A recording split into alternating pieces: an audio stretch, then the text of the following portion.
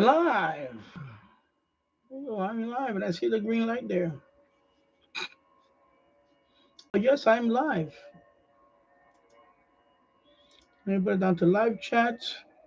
And good morning, everybody, and happy Hump Day. Happy Wednesday. Happy Hump Day. Happy Wednesday. Right now here in Yonkers, New York, it is rainy. It's gonna rain all day today. Right now it was drizzling. Now it's rainy.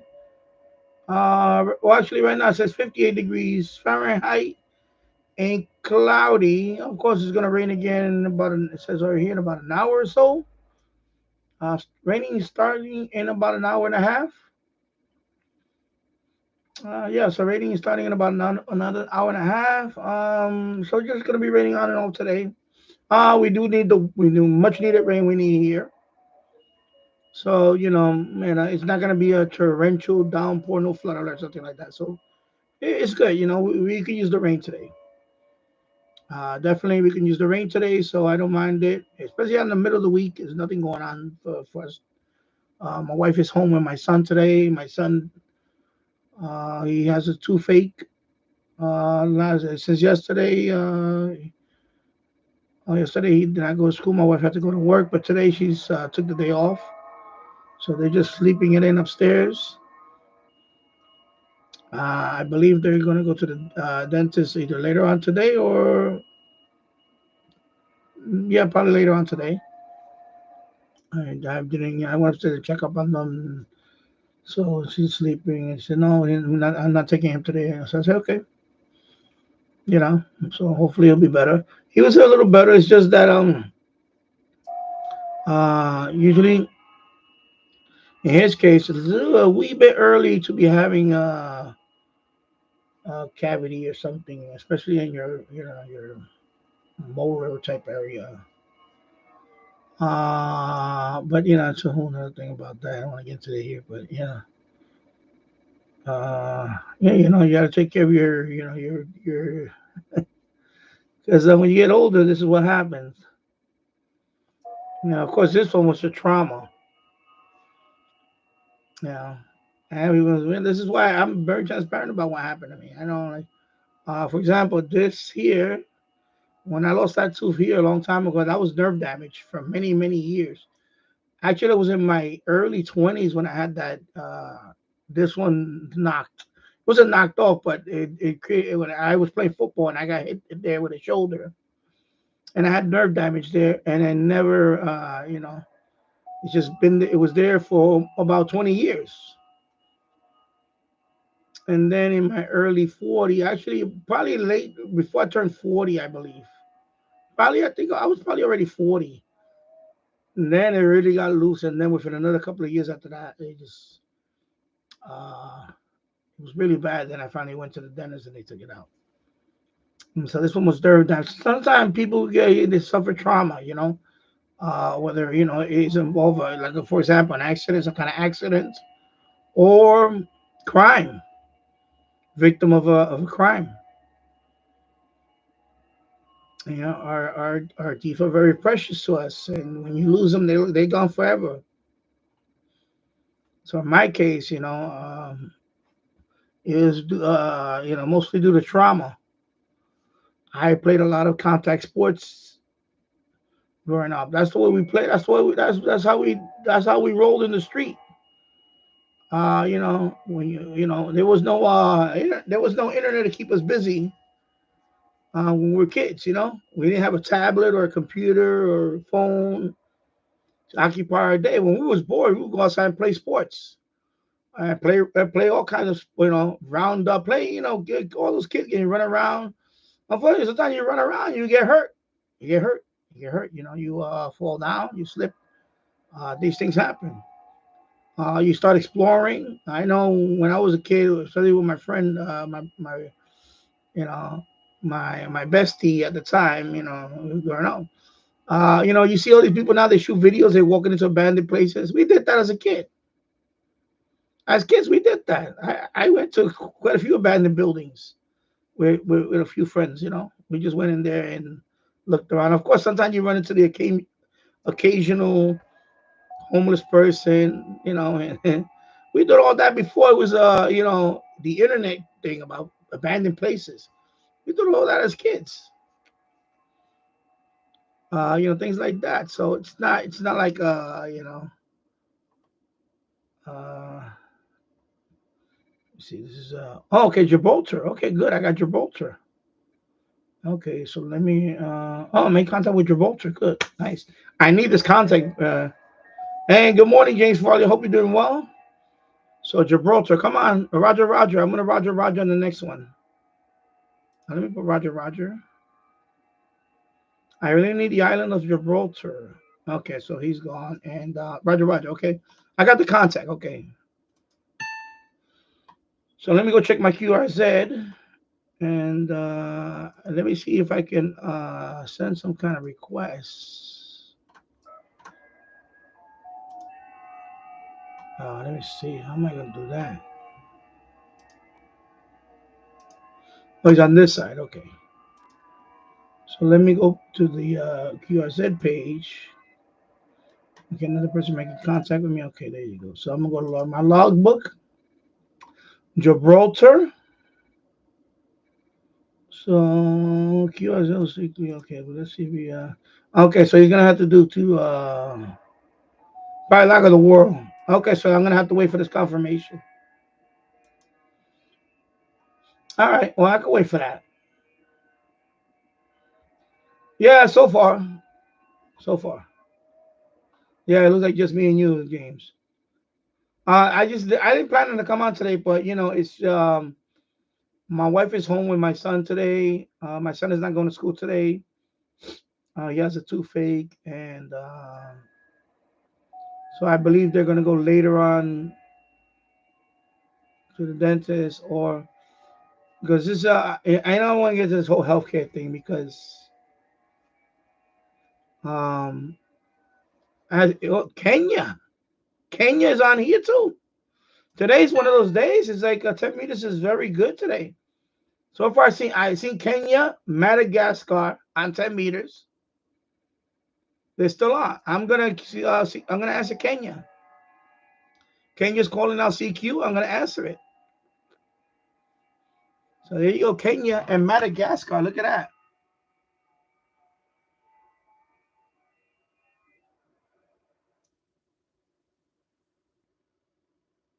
And I just made contact with Gibraltar, which I really needed that contact. I know this focus is horrible. And I'm trying to keep it a little quiet today because they're still sleeping upstairs. So right now, let me go back over here and check up on this other. So let me refresh this. Let me see if I got that contact from. Okay, I thought they get the right contact. Okay, from Russia. All right, and yeah, so let me minimize this. Yeah, James, it's me and you so far. Well, I got a couple of people here, but it's early here. It's 8:51 in the morning here in Yonkers, New York.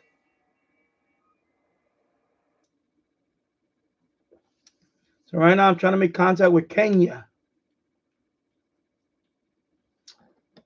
And let's see. So I have Kenya, I have Madagascar there. I also have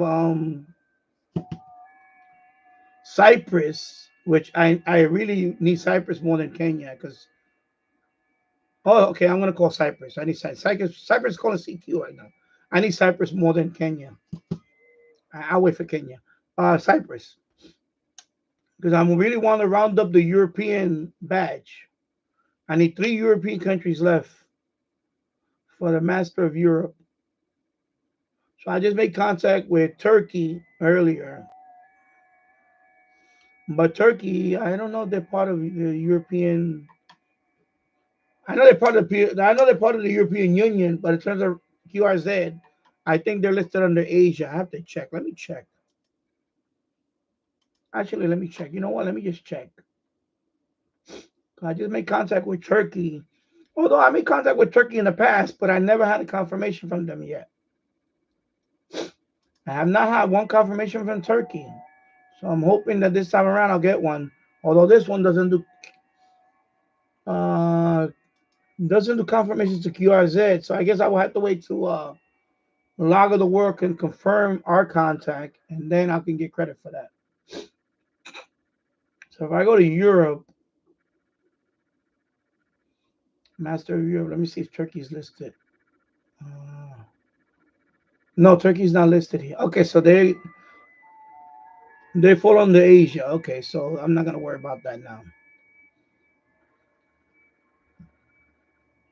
Of course, Cyprus is. Let me see. Let me make sure Cyprus. No, Cyprus also. Also, Cyprus doesn't fall on the European in terms of QRZ. It's Asia. Okay, wow, that's a bummer. I thought I can make contact with that and get a knock off another. Wow. So it's Crete and Corsica in the Mediterranean. I figured it'd be Cyprus because it's near Greece, right? Wow. So it's let me see. Let me check the Asia. Unless it's listed under Africa. Okay, yeah, Cyprus, yeah, Asia. I see it. I have one unconfirmed there. Yeah, I know, but I'm going by QRZ. Oh, they're not an EU member? I thought there was an EU member. They're not an EU member. That's how much I thought they were an EU member. Okay, so they're not an EU member. Oh, well, you know what? Good. We don't need them anyway. Okay, so anyway, so because QRZ, the thing is QRZ, they cut the geographical maps slightly different. For example, Cyprus, right? I'm trying to make contact with Cyprus. You would think Cyprus is part of Europe on QRZ, but they're not. I just looked it up. Cyprus is actually, if I make a contact with Cyprus and it's confirmed, I actually get Asian a credit for Asian continent, not European, and that makes no sense. But that's QRZ. That's the way they do their. I think the international. I'm talking about in terms of radio, grid squares and all that. Whatever. I don't know. Geographically, I understand. Turkey is part of Asia. It is. I know that. It's just according to QRZ, I thought it was otherwise, but it's not. So that's fine. So right now I'm trying to make contact with Cyprus, and they're not gonna get it. So I'm gonna move on. Okay, let me go back to just calling CQ myself. Okay, so there, Madagascar is there, but I'm not gonna. I don't want to queue for a long time just to make a contact. I'm not doing that anymore. I only do it for a couple of minutes here and there, and that's it. So good morning, Stephen. I hope you're doing well. So there's a small portion of Turkey is in Europe. Okay. So it's a Eurasian country. Yeah. Because I'm trying to complete the European it's called the Master Europe. So it's called the Master Europe. It's a badge. QRZ, you get a badge. So right now I need 3 more countries. So right now those countries that I just mentioned, none of them are going to qualify for Europe anyway. So I really need like Kosovo. There's not that many countries left in Europe for me to get the badge. I need like San Marino here for QRZ for the QRZ. I think it's San Marino, Gibraltar. I just made contact with Gibraltar, so I'm hoping that one gets confirmed. The island of Gibraltar, and then the Vatican. That's another country. Believe it or not, it's a country. We wouldn't think the Vatican is a country. It is a small country. The Vatican is a very small country. So I either the Vatican, Monaco is another country. It's a small country, but it's a country. Another country is Liechtenstein. I hope I pronounced that correct. That's another country. Yeah, that's another one I need. So any combination of those, that can make 3, I get the badge. But there's 60. I'm at 63 out of 66.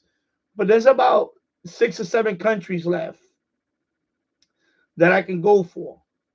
So Andorra, I made contact with Andorra, but I don't have it confirmed. So I do have Andorra. And then also Island Island. That is an island by, I believe, Finland or Norway, somewhere up there. It's an island up there near the Arctic Circle. I have Moldova. That I have. I have Moldova. So I can. I'll list you the countries on now. Let me name the countries that are. Let me go. I'll look at the list. I'll tell you right now. I'll show it to you guys. Let me go over here. If I put the. Let me move this over here. Let me do this. Minimize this one. So, Master of Europe. So if I go over here,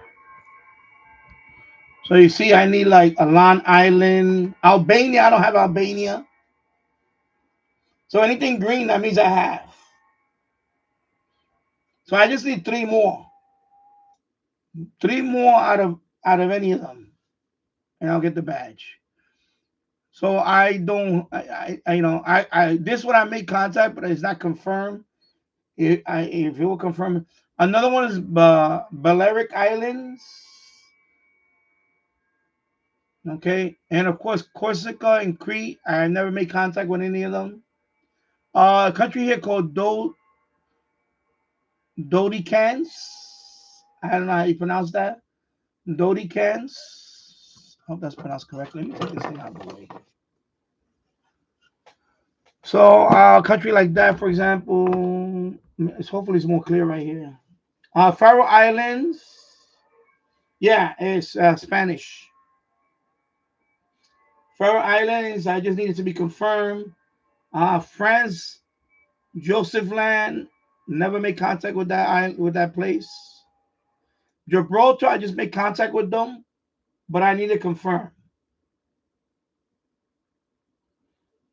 You go down here, Jan Mayen Island. I never heard of that, but I never made contact with that.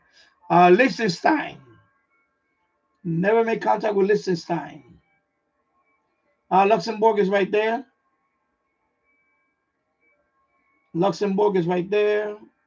Malta, I make island of Malta. Market Reef, I don't have no idea what that is. I never make Moldova's right here. Monaco, never made contact with Monaco. Montenegro, I made 1 contact with Montenegro, but no confirmation. Mount Athos, never made contact with it. And then, of course, you got the Netherlands, North Macedonia, Northern Ireland, Norway, Portugal, Poland, Portugal, Kosovo, never made contact with Kosovo. No Kosovo. Romania, Russia, San Marino, never made contact with San Marino. I've been seeing them lately on FT8, but I have not made contact with San Marino. And then you have Sardinia, which I made contact, that's a long time ago. Actually, that was one of my first contacts in Europe, was Sardinia, Scotland, Serbia, Slovak Republic, Slovenia, Spain. Another country here is, how you pronounce that? I'm going to say Svalbard. I hope I pronounced that correct. I don't know. Sweden, Switzerland, Ukraine, the Vatican, and Wales. So there's not that many countries left. I need to have confirmed. I need 3 countries out of all of these red ones. Yeah, I know. I figured it was Scandinavian, like Norwegian or something. I know it's up there. I know it's in that region. That one I know because I seen it and I looked at the map and I remember that one. So that's what I need for Europe. I'm at 95%. So I need three. Any combination of those three, I get the badge. I get this badge. Okay. So yeah.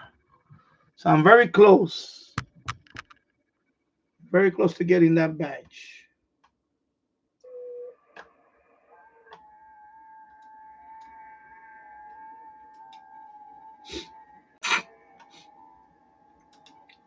Yeah, so I'm very close. Okay, this guy is just a runaway train.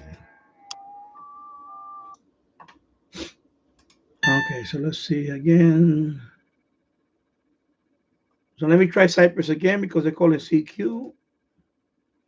Now for Asia, I need a lot more countries. So that one, I need 3 countries. That's it. I get the badge. Then South America, I need 10 countries to get the badge. So, and then the other ones are a long way, especially Africa. Africa is a long way. I don't know if I'm going to get Africa in the next couple of years. Because Africa, of course, I have to be. Another thing is, if I was a general, I probably would get a lot more faster. Because a lot of these countries, some of them don't even do 10 meters, or it's just the time of the day. I talked about that in my last live stream that there is a window because 10-meter band doesn't work at night. 10-meter band does not work at night. It doesn't work at night. Doesn't work at night. Not that good. It's not. Doesn't pretty much doesn't work at night. Once it gets dark, 10 meters band is dead. So until I get my general, then it'll be easier because then I can go down to 20 meters, and you could be there all day into late into the evening, even at way late into the evening. In fact, probably all day. On 20 meters, you could be on all day, all night, and you'll make contacts. I will get a lot of these other contacts, but on 10 meters, when the sun goes down, that's it. It's dead. For me, it goes dead. So that's the difference between 10 meters and going down to 20. So it's a big difference. So, and not also, not also, not also, not, I should blow. Okay, here we go. Not also for me locally, but as the gray line goes through those countries on their band, you don't hear them no more either. So right now it's 9:05 in the morning here. If I look at the gray line right now, which I don't have it in front of me, but if I look at the map, right now it's what the gray line is already Eastern Europe into not Central Asia, by the Middle East, right? It's by the Middle East, more or less, about the Middle East, more or less, or Eastern Europe. It's already dark. It's already getting dark there. Right now, you can remember it's 5-6. It's already 5-6 hours ahead. Of course, now in the winter, we're pretty much almost in the winter time now. Actually, next week is officially winter. Next week, it gets the sun goes down like 4:30. So right now, it's already getting dark. Most of Europe is already getting dark, or it's dark already. So right now, you'll see the Europeans on my call grid shrink for the next few hours. It'll shrink, and then that's it for Europe, pretty much, for the most part. Not all, but for the most part. For Eastern Europe, and then so it's a different animal when it comes to the 10-meter band. You have only window of opportunity, and then that's it. And then you'll get like a lot of the mainland Europe, and then you'll get like, of course, Western Africa, whatever, things like that. And you'll get that for a few more hours. And then by the time in our time it'll be about 3 or 4 o'clock. By then it's all is full is well into the evening in Europe. Then I'll start hearing more of the our hemisphere. The South American countries, Argentina, Uruguay. I start hearing all of that more, the Brazils and all that, and any islands. And then it'll go west. Yeah. And I learned a lot. Since I got my technician, I learned a lot about the propagation, especially most in bands and all these different bands. But I really, since I'm only doing 10 meters, I really focus on 10 meters, and I learned a lot of how really 10 meters works.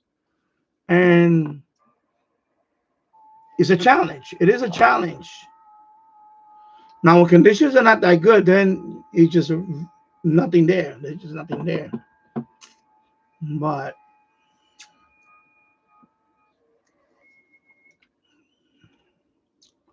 that's why I think I'm doing pretty good for having my license for 2 years. I did a lot. I think I did pretty good. I'm not truly my own horn, but um, I think I would have got my general, and I wouldn't have focused more on 10 meters. I think it would have made me more, I want to say lazy, because I would have been down to 20 all the time, and I wouldn't care about. But I learned a lot about 10-meter band, how it really works, and I maximize it. I maximize it to. No, I got something stuck. I'm sorry, I'm doing. Yeah, there you go. Sorry about that, people.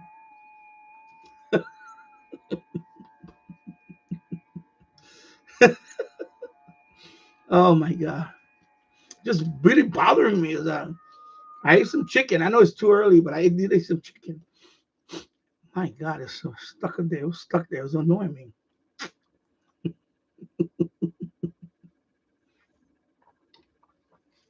So I did learn a lot. I'm not gonna lie to you. I learned a lot, and it really just that's what I can work with. It forced me to really you immerse yourself in it, and because of this too, I actually got to learn more VHF UHF. So I think overall it'll make me into a better, I don't say better, but a more well-rounded amateur radio operator. Because now I'm really done a lot of 10 meters. 2 years of 10 meters only, that's a lot.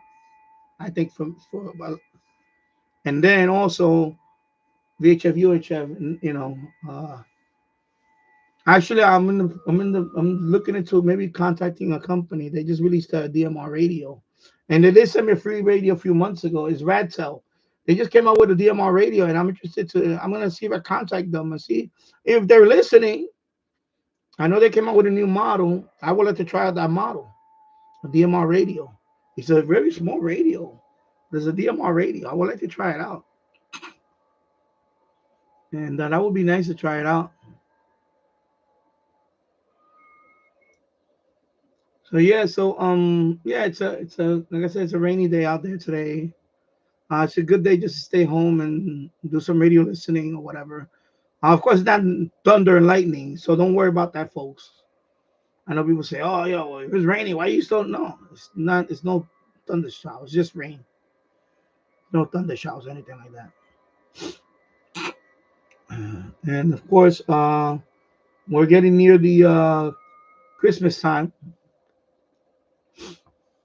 I put up all my decorations already. I just didn't do the stairs, but I don't think I'm gonna do it this year. I don't know yet. It's just I think we already put up enough stuff already. Because today's the 11th already. We're already almost halfway through the Christmas. Halfway through Christmas, almost.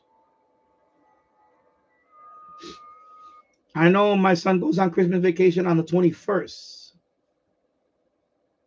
Because I think Christmas falls. Let me check the calendar.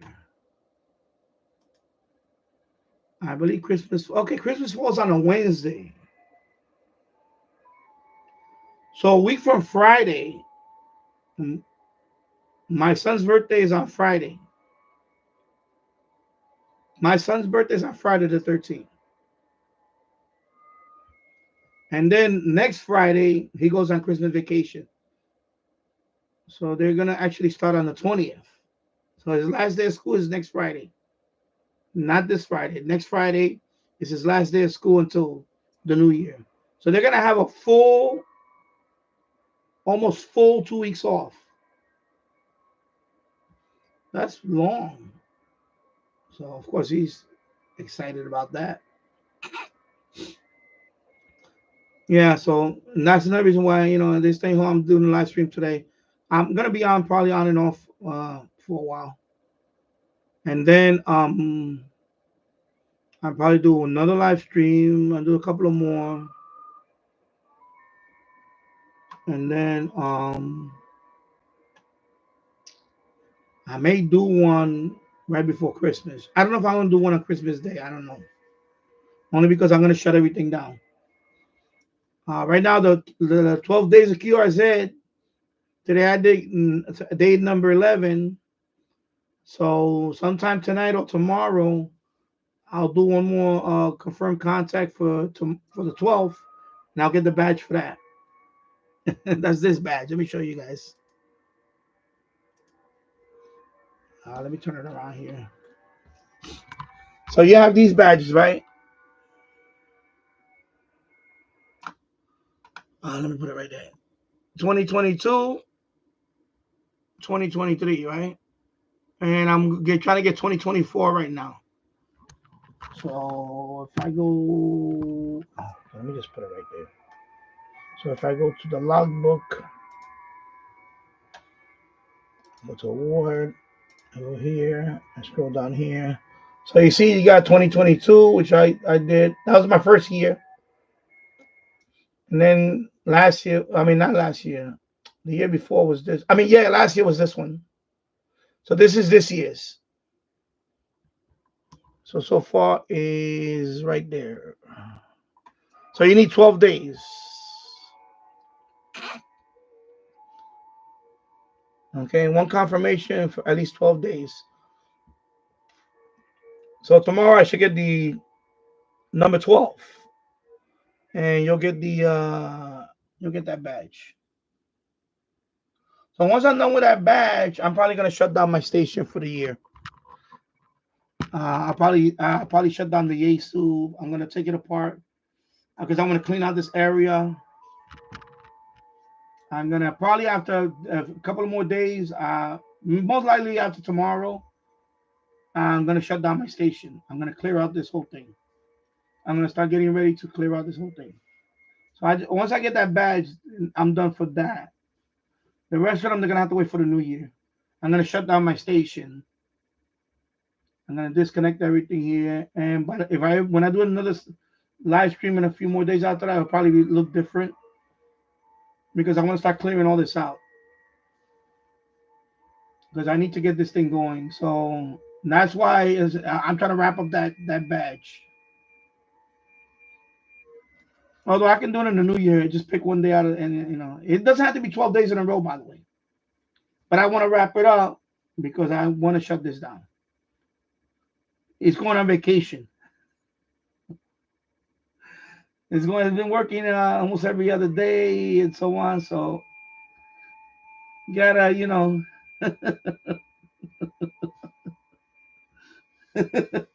gotta go on vacation. So I'm gonna shut it down. I'm gonna clean up this area. I'm gonna rearrange stuff. And okay, this is not gonna work. Forget it. I don't want to make contact. Forget it. I'm done with that. All right, moving on. Next country. So yeah, so that's what I'm gonna do. So after hopefully by tomorrow or whatever, I'll get that last one. I could probably do it tonight if when it's 0 UTC and then it's 01 UTC, and then if I because usually if 7 o'clock Eastern PM is usually when the UTC the new day starts. So if I can make a contact about 7 o'clock this evening, most likely doubtful, because although I've done it before, of course, and with the sundown for a couple of hours already. So I could probably get number 12 tonight. If not DMR, I go on DMR tonight. I just make contact and confirm, and I get the badge. But I'll probably most likely it'll be tomorrow morning. I'll knock that one out tomorrow morning, tomorrow, whatever, and then I'm gonna shut down the station and I'm gonna clear out this whole thing. My SDR is working fine. I know last couple of streams. Where is it at? Let me get it. Let me bring it over here. Let me bring it out here with the wire. See, so it is working fine. I just have it with the cable still. It's working fine. I just had to change the cable. In my case, it's the cable. This cable works fine. The other cable that I tried last live stream of the stream before, it was a couple of streams ago. That cable does not. It doesn't. This doesn't recognize that cable. So with the RSP, the RSP, the SSB HF Plus, sometimes you have to switch cables. It's just finicky, and that's what happened with me. This. Actually, let me disconnect this. I don't need this here dangling. So this USB cable, see, is the one the one that works. This is not the cable that came with it, by the way. I can't find the cable that came with this one. So the cable that came with this one, I can't find it. But you cannot just put any cable. Some cables are junk. They're not going to work right. So this one is the one that seems to work the best. Of course, this one was from another. I'm trying to remember where this came from. This was from something else. But anyway, I put these ferrites in it myself. These are snap-on ferrites. But this one works with the SDR. This one works fine with this one. So I gotta keep these nearby together because all the other cables that I've been trying, some of them don't work. Well, I haven't tried every single of these cables, but definitely this thing got finicky. Because you'll know it. I know if T-Ray 1972 is not here. You'll know when it works when you plug this in and you open up SDR Sharp and you can see the serial number because this has a serial number. When you see the serial number on the SDR Sharp, you know it's connected. That means as soon as you press play on SDR Sharp, it'll play. If you do not see the serial number when you plug this in, it's not connected. So SDR Sharp is basically saying no, it's not connected. Until it sees the serial number inside SDR Sharp, this is not connected. So that's what's happening to me. Even though I had it physically connected, SDR Sharp was saying, no, we don't recognize it because you don't see the serial number. So you have to, so in my case, it was the cable. It was just the other cable, either it's faulty or it just is only good for charging. For whatever reason, some cables are just for charging. That's why another thing, don't mix cables that you get with, for example, there's some USB cables that come with certain devices. Some of them are only good for charging. They're not good for data, or they're not adequate enough for data. So, I believe this one, you need at least a USB 2.0 cable. You cannot use an old USB 1 with the micro USB. It's not going to work with a USB 1. You need at least a USB 2.0 or higher. And keep that in mind when you're using something like this. Like, for example, my Samsung phone, I cannot even use a USB 2.0. I need at least USB 3.0 cable, or it will not see it on the computer. The computer will not see this phone. So this phone is that's why, you can never have enough cables around the house. Spare USB cables. That's why usually the cable that comes with the device, keep it nearby or label it. And I made that mistake of not labeling it. I need to label it. Get a labeling machine and try to label it. Or put a piece of tape, masking tape, and write. Because these cables, they easily can be confused. Like this one I know because it has this tag on there. So I know now that I can use this one with this. However, you know, like I said a couple of streams ago, I was trying to use another one, and it looked a very robust cable. It had the built-in ferrites and all that. And I thought that was the cable that came with this, but apparently that's not the cable. And this thing was invisible to the computer. It just didn't want to recognize it. And then I found this cable upstairs, you know, my upstairs shack, and I said, "Oh my God, this is probably the cable I've been using for this one." And as soon as I plugged it in, it worked fine.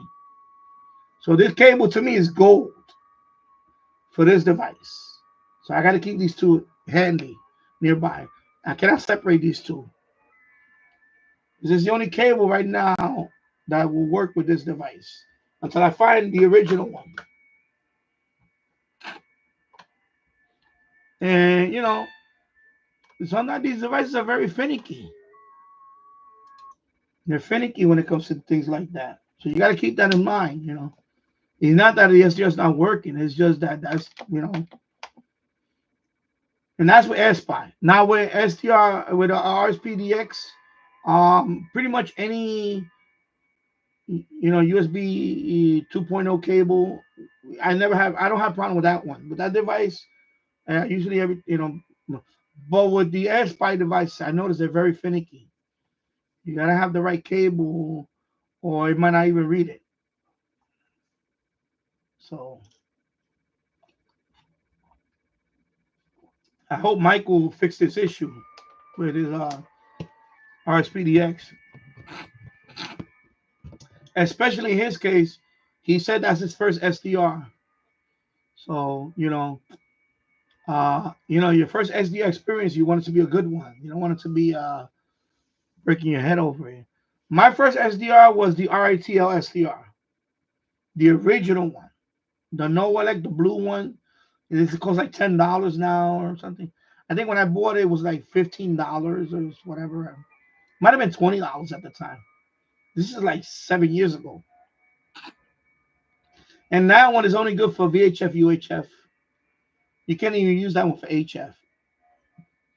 There is a mod for that one. You have to open it up and you have to, I think there's a jumper you have to cut. That's the old one, the blue one. And then the RTL SDR branded one, the RTLSDR.com one. I bought the version 3, which is a silver one. And they have counterfeits out there of that one. Of course, you got to be careful with that. So I bought that one. And that one, on HF, it works okay. But it works better if you get an up converter. So I went ahead and bought the up converter, which is another $50 or so. And then you hook that up to, you know, although you don't need the up converter for it, but if you want to go all the way down to the long wave band, you need the up converter. Because I'm always gonna get a smart guy in here saying, "Oh, you know, you don't need up converter." Yes, you do. You know, you can do the Q thing, the Q branch thing with the software. That's fine, but that's not gonna get you down to medium wave and long wave. And I wanted mine to go all the way down to long wave. So you get the up converter for that. The up converter does that. So the up converter was another $50, and it worked fine. It worked good on shortwave. But then RSP, the SDR Play, the original RSP1 was out, and the price dropped on that. And actually, the RSP1, the price dropped on it, and that's when I pulled the trigger on that one. It was $99. And when I bought that one, it was a big difference. I never went back to RTL SDR again because the SDR Play RSP1 was way better. And you got to use SDR Uno, which is nice looking software. And then of course they improved on that. And then of course later on I bought the RSPDX, which is my favorite SDR right now. This is the one I like the most. I'm still happy with this one, although they came out with a newer version of this one. And now they have the NRSP, the network one, which I'm not gonna buy that one. I'm not gonna. There's no sense in me trying to. I don't use this often anymore, but when I do, I'm very happy with this one. And as you can see, you got the USB there, and it has that reference connector. And then over here, you got your 3 connectors. And I'm very happy with this. If I ever buy another SDR again, it'll probably be the ELAD. Because I always wanted one, and I didn't buy it a few years ago. During the pandemic, I was thinking about buying it. I wanted to buy the Yaesu, my first HF rig. But if I had to do it again, I should have bought the ELAD back then. And the ELAD is not cheap. It's over $500, probably close to $600. So I think that if I do get another SDR in the future, it'll probably be an ELAD or even a Perseus. And they have a new Perseus that came out a couple of years ago, something like that. But I'm probably not going to buy another SDR Play product because I just don't see a massive improvement on it. And I want to try something totally different. Because I do like the SDR software and the ELAD. I really like their software. So this time around, if I were to get an SDR, I'll probably break the bank and get something that I really wanted. Although, like I said, I'm very happy with this one. I am very happy with this one. But if I really want to get a step up, I'll probably just go get a real step up. In my opinion, I think the network one version of this is just this with a Raspberry Pi and a bigger box. That's my opinion on it.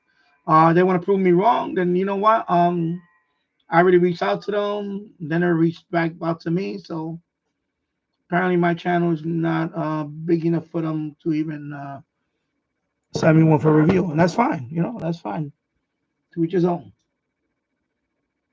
But I'm not going to buy another SDR product, SDR Play product probably in my lifetime. Unless they dramatically make something. I just don't see the network version of that appealing to me for another, for $500 total. I was close to getting the Kiwi SDR. And I probably will go that route before I will go the other route. But between those two, I still rather get the ELAD. That's the one I really want mind getting. So maybe in the future, I'll probably get the one of getting an ELAD. Good morning, Ken Martin. I hope you're doing well. Happy Wednesday or happy hump day. Yeah. And speaking of SDR Play, I know Oxford Shortwave has one. And I know they sent one to Jill's, the network SDR Play RSP and RSP. I forgot the name. I didn't even want to bother remembering it because I'm not going to talk about it much here. I'm only mentioning it now because of Oxford. And of course, Oxford has one. They sent him one to review. Unfortunately, Oxford is having a health issue right now, and I just want to wish him speedy recovery. I want to wish him a speedy recovery. I hope he gets through this health issue that he's going through right now. I know he just posted that on his channel. I saw it this morning. I think he was diagnosed with a lung infection. So as of right now, he said he's not going to post any new. He's not going to be posting anything new anytime soon until and understandably so, because it's a serious issue. Lung infection is not something or any type of infection. It's not something to be taken lightly. So especially something that involves your breathing, like your lung infection. So I just want to wish him a speedy recovery, and my thoughts and prayers are with you that you will get through this. Clint. So I hope speedy recovery, my friend. All right. So I just want to mention that because I saw that this morning on his channel that he posted a video about that. Yeah. So I mean, it's tough, any type of health issues. I know when I had my COVID issues, there was a point where I couldn't even talk. My voice was gone. And I think I took almost a year. I didn't upload a video for 6 months because of my voice. So it's just, these things, it's scary when it hits home, when it's something that because you feel like you have sometimes you feel hopeless that you have no power over this, but, you just gotta, take it a day at a time. And I know he's gonna be all right. I have faith in God that he's gonna be all right. He's gonna get through this. I believe that. I really believe that he'll be fine. And I say my thoughts and prayers, and he'll be fine. I'm gonna say a prayer for him tonight. I'll do it when I'm in. I usually talk when when I'm in the boiler room and I'm alone and my thoughts in my head. That's when I contemplate on what happened the last day, and yeah, amen. I will as well. Yeah, thank you, Ken. Yeah, make sure Oxford Shortwave log. He gets through this lung infection, and God will heal him. Look after him. And thank you, Lord and Savior Jesus Christ. Amen. All right. Yeah.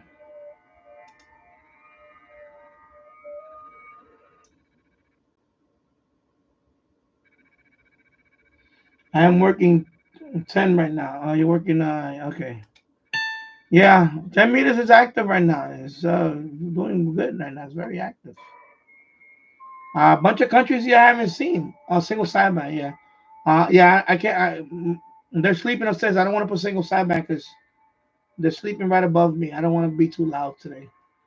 My wife is sleeping. I'm letting them sleep late today.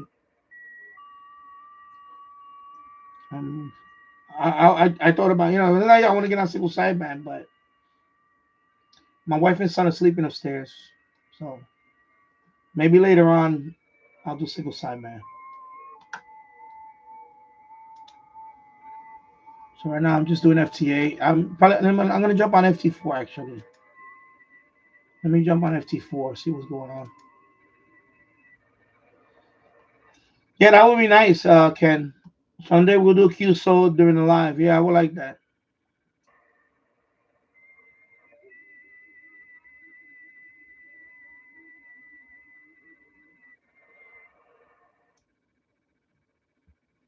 There you go. As soon as I jumped on FT4, I got a contact already. So it's good today. Got a few people already on here. Yesterday was not that good. Last couple of days been kind of dead. A couple of people on now. Look, already got a contact. Boom. Right here, Poland. There we go. Well, I can't do 20 until I get my general. I need to get my general. I can't do 20. Yeah, I can. I wish I can, but I can't now. And that's another thing too. I really need to. It's just things come up. I have a lot of things to do. I've been very busy the last few days. Of course, now of course my son is upstairs and they're sleeping. I think they're gonna. I think she's gonna take him to the dentist later on today. He's not feeling well. He has a toothache. His birthday's coming up on Friday, so we're gonna go out on Friday. We're gonna take him out. We're gonna take him out to eat. But he doesn't want to do a party or anything like that. I don't blame him. He's gonna be 10. His 10th birthday is gonna be on Friday. So we're just gonna take him out to. We're gonna take him out to a restaurant, and then we'll take him out to shop. Let me see, turkey. I got turkey. Good morning, Different Gear TV, and hope you're doing well. Happy Wednesday, happy hump day, my friend.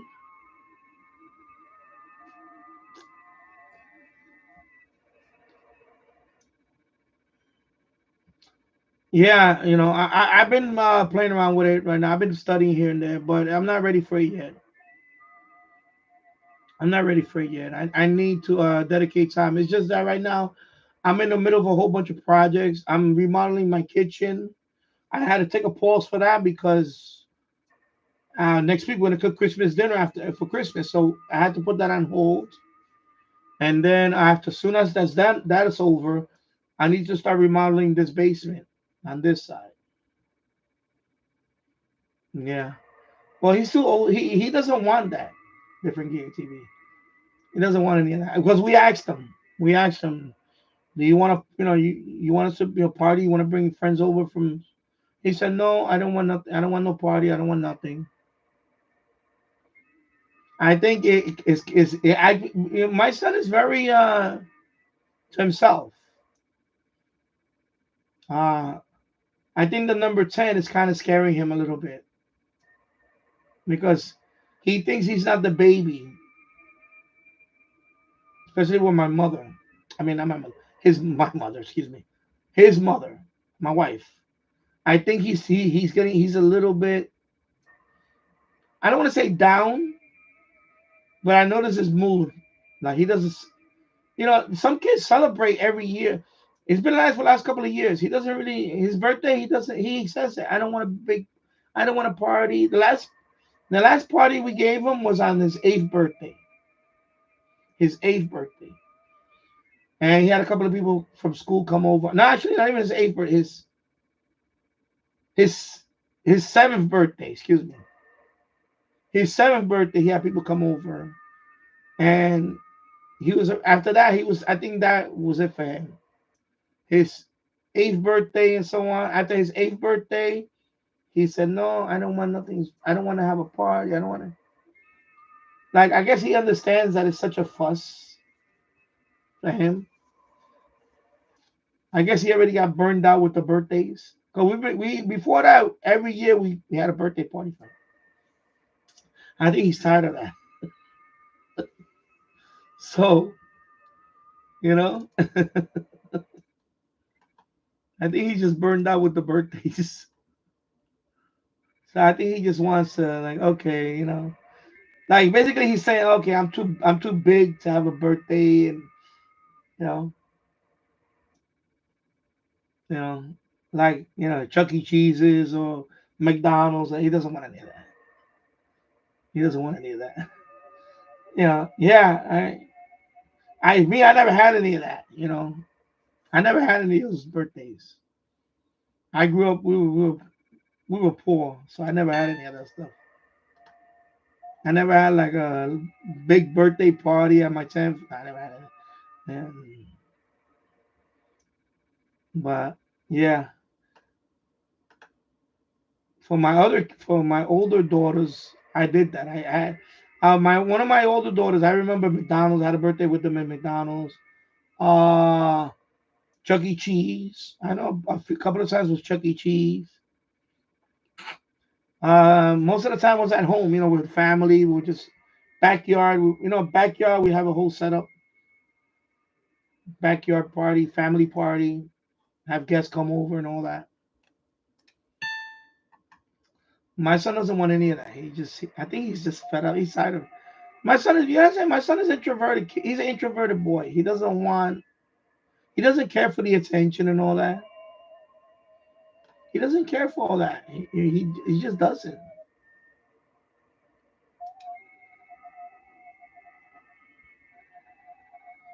My son doesn't care about all that. He just doesn't. Yeah. I thank you. Yeah. Yeah. When you decide to take the test, come on. When you decide to take the test for general, it does take a little. Yeah, exactly. Because I really want to be ready for it. Once I take it, I'm going to take it because I'm only going to take it one time. I'm not going to be one of those people that are going to take it and fail it. No. I'm going to take it one time and I'm going to pass it. That's it. And when I pass it, that's it. You know? So I think by the time I get it though, I'm gonna have a few badges on my QRZ. I'll probably be the Master of Europe by then, and my Master of Europe badge. I may be Master of South America by then. Mix or 10, at least 10 meters. And then, I may be knocking on the door on the Master of North America or Asia by then. So I would accomplish a lot already as a technician. In my eyes, I think as a technician, I did pretty well. 145 countries, 115 are confirmed on the QRZ. On Log of the World, I'm at 137. 137. On Club Blog, I'm 139, I believe. Yeah. 100. I believe HRD log, I'm at 139. DXCC. Every continent I pretty much made contact with, except for Antarctica. I have not made contact with anybody in Antarctica, in any mode. Antarctica.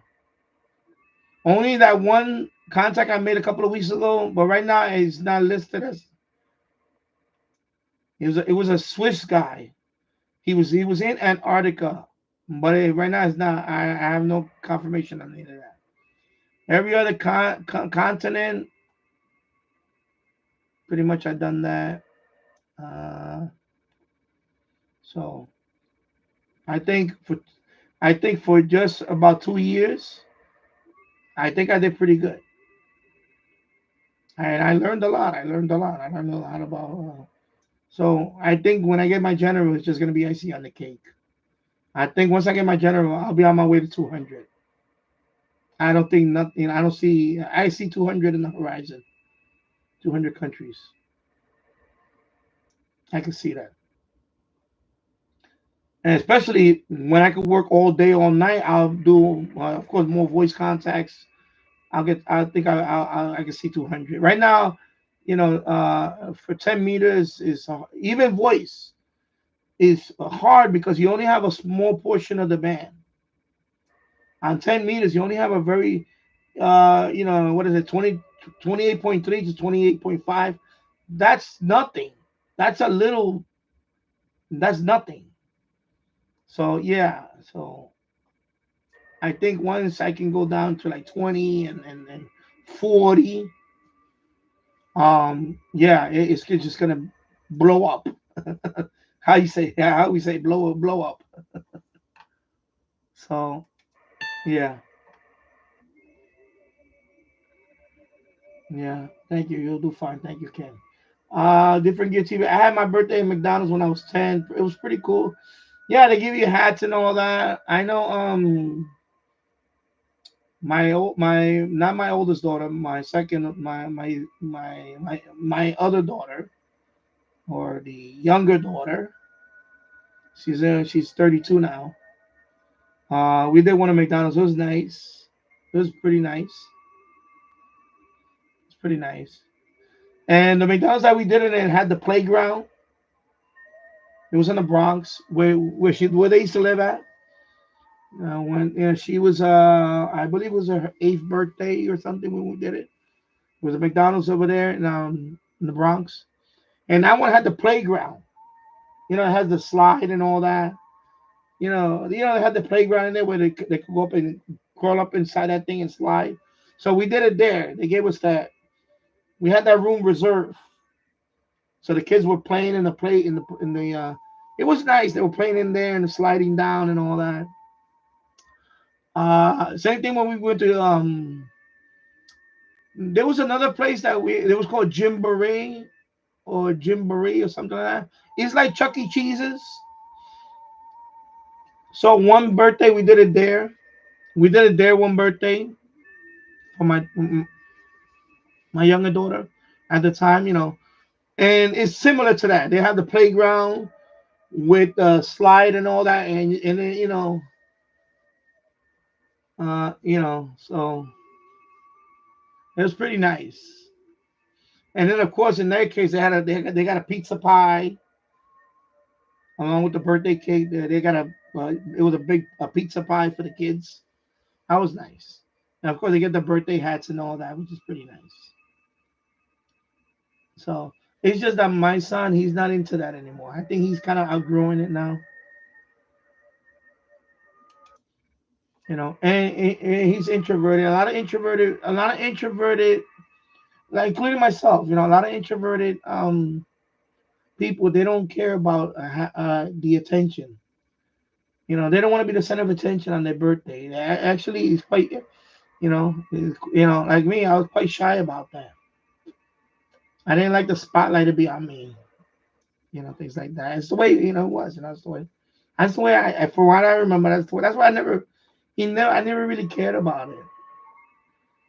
It never bothered me as a kid that why didn't you have birthday parties and all that? Let's see what's going on here. Unknown. Okay, unknown is contacting me. And the Netherlands. Let me go with unknown. Actually, let me go with the. Oh, sorry. Let me go with the Netherlands.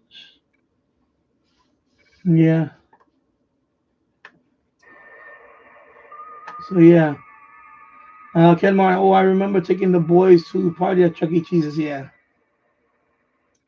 Alfredo, lurking but watching here. Danny, bless you. Bless you. Thank you, Alfredo. And bless you too, my friend.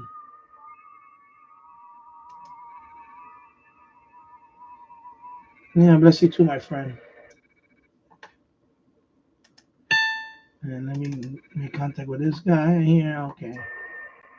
Sorry, let me put this over here. Okay, hold on. Again. Let me just click on there. No, it's not working. Why is it not working? Okay, let's try that again.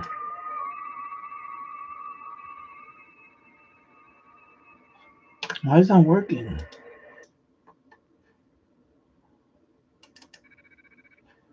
Okay, I'm gonna have to. Oh, because it's unknown. Unknown call sign. Okay, so let me just type it in. 693 LGC. And let me just generate that. And let me just contact him back. Grid square. Okay, there we go. So it's unknown. Okay. Anyway, he contacted me. Let me contact him. That's FT8. Yeah, I know. It sounds like extraterrestrial. It's FT8. So this is the software I'm using to decode it. This is WSJTX, and this is Grid Tracker. It's another software that's monitoring. So right now, I'm making contact with somebody from, in this case, an unknown country. It's down here. I know yeah, FT8. And that's the frequency I'm in right now. This focus is horrible. Oh my God. I'm sorry, folks. Plus the lighting in here. Plus my hand is shaking. I'm sorry about that. So you can see. So this is FT4. I'm sorry, not FT8, FT4. It's just faster version of FT8. Okay, so. And this is a digital mode. It is called a weak signal mode. That means you don't have to have a strong signal to reach. You don't have to have a strong signal to be heard all around the world. You can be relatively weak signal. Have it like that. Let me see if I can focus on that. Okay, my focus is horrible right now. Okay, there we go. I'll leave it like that for a couple of minutes. Yeah, so it's a weak signal mode. So you don't have to have a very strong signal to be heard around the world. For example, you don't need much power. Of course, I'm doing 100 watts, but you don't need 100 watts. You can run with 5 watts. The reason why I'm running 100 watts is because I just want to I want to be heard all over, really far out, remote places. That's why.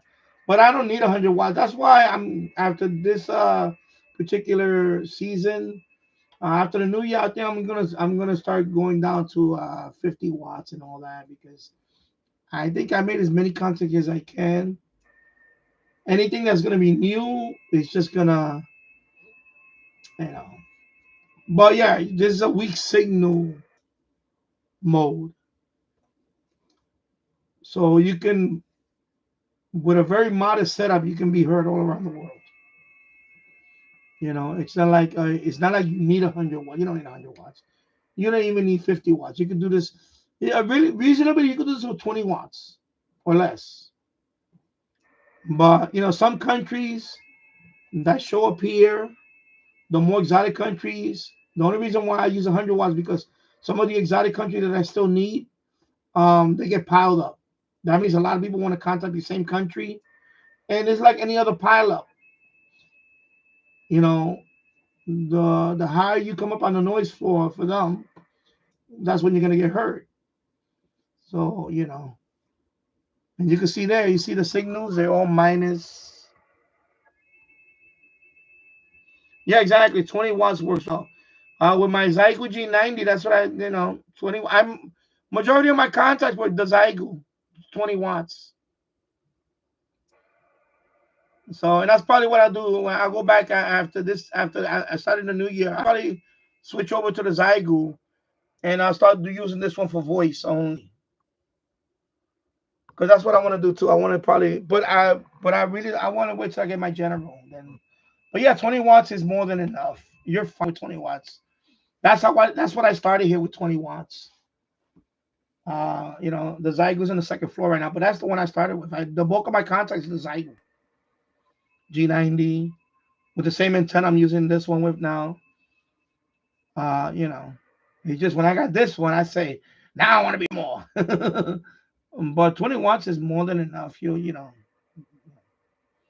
It's just that I noticed with 20 watts, plus the Zygo receiver is not as sensitive as this one. So I had that, for example, I had that issue with Australia. I was being heard in Australia, but I could not make a contact with Australia. My signal was not, in terms of, it was, as soon as I switched over to the FT991A, no issue. Then all these countries started showing up on my call roster. Like India, Pakistan, Thailand. I was really going all the way into Asia in 10 meters, especially, toward the evening. With the G90, it's a little deaf.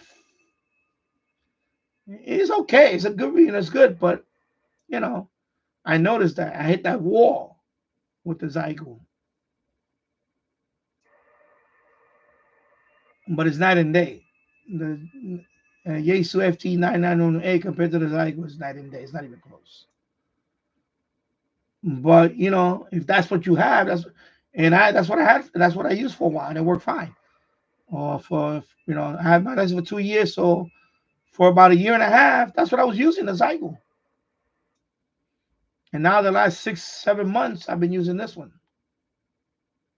Last 6 or 7 months. But before that was a Zygo. And and I still recommend that radio to be your first HF rig when you get a technician license, because you can get that radio for $300 plus. So it's a very inexpensive HF rig. It's a good rig for the price. Especially if you're doing FT8, if you're doing a lot of FT8 and all that. Even voice is pretty good. I know Walt was the one that really got me into it with that radio. I joined the G90 Mafia because of Walt. K4 OGO. I became a member of the G Mafia because of him. That's why I wound up getting that radio. I was already on the fence about getting it anyway. But once I seen him in action, I said, man, I gotta get that radio. And I don't regret. I love that radio. I would not sell my G90. I would never sell my G90.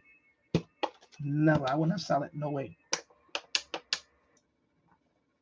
I'll sell my Yaesu FT8 before I sell my G90. That's how much I love my G90. And the reason why I will sell the FT8 because I have a 991A. That's the only reason I will sell it. But I will definitely sell the 818. And I'm on the fence about selling it. I haven't decided yet if I want to sell it. But if I do, I'll let everybody know if I sell it. And I'm gonna sell it. If I do sell it, I'm gonna sell it with I have the auto tuner, the 817 auto tuner with it. And what else I have? I have the Digi Rig. I bought the Digi Rig also for it. So I'm gonna sell all that as a package if I do sell it. But right now, I don't know yet. I'm thinking because I'm not using it. Because I'm happy with this one and the Yates and the G90. I'm happy with these two. I could take my G90 portable. This one too is portable, but I could take the G90 with me. So I rather give the FT818 818ND a nice home. So maybe I'll use that money to get something else. So, but not that I will not sell the G90 though. That's one thing I will not sell the G90. Yeah.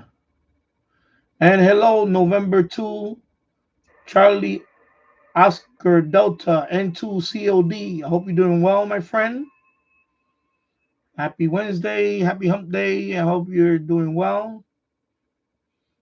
Right here, it's just a rainy day here in Yonkers, New York. It's been raining all day since yesterday. But we need the rain, much needed rain we need here. Of course, a few weeks ago we've been having these fires. Now all the fires are gone. That's it. We don't have no fires anywhere. Weather's been nice and cold. Of course, it's kind of milder the last couple of days. Today's right now 60 degrees right now. So 60 degrees. It is cloudy right now, but we're supposed to get on and off rain all day today.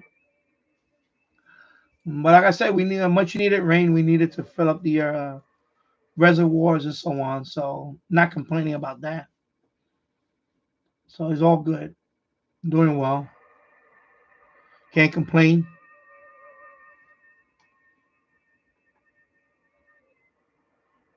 Yeah. Yeah, so Alfredo, yeah, it sounds like extraterrestrial life. Yeah, I know. It sounds like I know. My people say that. My brother used to say, "What's that? It sounds like aliens." I was like, "Yeah, I know." My son also says the same thing. And he's like, "You trying to talk to people in space?" I'm like, "Well, I mean, kind of. I mean, I guess they can hear us. There's any extraterrestrial life out there?" Yeah. Oh, you have the 817. Okay. So N2 COD. I have the FT817 with the AT817 tuner in a gold box from ENMCOM and POTA. I love it. Yeah. Yeah, that's what I'm thinking about. I'm only thinking about keeping it because I may want to build some kind of gold box, a gold kit, whatever. But I like my G90. I really like because it has the tuner built in, and I'm on the fence about it. I just I need to give it a chance. Because I'm thinking about keeping the 818 and just use it for CW. So I'm thinking about just setting up a station with the 818 with this guy. That way I have a CW dedicated station for CW. Because what, 6 watts max with 6 watts max. I can work with that with this, until I really, because and it is. So I'm thinking about just setting up a station for that one. and then the G90 and dedicated for FT8 or whatever. And then of course my 991A, I want to do voice on there. I just want to have it for voice, and you know, so I'm thinking about doing something like that, because right now I'm not doing no POTA. I don't know if I'm ever gonna do POTA in the future. I'm open to it. Someday I may want to do it. Right now I just don't. I just don't have the time or whatever. But if I ever want to do POTA, I'm most likely. Yeah, this is a Pooty Keeg. It's metal. I think I pay about $40 total. AliExpress. You see the bottom right there. I like it. Of course, this knob comes out. I think they sell knobs that you could put in here, a bigger knob if you want. And this is plastic. This is all metal. Everything here is metal, of course. It is nice. That's why I like it. It's nice and small. And I want to set up a station so I can learn and practice. I want to practice, and I may use that one since I'm not using it for anything else. Make a dedicated station for that one, and then although I like the G90 because that one has a CW decoder. The G90 has a CW decoder built in. This one does not have a CW, so I kind of favor the G90, but I don't know. I'm juggling between the two. So let's see. But definitely, I want to have a dedicated station for this. So, somewhere where when I want to do my CW, I don't want to be messing with modes, with settings here because that's another issue I have. I know they can all be memory, but I hate doing one mode and changing to another mode. Sometimes it just messes up. I had a couple of times where it messed up my settings, and I had to go over everything, and it's a waste of time. When you already have dedicated radios, I just say, you know what, I'm going to dedicate this radio to CW. And I dedicate this radio to, because this is the one I want to, of course, for voice, I want to use this one. Single sideband, yeah, it's nice to have 100 watts. It's nice to, be heard. FT8, 20, like you said, 20 is fine. So I'm thinking about, I'll dedicate this one to voice and some FT8, whatever. G90, FT8. Even want to do some QRP voice on there, whatever. I don't know, whatever. But and dedicate the other one just for CW. I don't want to be messing with settings every time I have to go on. I noticed that. Now I know why people have more than one radio, one transceiver. One is dedicated for this band or this mode or whatever. I get it now. Now I get it. I get it.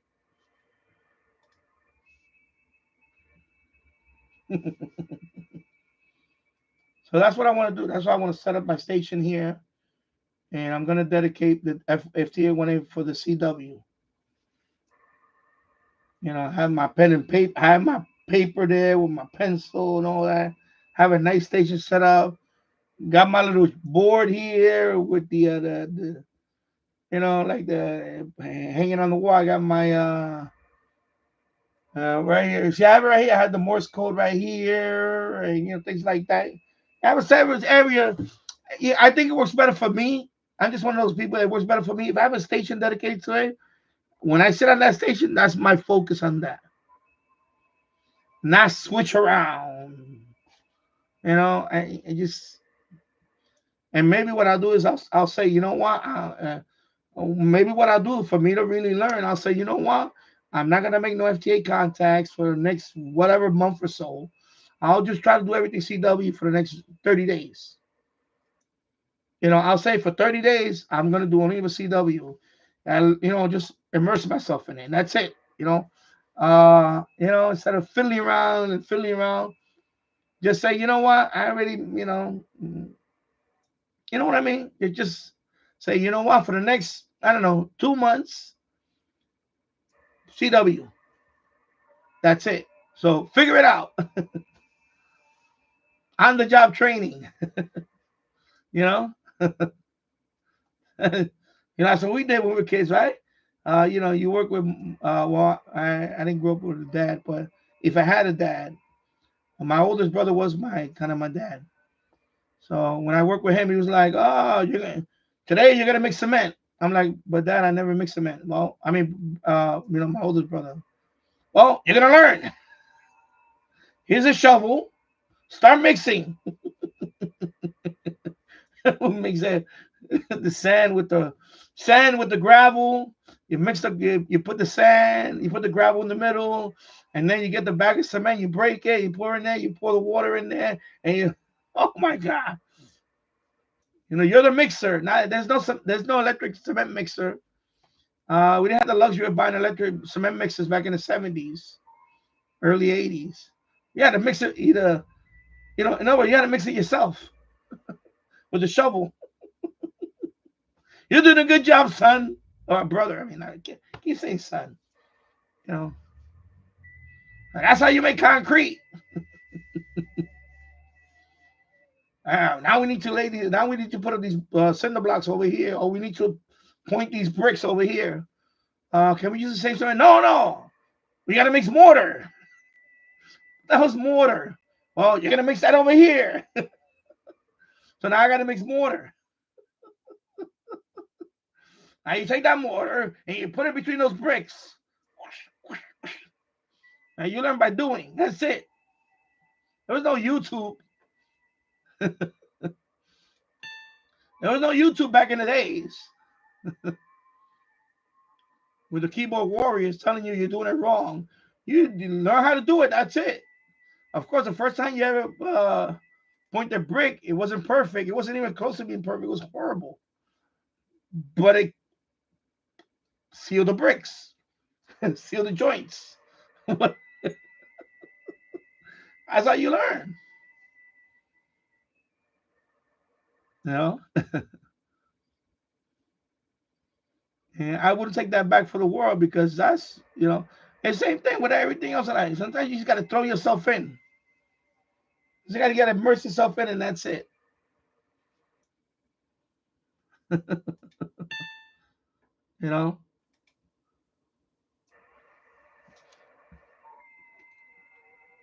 You could do all the reading in the world you want, but until you actually do it, it's not the same. It's not the same. Like I remember, because I'm introverted. I don't like to speak to people, strangers, over the phone and all that. I just don't care for it. And I had to go for a customer service rep job. And for 2 weeks we did the training. For 2 weeks we're doing all the classroom stuff. But until you go out to the floor and put on the headset and start talking to people.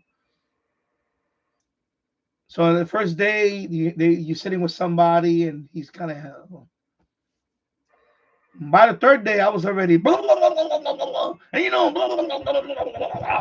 what, by then that's so until you actually do it. The same thing with the mic fright. I went through the mic fright. And believe it or not, like I said, DMR helped me out. DMR was what helped me out. I got on DMR. I figured out DMR. When I got on DMR, I spoke to so many people on DMR. By the time I started talking on HF, single sideband, I was already, I got over that. Mm-hmm.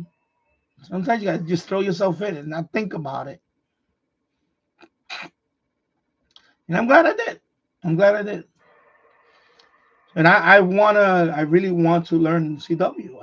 I said that from the beginning when I got my license. I said eventually I would like to do CW. I just like that. I just like that the mode. Part of me wishes it was a requirement, but then again, if it would have been a requirement, I don't know if I would have got my license. So I'm glad I did. At least I could do it after the fact. At least I could try to do it after the fact. So.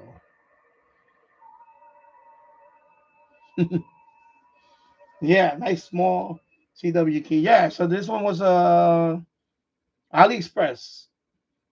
And the brand is Pooty key. Let me type it here. Let me put it like this. This browser is really giving me a, because this thing does not, this auto hide on this side of the window does not want to auto hide. Wow. I can't even type down here. Let me see if I can still type it.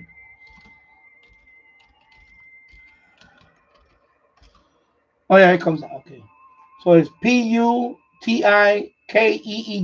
That's the brand. Putikeeg.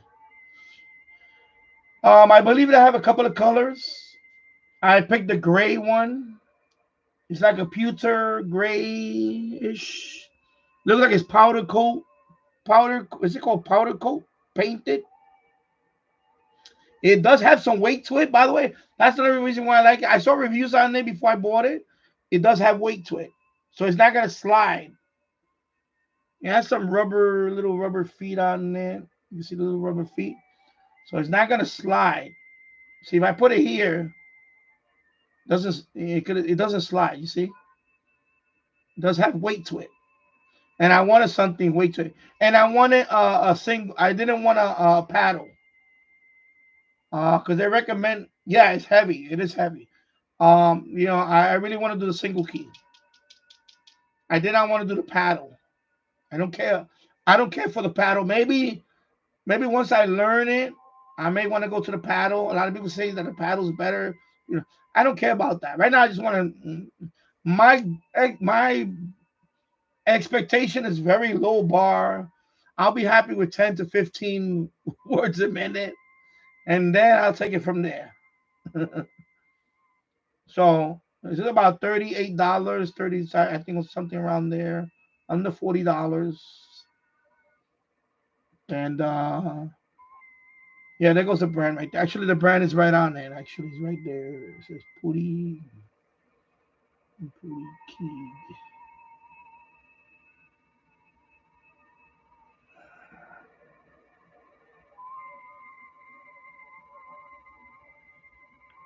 This camera is horrible. I'm sorry.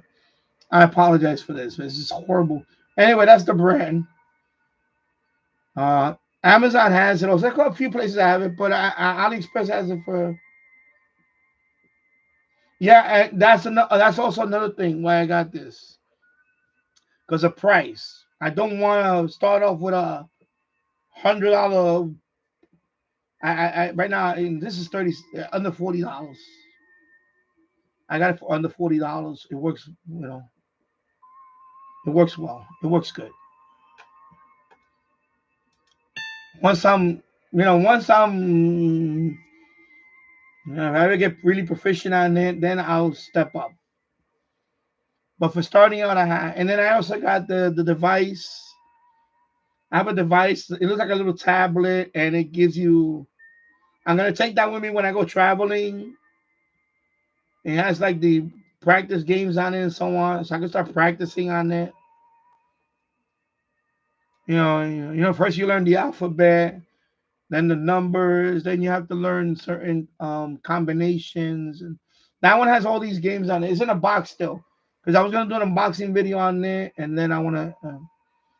So when I go on vacation, I'm gonna take that one with me, so I can practice. You can even hook this up to that device I'm telling you about. It looks like a tablet. You can even hook this up to it, or you could use the device. It has there's a button that you could use for that. You know. So yeah, heavy metal. N2COD. Yes, paddles take some time to get. Yeah, and that's what I was. From what I was from what I heard and I read that it's better to start out with a single key first, and then once you're comfortable, if you want to do the paddles, you know, you know, but they recommend you start with a single key, a single. Right, so it's called right single key. Sorry, I knocked it over. Sorry. Yeah, single key. Yeah, single key.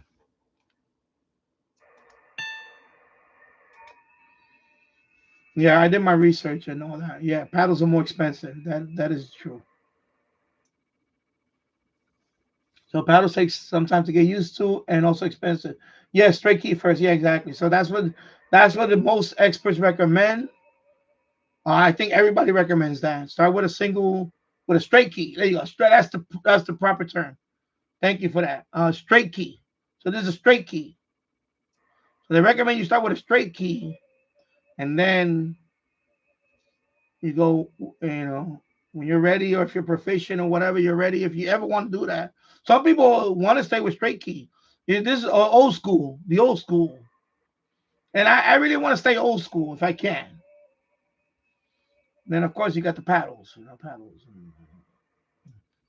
I seen paddles. Is it like this or like this?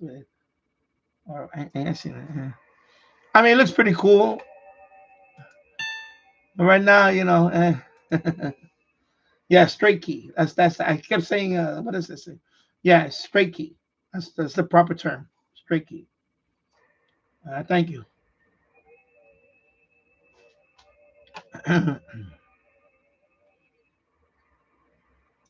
I know Jules is also trying to learn that because I asked Jules also. I asked Jules if he plans to do CW. He said he is studying it. He has a CD that he listens to, so he has a CD. Yeah. N2COD. My brother uses a straight key only from World War II Germany. Okay. He got the nice. Yeah, yeah. Yeah, that's another thing. I would like to get some old school one. Actually, an older one. Somebody. You know, I seen them on eBay. I seen them on.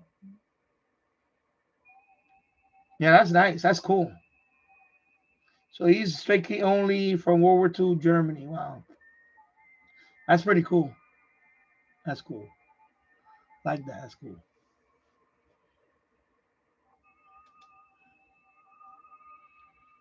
Yeah, I really want to do that. I really want to. I really want to. I really want to do straight key only. If I, and it's kind of like a dedication to the old school. Keep it going. One day, my son might want to be a licensed operator. Hopefully, not as dedication to me because I'm gone. Hopefully, it'll be in my lifetime. I know several people. Some people I've seen that they decided to be a amateur radio operator because their dad is no longer around. I mean, don't wait for that, people. Don't wait for that. Try to do it with. It's just today it's harder. Today I understand. You know, but yeah. Excuse me. Let me go get him another bottle of water. I'll be right back. I'll be right back.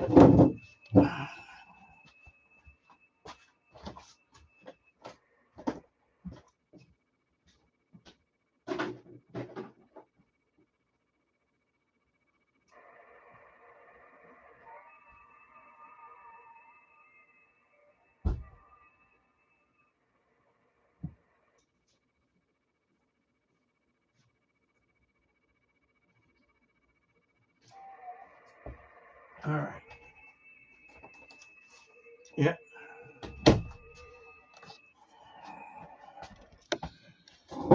Okay. Well.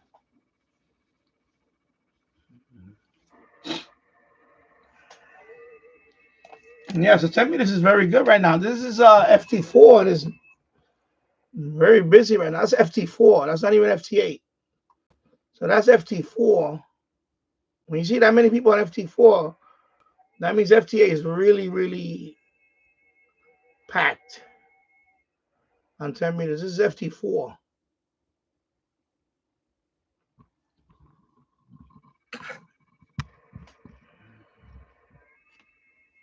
So this is FT4. After this contact, I'm going to switch over to FT8 to see how. You see if that guy. I saw Madagascar. I saw Kenya. Let me switch over to FT8. Okay, I'm gonna switch it over to FT8. So now it's FT8. So let me erase this. Let me clear this board. So I'll see how many people on FT8 now.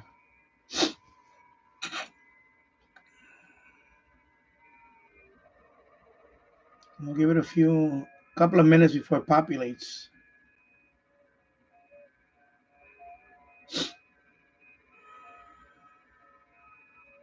Actually, let me go on DMR because I saw. Let me lower this down. It was not yesterday, Monday. I spoke to. It was pretty cool. Let me see if they're still on. Let me see if they're still on. I don't see them now. I think they're gone. Yeah, they're gone. 1023 over here, local. Yeah, they're probably gone already. I don't see them. I don't see them on DMR. I forgot. I wanted to talk to them today. I spoke to them on Monday, but they're not here now. They're gone.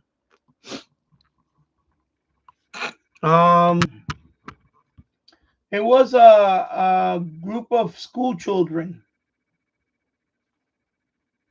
The call sign was GB24 Iota or GB24 YOTA. Golf Bravo 24 Yankee Oscar Tango Alpha. So Iota, what is it? Youngsters on the air? How you say it? Anyway, GB24 Iota is I guess it's a school. It was, I guess, in a school or either they're in a school or some kind of. Anyway, they had kids on. I spoke to who I spoke to on Monday. It wasn't Lucius, it was another kid. I spoke to a girl, Nicole. This is from England. From England. I guess it was a school. So they had them on taking turns. So when I answered their call, it was a girl. Her name was Nicole. She's 9 years old. So I spoke to her. So I was her second contact of that day. And so it's nice that the control operator, I guess it's his classroom, either his classroom or something. I think it was his classroom or something. I don't know. So they had different kids on, calling out CQ, GB24 Iota. That's what they would say. They would say CQ. And so I answered one of the calls. So I spoke to the kid, the child. It was nice. So I said, so I was there.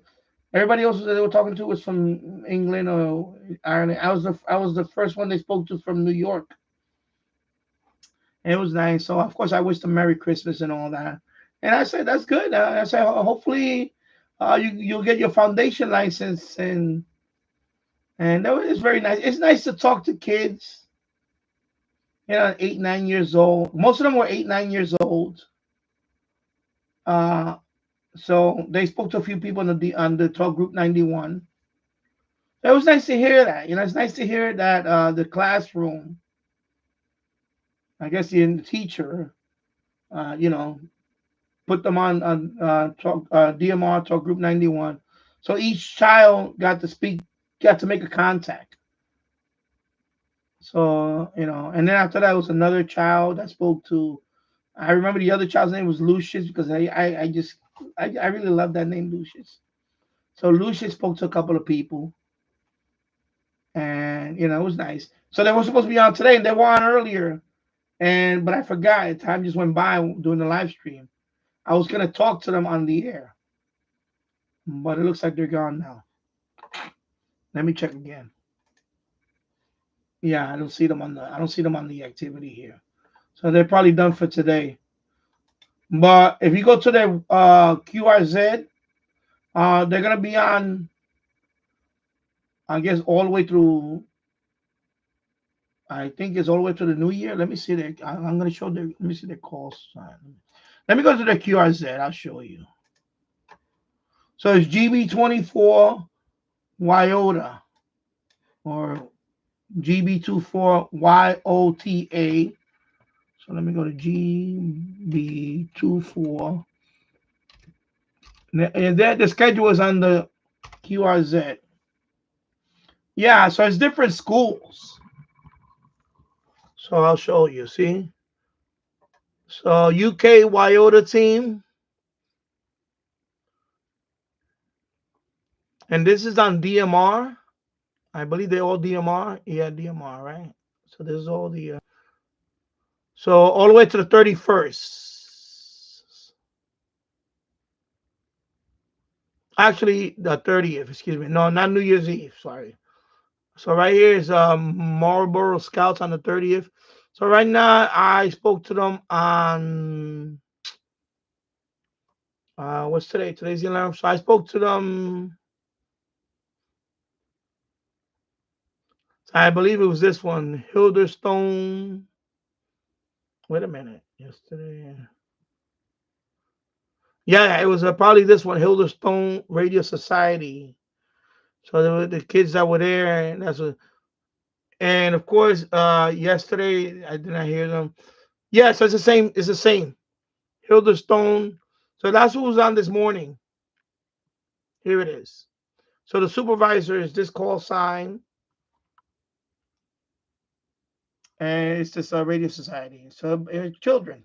There was a couple of older kids, like teenager, and I believe it was a young woman that spoke also. So it's not any. I guess whoever wants to talk on the air. Yeah, I guess they have a radio club and they have children and all that. So it's nice to talk to them. So it was nice to talk to today, the girl, and because it makes it makes their day. It makes my day, and talk to someone like that, and welcome them and say nice things because they're gonna remember that, and then later on in life, or they might want to go get their license. Of course, they're not on tomorrow, so they're not Friday. They're back on Friday, and this is the place. Okay, so I believe this is all DMR. I think this is DMR. If I look at the logbook, it says they don't have the logbook. Okay, but I believe it was also all DMR. I believe because they want DMR on Talk Group 91. So if anybody's on DMR on Talk Group 91 and you see the call sign GB24 Wyota and they're calling out CQ, answer the call, and because it's a young kid, it's a young child, or somebody that doesn't have their license, that they they say, okay, you want to talk on the air here, and one of those, because you made a QSO with that person and they enjoy the QSO. Of course, this is their avatar thing. December Wyota month. Okay. So I guess they're celebrating that too. So when you hear, like in my case, when I heard it, I was like, oh, I'm definitely gonna answer this call and reach out. This is the second time I spoke to school children on DMR. The first time I spoke into a classroom, it was a classroom full of children. Actually, that one they passed around the microphone and asked me questions about my QTH. So I was on them for about 15 minutes or so. It was, so they one of them one by one asked me about New York City, about the landmarks, and this one was a school in Pakistan. So the first time I spoken to school children was in Pakistan.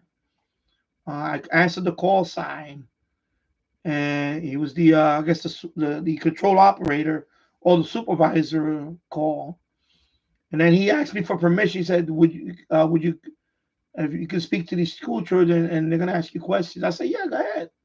So I was answering questions for about 15 minutes. That was a nice contact, and it was a school from Pakistan. So this one is in the UK, and this is called the UK Wyota team. Yeah, classroom QSO. That's what it was. So this is a UK Wyota team. Okay, and this is the schedule. So if you're on DMR, check them out. Check them out. And if you have to be on Talk Group 91, because that's what they want, Talk Group 91. I spoke to, and when I see them, they were on this morning, and I should have spoke to them this morning, but I'll Friday. Let me see when they're gonna be back on Friday. Yeah, Friday. Oh, excuse me, over here. So today is day 11. So 12, they're not gonna be on tomorrow. I don't see. So Friday, they're gonna be on Friday. So I may speak to them on Friday again. But if you hear them on your DMR, answer their call. Talk to a child. Talk to a kid, because you know what, you may leave a lasting impression on that kid, and for the hobby. So and it was cool. It was cool. A classroom QSO. I know the young girl that I spoke to. Her name is Nicole, and you see, there's an impression on you. I know that I remember the name. And she was very nice, and so I wished her a Merry Christmas and a Happy New Year, Happy Holiday, and so on, And I said, oh, you go on to get your foundation license. Maybe one day you'll get your foundation license, Nicole, and and so on, And it was nice. It's nice. It's nice to. I really like those QSOs, because you know what? This is when you can literally, make an impact in someone's life, and so I you know what I mean. And like my son, when he's ready and he wants to talk, I'll pull up a chair right here for him, and I'll say, son, you want to talk to somebody?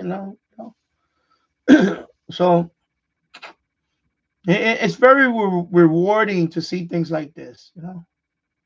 I've been good. Hello, Tasso. I hope you're doing well. I know it's a miserable rainy day and all that, but we need the rain. But it's good. You're on the train. Okay, cool. And you're studying today for the big final tomorrow. Well, good luck for you. Good luck on your final. Hope you do well. Yeah.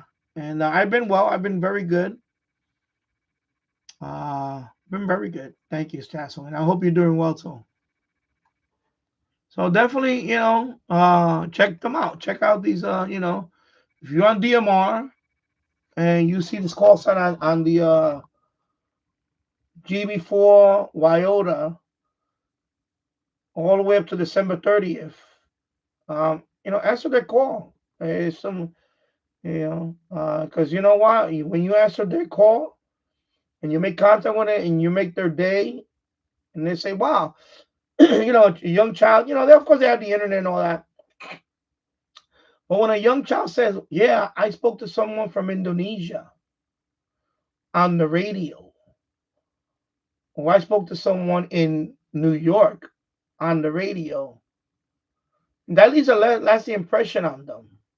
And then that might be enough for them to want to get their foundation license and get into amateur radio. And that's your chance. You guys out there that are on the, you already out there. When you see young people on the air, be nice and, encourage them. Because this is the future.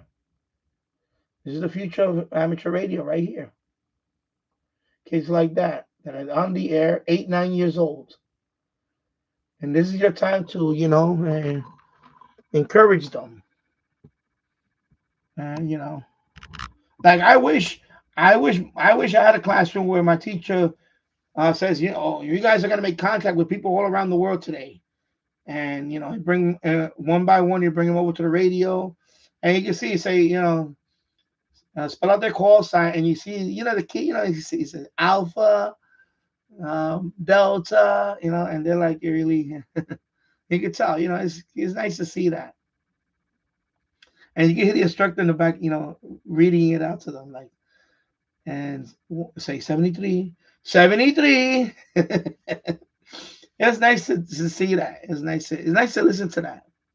It's really nice to listen to that. And that's what it's all about, You can make contacts, everybody around the world. I don't remember. I'm not gonna remember 99.999% of the content, but I'm gonna remember Nicole. I'm gonna remember Nicole. I'm gonna remember the classroom in Pakistan. I'm gonna remember those contacts because those are children. The Pakistan one, they were middle schoolers in high school. I believe, yeah, it was high. Actually, it was high school. They were high schoolers, so they were a lot, older kids. But these were, 8, 9 years old. The one in Pakistan, that was a high school. That definitely was a high school because they were a lot older. Uh, you know, but it's nice to talk to kids because it's good. Like I said, if anything else, if they remember like you so and they say, "Wow, I want to do that. I want to do that." I want to get my license and do that one day and things like that. And because of you did it, then you left your mark on this world. You left a lasting impression. You left your mark. You leave things like that. You leave your. And I'm telling you, because I when I watch it, Talk Group 91, there was people there calling out, "Oh yeah, monitoring Talk Group 91," and they heard the same thing I heard. They didn't want to answer them. And I'm like, "Are you kidding me? Like, can you just answer the call?"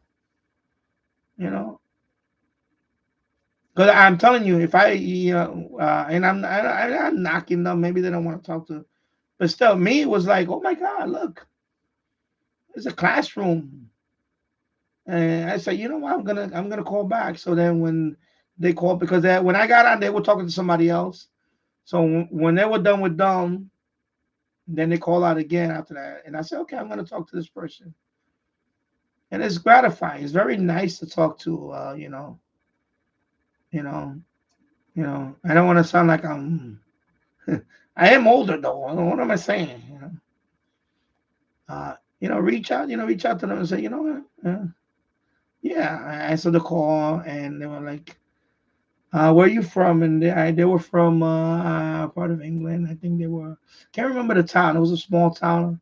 I think it was near London, but I can't remember exact town. So I was like, "No, I'm from Yonkers, New. I'm right next to New York City." They were like, "Oh, okay, wow, you're near New York City," and I was like, "Yeah."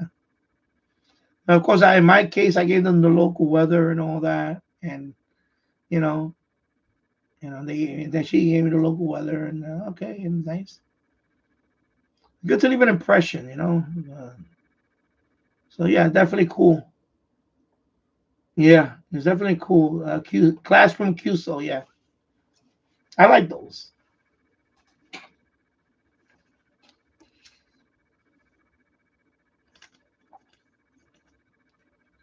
Those are nice. Yeah. So local time here is 10:41 a.m. So right now this is FT8. Remember I showed you FT4. This is FT8 right now. So all this right now. FT8 on 10 meters. All right. So there you go. I lower the volume down.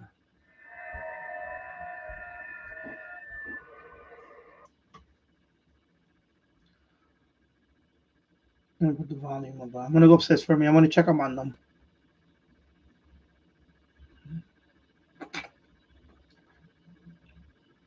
Yeah, when you take your test, take your time. That's what I always say. Don't rush taking the test. Don't rush taking the test. Go over your answers. When taking the test, I always go over my answers. I don't rush. I used to make that mistake. I thought I was, oh, I know it all, and I rushed the test, and I wound up getting some wrong because I rushed it. So now I take my time, and double check my answers, and then turn in your paper. Be right back.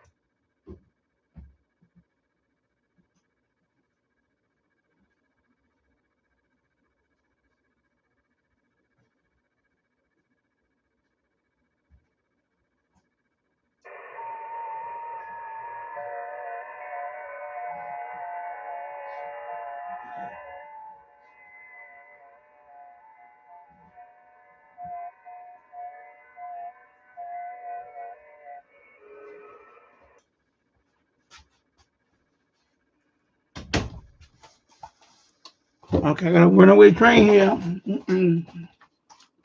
All right, Roger.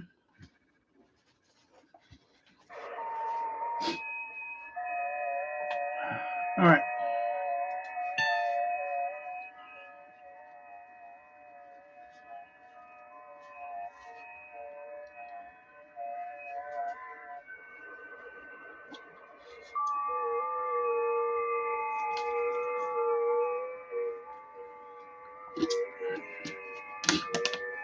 Excuse me.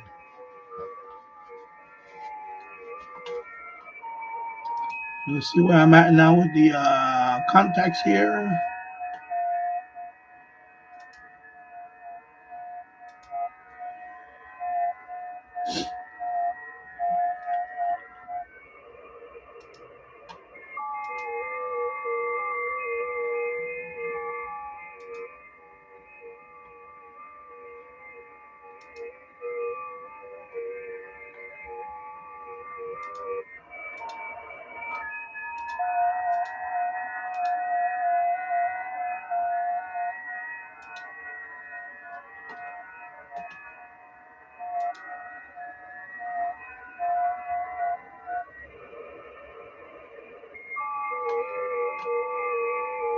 All right, we'll go back here.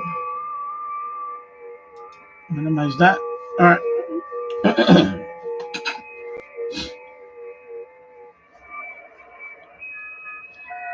So I think I'm gonna go back to Q&A after this one. Let me lower this down. 2 hours in.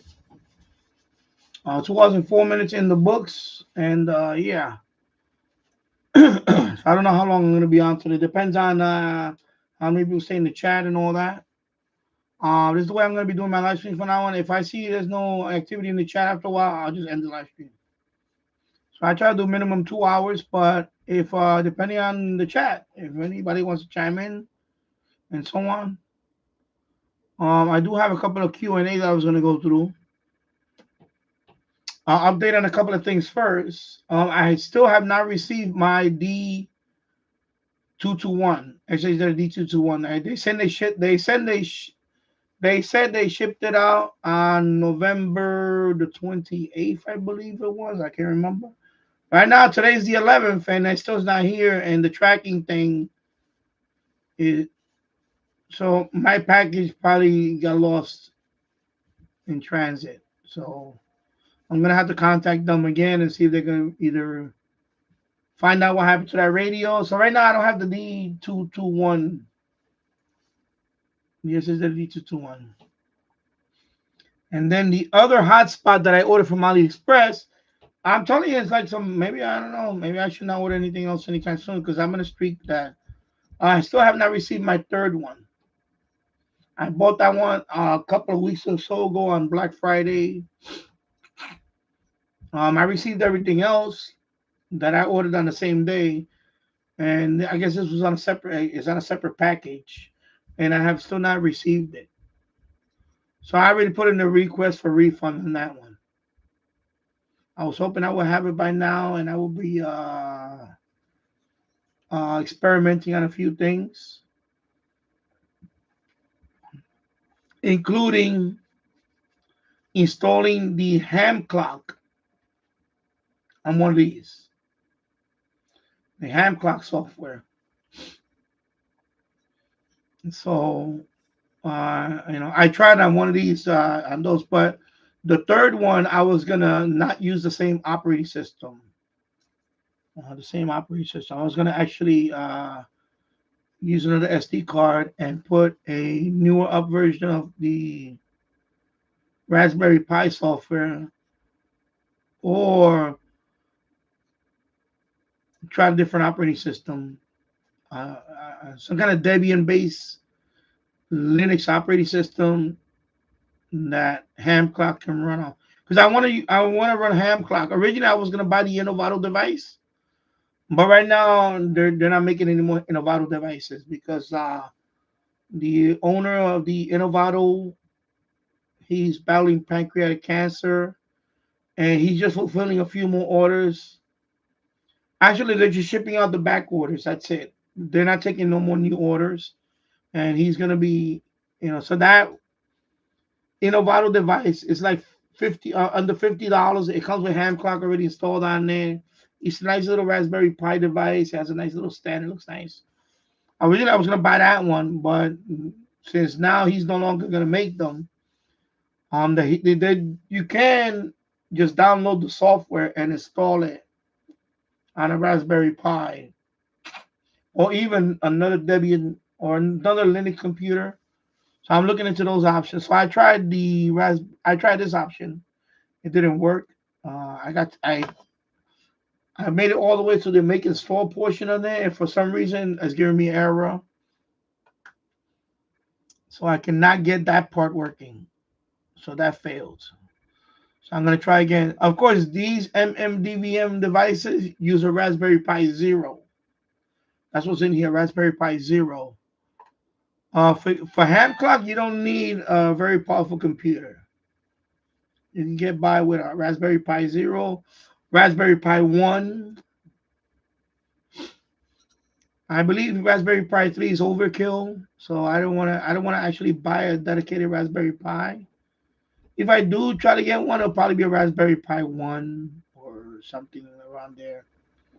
If I get it for a good price. I really don't want to break the bank for it. That's why I was hoping the third one that I would have received, I may just try that, but maybe just update the software on it. Right now, I'm using this one for my Yaesu.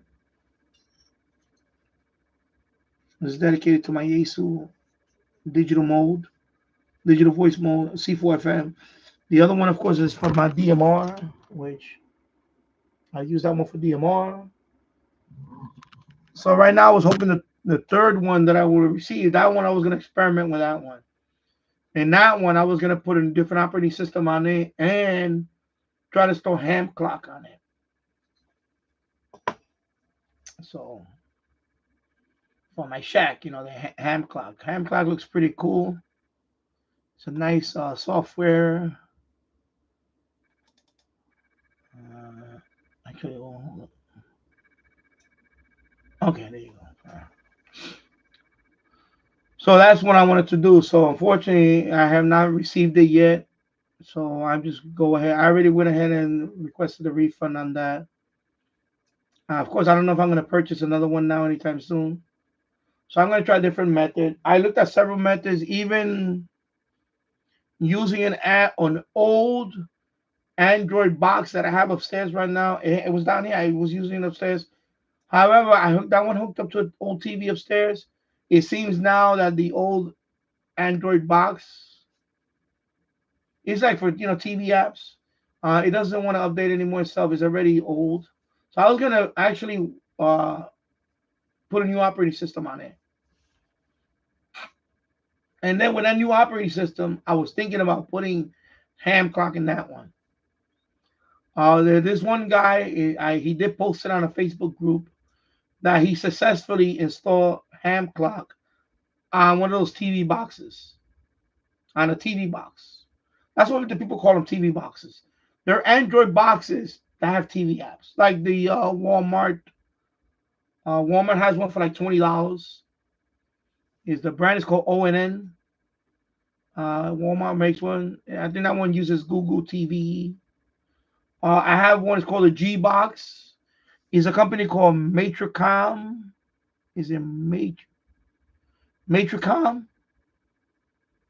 So mine is called the G box. That's the one I have, the G box. It's about almost 7 years old now, the G box. So I was thinking about maybe using that for ham clock. And those boxes use ARM processor.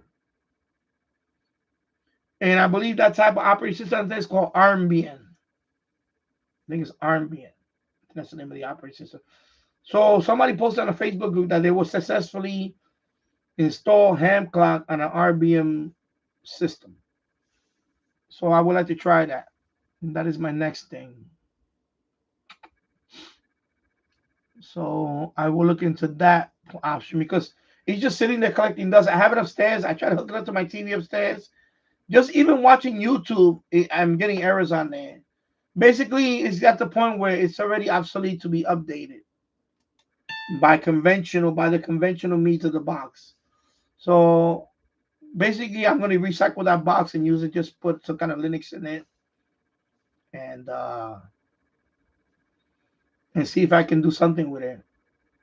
Whether either installing ham clock or the other software that I told you about. It's not really a software. It's actually an HTML file that you have to load, and it has like 12 different screens, like weather satellite, weather radar, and it had a whole bunch of different screens. HF propagation conditions on one screen. There's different screens. And basically, you have a screen that has 12 different screens in there, and they're all different. Basically, it's going to look like NASA. And that one, I can just run that on any computer. That one, you can run on any computer. So even if I could use that, because the problem is I can't run that. Excuse me. The problem is that I can't run that page in this computer while I'm doing a live stream. I can't. It's just too much memory. It uses it for just that. So I'll have to run that on a separate computer and call it on that and have a screen for that and display it. Because I want to set up my shack where I'm going to have multiple screens. While I'm doing a live stream, I want to have that information there. Then I want to have the ham clock on another screen. And then this computer is dedicated to this. And even my FT8, instead of having it here, I'll have that on the same dedicated computer as the ham clock or the other one or two. So I just want to have this computer when I do my live stream just for live streaming. And that's it. And just to go to a website real quick, that's it. I don't want to have my FT8 running here. Upstairs, that's the way I have it. I have a dedicated computer for FT8. In this computer, I'm not doing that. I'm sharing both.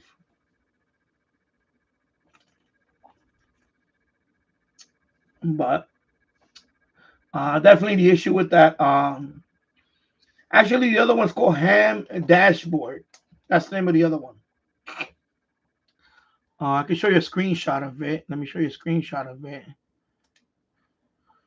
Let me close this. Let me just put Ham Dash.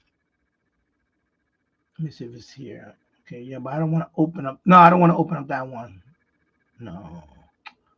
Yes, I just want to go to the website and see a screenshot.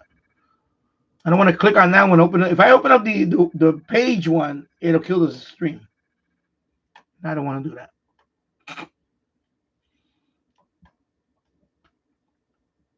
Let me just go to YouTube. Let me just go to the YouTube channel. You can see the screenshot on the YouTube.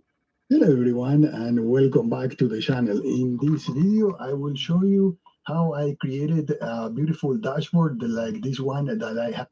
Okay, so you see that dashboard that he has in the background. So I want to, he has all the information on that video. So this is what I'm gonna do. I'm gonna dedicate. I cannot run this dashboard on the same computer I'm doing this live stream because this thing kills. It overloads the memory. I tried it several times. I think 3 times I tried it and 3 times it failed. It killed my live stream. So let me fast forward over here so you can see how it looks like. So that's, you can customize this, by the way. Let me do it full screen. So this is the way it looks. All of these are customizable. You can put whatever you want on them. He just have it set up his like this. Like when I was running mine, I had over here, I had the HF propagation over here. I had the local weather map. Then I had the USA weather radar here. I had the local weather radar here. Mine was different. It was different. I had seismic activity over here. I had the lightning, USA lightning. I did have that. I didn't have the maximum usable frequency screen. I had something else here. So these are all customizable. You can change these. You can put whatever you want on these. And then in my case, I had my call sign in the middle, and I had the UTC over here, and I had the regular local time here, and then I had the date. So that's slightly different. You can customize all this. But for this, I wanted to use a dedicated computer with a dedicated screen because I cannot run this with my live stream because it'll kill it. It's just, I even tried separate browsers. It doesn't matter. It'll kill it. It will literally kill the stream. I did it 3 times, and 3 times killed the stream. So I want to set up a dedicated. So that part I got figured out already. I just got to find a dedicated computer for that. So the next step is ham clock. So I need to find a dedicated. So worst case scenario is gonna I'm probably gonna have to buy a Raspberry Pi.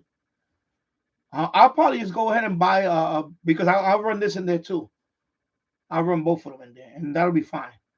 I'll probably get a Raspberry Pi 2, even 3. If I can get a good price for Raspberry Pi 3, I know it's a little bit overkill, but if I can get a Raspberry Pi, because I want something low power.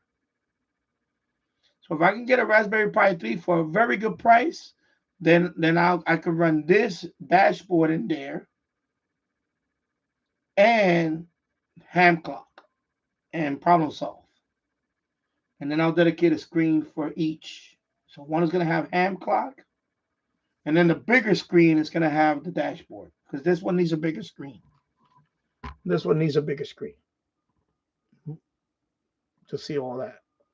So this one I could probably run it. I have a spare 42-inch screen that I could probably dedicate this on. At least a 42-inch screen. Unless, I get the donations coming in, I can buy a cheap flat 55-inch. I seen 55-inch as low as $299. Another 55-inch. I'll probably put that on the 55-inch. It'll be in the background in future live stream because I want to have them running in the background. So if I'm looking at, I would like to. I have a 42-inch here, but this one is old, and this is a trash can find, by the way.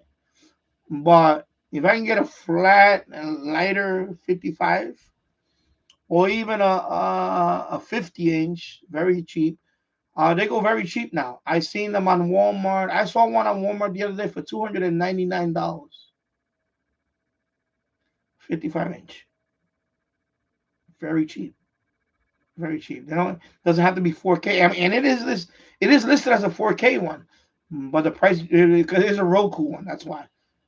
They're very cheap. And if you need something lower than 55-inch, you can get them for under $200. Very cheap. Very cheap. So, so I would like to put something like this on the wall.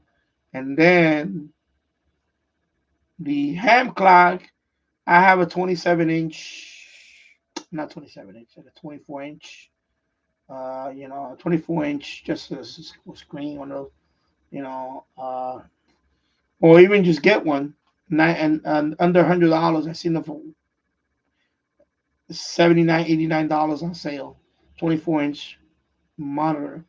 That for the ham clock, that's fine. Or I can dedicate. I have a couple of 32 inches. I could probably dedicate that to. And then of course, my main screen is what I have here. I'm gonna be looking at that. I got a 29-inch ultra wide, but then this Vizio, I have that. This will be what I'm looking at for the live stream.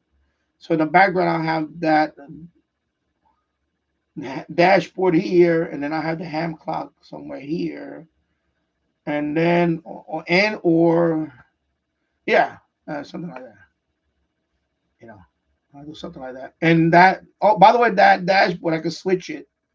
I'll probably have that one with the SDR. If I'm doing SDR, I'll just switch that one with SDR and things like that. I want to try different things. So, but I need to clear this out, and I want to start fixing up this wall because most likely that wall is going to mount two TVs at least.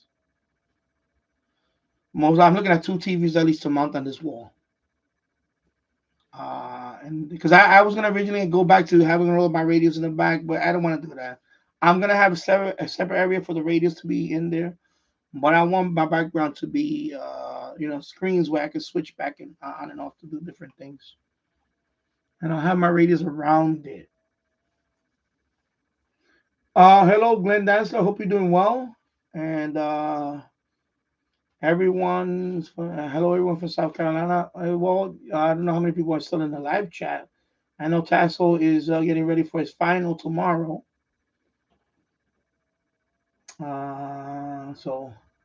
But yeah, well, thank you for stopping by, and I hope you're doing well. Happy Wednesday. Happy hump day, say. So I want to try these things, and this is free, of course. Ideally, I would love to have the Geocron on a 55-inch, and that'll be it. I love the Geocron; it's very beautiful, but it's expensive, and I just can't afford it. I cannot afford it to have the Geocron. Maybe in the future, if I can afford it, I will get the Geocron. I love the Geocron. I love the fact that it does a lot. I like the things like the seismic activity. It does these things. I know when I watch Glamham on TikTok, she does live streams on TikTok. She has a big 55-inch, I believe, or it could be a 65-inch. I don't know what. I think it's a 55-inch she has. And she has Geocron running in the background, and so many things going on in the Geocron. So it has seismic activity. It also measures. Of course, it has the gray line. It also measures. It tells you the conditions and all that. It has all that thing in one screen, and it's pretty cool. It's pretty cool. And I believe you also get alerts on it. But Geocron is not cheap. It's very expensive. Geocron, I believe, is a dongle. There is a dongle you have to purchase, and then you plug that into any screen or TV, and then there's a subscription service that goes with that, I believe. Let me see if I remember. Let me minimize this. Actually, I'm going to look it up. Geocron. There you go. Geocron. Oh no, this was not it. Never mind. Wrong one. I picked the wrong one. Geocron Atlas 4K. That's the name of the. Yeah. So this is it's very expensive. So you see how the map looks there, and that's a device called Geocron for Atlas 4K. So you can do stuff like this for free. It's not going to be as good as a. So you have to purchase the dongle, and then I believe there is there is an app, and it has all this stuff on there. You can see International Space Station. It does all these things. Air quality. I mean, this thing is like look at this. This is like earthquake layer, undersea submarine data cable. This thing tells you everything.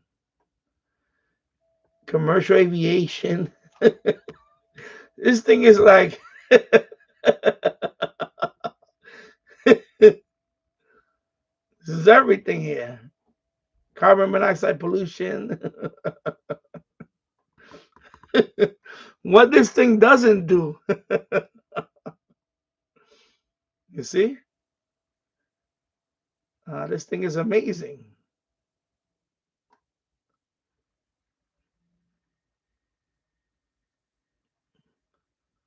Let me see if I see it. I'm just scrolling down.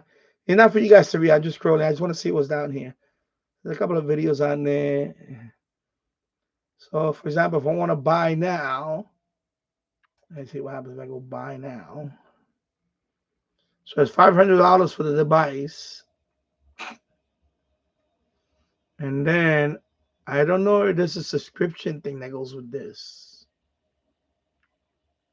And see, I don't know. I have to more look, but it's $500 just to get the device. You see, 409. That's a lot of money. But you get a lot of stuff. I mean, hey, maybe at some point, if I can get that, maybe I'll just get that. But I like that. I like that. So I'm trying to do the free alternative.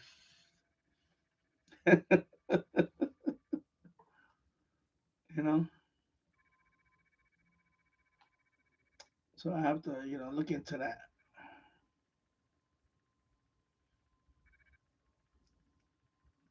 So amateur radio 4K.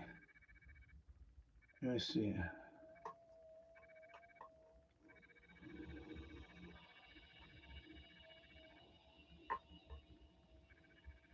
So they have also there's layers you have to buy with it. Because they have layers. That's what they call it.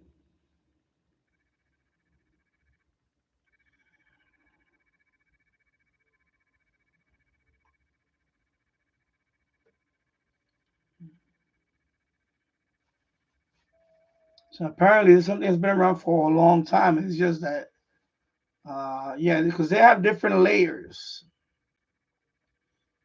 And they have a layer that tracks satellites.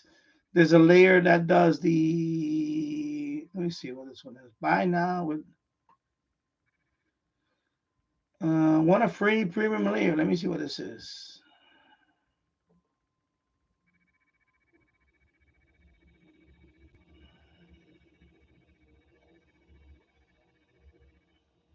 And then this one has the ADIF catalog. So that means, for example, like in this case, you just upload your ADIF and it puts all your contacts in the map. It's basically like Grid Tracker. All your contacts will be pinned. Like when you see all the pin, like Grid Tracker does that with the. For example, if you go on Grid Tracker, you see how Grid Tracker already has all these grids. You see how Grid Tracker is doing it. So if I, for example, anywhere where there's you see like this one, this red one grid is already. Yeah, that's Suriname. I made a contact there on so and so. Blah blah blah blah. You see, gives you all the information. So it's something like a grid tracker, except put in a. Well, you could do that with grid tracker. I could just blow up grid tracker on a 55-inch and say, yeah, here we go. There's all my contacts all over the world. They're all pinned. You could do it like that, or you could put them in pin, like a pin. They call it pin cushion. Let me show you the view. There's different views. Let me see. Where do you do that at? I forgot where you do that at.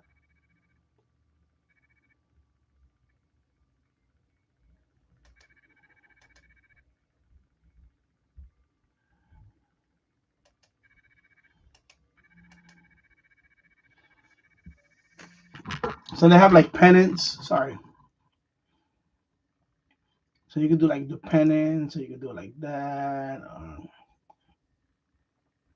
There's a couple of other. I could have sworn they had the pin.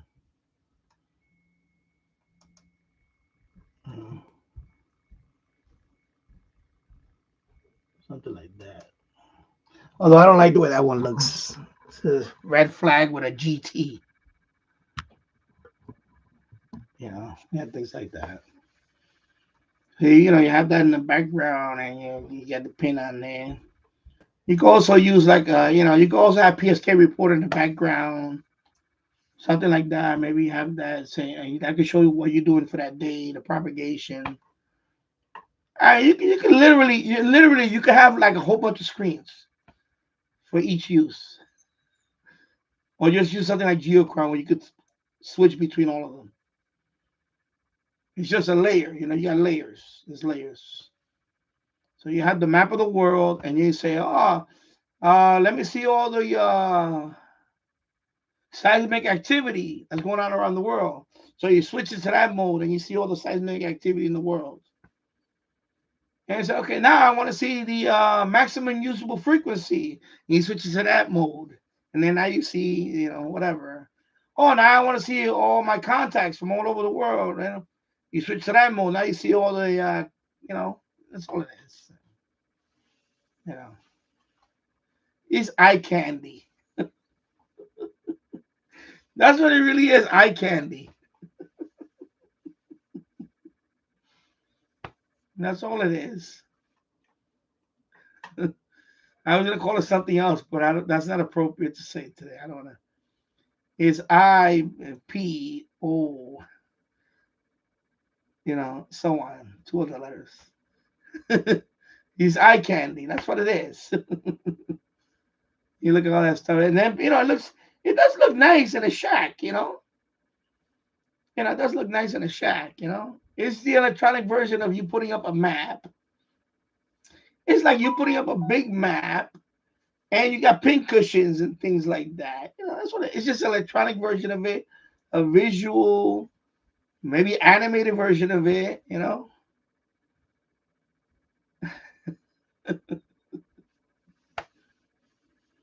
You're basically mission control. You're basically mission control. Yeah.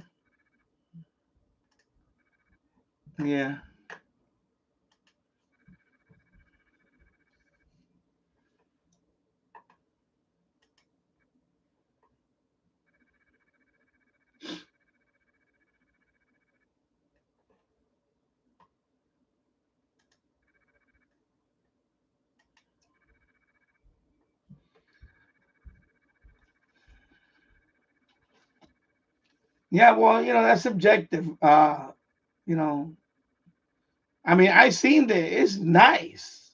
It's cool. It does a lot. It's like I know it's not. I mean, for me personally, I wouldn't buy it. I haven't. I could have bought it. I didn't want to buy it. I want to try the free alternatives first. But it's like, for example, buying for example, I forgot what it was. For example, when I first got back in the hobby, and I used to I still do. Official SWO channel, right? When I went in there was a guy that was always in there. I don't want to mention his name, but there was a guy that used to always be in there. And he used to kind of brag about it. Now he had the ICOM, which is the one that cost $13,000. I know his radio costed $13,000. $13,000. Is it the R9600 or something? I forgot what ICOM is. I think it's one of those. What is it? Let me look it up. Let me look it up before I talk about it, because at this point, let me just look it up. I know it's like $13,000. I'm not kidding you. 13 grand.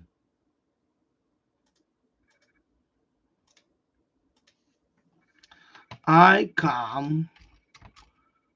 I see. I think it's the. Is it the 90? Is it the 96? No, it's not the 96. It's definitely not that one. It's definitely not that one. Okay, it's not that one.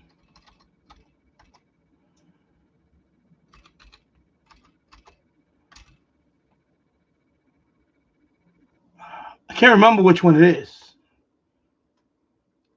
It's definitely. I think it's. Can it be that one?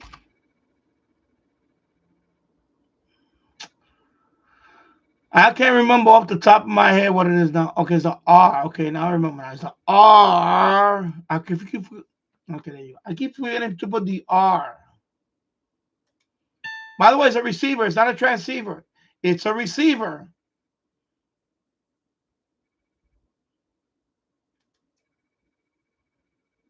Okay, so it's not this one. Okay, this thing keeps popping up right in my face. 90, I think it's a 9500. Oh my god, this thing keeps popping up in my face. Come on, bro.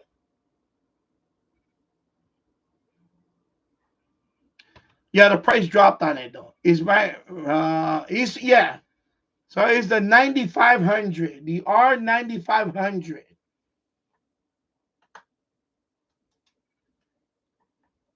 So there was a guy that used to come on.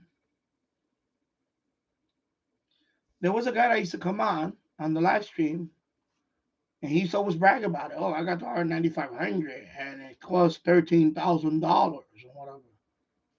Listen, to each his own. If you could afford $13,000 radio, if you could, I'm not gonna hate. If you could afford a 13,000 radio, 13, that's good for you. I can't. I'm not gonna take out a second mortgage. I ain't taking out a second mortgage to get a $13,000 radio. I'm sorry, just can't. Not going to. And he has a $13,000 radio, and he has a channel. He has a $13,000 radio. He has a channel. He posts stuff on that radio, and he posts the same stuff that everybody else posts. Radio Havana, Cuba, shortwave stations that I can pick up on. Excuse me, sorry, knock this over. Shortwave station that I can pick up with this guy. You know, and I just don't see the justification for a $13,000 radio. I don't. But to each his own. I know he told people in there that he was a retired engineer, some kind of engineer, whatever. Hey, if you have the money, listen, if you got the money, you want to spend it. Exactly. Probably not much better than the Qdosin. My thing is, if you got the money, you're going to spend it. So, you know. And I know you say $500 is a lot of money. The original Geocross were $2,000 or more. Geocron's been around for a while. That system has been around for a while. However, for the available public, it was not really made for the available public. It was more for professionals. Those type of things are for government agencies, companies, whatever. So now that it's at $500, now it's for it got into the price. It got into the price point now that is for me and you. For me, it is still not in my price range. But then again, I'm a cheapskate when it comes to certain things. I'm frugal. I'm frugal. I'm frugal. You know, for me to part $1,200 just to get this rig, I had to do a lot of research. I want to make sure that when I pull that trigger, I really wanted this radio. That was it. You know what I mean? I really had to. But so when you say it's $500, I can buy another radio with it. Yeah, you can. Of course, you can buy another radio with $500. That's not the point, though. The point is that if you want a Geocron, that's how much it's going to cost, $500. Or you can do what I'm trying to do. You can do what I'm trying to do. I'm trying to make a free alternatives, and that's the right I'm trying to do. I'm trying to do the free alternatives. Now, if like I said, I am looking for I'm looking for work, but I'm looking to work under my hours. I really want to work overnight hours. If I get a job where I can work overnight hours, make okay money. I may pull the trigger and get that later on. Maybe I'll get that later on. I'll just get a Geocron. That's it. Boom. I'll get it. I'm not gonna hate on it. You know what? But there's a limit. Everybody has limits to what they want to buy. And my limit is, for example, I don't see myself unless I hit freaking Powerball numbers or something, and I have millions of dollars, or I sign a contract like Juan Soto did, then I wouldn't mind getting a $13,000 icon just to see what it does, just to see what it does. But am I going to mortgage my? If am I going to take out a second mortgage on that? No, I'm not going to do that. So it's subjective and it depends on you. I'm not gonna, I'm not saying you. I'm saying me in general. I'm not gonna hate a person that wants to buy $13,000 radio. There's a couple of channels that the guy. There's another channel. He has a lot of radios. He has that radio too, by the way. That 95, the R9500 that costs $13,000. I think the listed price on that radio is $17,000. $17,000. That's the original price on that radio was $17,000.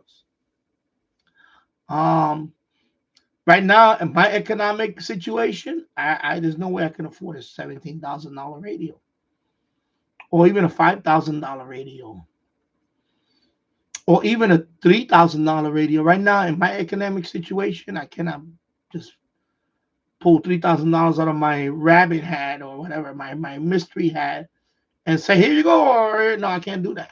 Just can't do it. I can't do it. Just to buy this radio, I had to sell some Bitcoin, which I regret now, because Bitcoin skyrocketed after that. So that Bitcoin that I sold that to get this, that Bitcoin could have been worth a lot more now. So I probably lost double in value of that Bitcoin.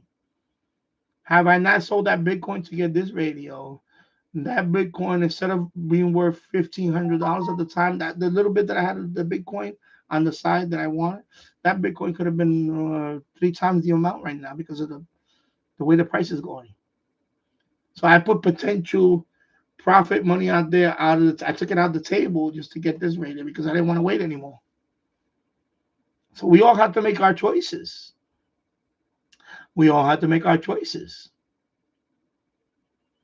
But if you ask me right now, today, my situation where I'm at now, if I will get a $13,000 radio, I would say, hell no, I will never get a $13,000 radio. Doesn't mean that I can change. If my fortunes change later on in life, and I can actually comfortably, I'm gonna say comfortably. I'm trying to be funny. Comfortably buy a $13,000 radio and not worry about, I could just here, bam. Would I do it? Yeah, I would do it if I could do it. Nah, I'm not doing it now anytime soon. No, I wouldn't do it. So, and then his channel, he only, when he posts his videos, just because you have a $15,000, $13,000 radio doesn't mean you're going to get viewers. It takes a lot more than having an expensive radio on your screen every day to get more viewers. And in his case, I'm approaching 5,000. Last time I checked his channel, he's not even at 200 subs. And he's been there for years. So even when people say, oh, I'm going to get the video, I'm going to get more views. Nope, doesn't work that way. And he posts videos out of I think that channel is dead now. His channel is dead. He hasn't posted videos in a while. And and the reason why I remember him, because he used to always give me the cold shoulder. That's why I remember him more because of that. Because when I would go on the live stream and I would say hi to him, he would not even say hi to me in the live stream. I'd be like, okay, well, I don't know who pissed on your Cheerios, but and he would never say hi to me. He would never say hi to me. He would never say hi to me for whatever reason. I don't know what crawled up. I don't know what crawled up his crack for him not to like me. I guess he was maybe jealous of my channel. At that time, my channel started, and his channel was around for a couple of years, and he was still stuck at 150 subs. And I blew by him in about a year. And maybe that's what bothered him. I don't know what bothered him with his $13,000 radio. When I was blowing up my channel with a portable. I don't know what it was, but that's what happens, bro. That's why I always say that to myself. Your shack is what you make your shack to be. I started out with one radio. Now I have Now I'm running out of room. But I don't have a $13,000 rig. But I'm okay with that. You know, if I ever come across one at a discount, if somebody wants this, or Icon wants to reach out to me and say, hey, you know what, Danny? Hey, here you go. Of course, they're not going to do that. Just saying, it's subjective. We all want, when I say we, I mean, I'm talking about we, me in general. Sometimes we all want the finer things in life. But how much are you willing, like me, I'm not going to take out a second mortgage or a reverse mortgage to do anything like that. No, I'm not doing that. I know people that save up. I know people that just save up money on the side just to go on a vacation, and they don't have emergency money. There's people that think that way. There's people that actually just work, and they have a fund just for vacation. This is my Norwegian cruise fund for when I go on vacation. This is my Norwegian cruise fund, but they're not investing, or they don't have an emergency 6 months emergency fund, but they have money for a Norwegian cruise. So it depends on priorities. It's a priority thing with some people. A lot of people actually priorities. Well, this is my Coach, my Michael Kors bag for not me, for the ladies out there. For the ladies out there, Michael Kors bag is not cheap. It's a designer brand, Michael Kors, or that Gucci bag that costs $1,000 just for a bag, just for a handbag, $1,000 or more. YSL, Yves Saint Laurent, YSL, or Gucci, or a $10,000 watch. You see what I'm saying? Depends on priorities. Depends on, hey, if you got it, you got it. If you got it, and you can break the bank and still don't break a sweat, more power to you. I can't do that. So $500 is not unreasonable for the work they're putting in it. And remember, you're buying a device. So that device is essentially a computer and to COD. And I think about that too. That dongle is for it to display all that. It cannot be just a cheap computer. It cannot be like Amazon Fire Stick. That thing got to be a little more powerful than an Amazon Fire Stick. So I think it's getting reasonable. Maybe catch it on a Black Friday, and maybe Geocron does a Black Friday sale and they bring it down another $100 or so, and I comfortably can pull the trigger on it. I will get it. I don't think that's unreasonable. I thought it was going to be a lot more. When I bought this a few years ago, it was listed at $250. I remember, and I got it down. I got it on sale for $199. They had a some kind of sale. It was like a Black Friday sale a few years ago. I got this for $199. It just happens to be at the moment, and I pulled the trigger that day. I said $199. I'm getting this, and I'm glad I did. But this was listed at $250, so that's halfway through, and this is well worth it. Sometimes opportunity presents itself. I'll probably wait till they do a Black Friday sale. Maybe next year they'll do a Black Friday sale. And maybe if my situation is different by then, I will just pull the trigger and get it. But right now, I want to try free alternatives first. That's what I'm doing. I'm trying to do the free alternative version of it. And then we'll see. Yeah. Different gear TV, 13 bags of sand. Probably not much better than the Qdosa. No, it is better than Qdosa. Let's not. It's a 13. The ICOM RC, an ICOM R9500 is way better than the Qdosa. Let's not kid ourselves, please. But is it $13,000 better? Depends on you. Depends on, you know. Yeah, I know, different gear TV. The designer gear still come out of sweatshops.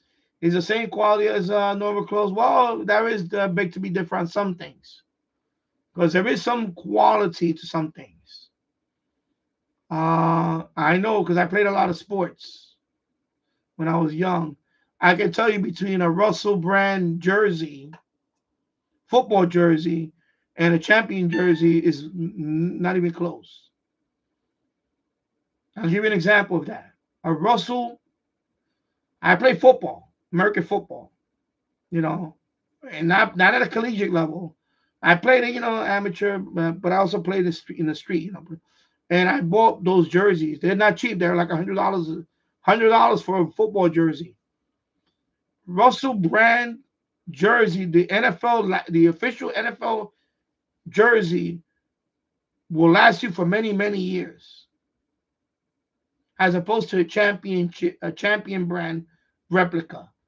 Because I'm gonna tell you why. The material is way different. It's thicker material, is triple stitch, not double stitch. Sometimes triple stitch. You cannot rip it. It's almost impossible to rip a jersey like that. Because I play football and they grab you by the jersey. I had champion jersey or cheaper brand jersey where they grab me, they rip my jersey. My sleeve ripped right off. Or you fall and you get a scratch on it, and already is the fabric is already the hole is getting bigger and bigger and all that. It's cheap material. So when you say sweatshop, you got to be careful with that, because there is quality even in the sweatshop. There is quality material and there's not quality material.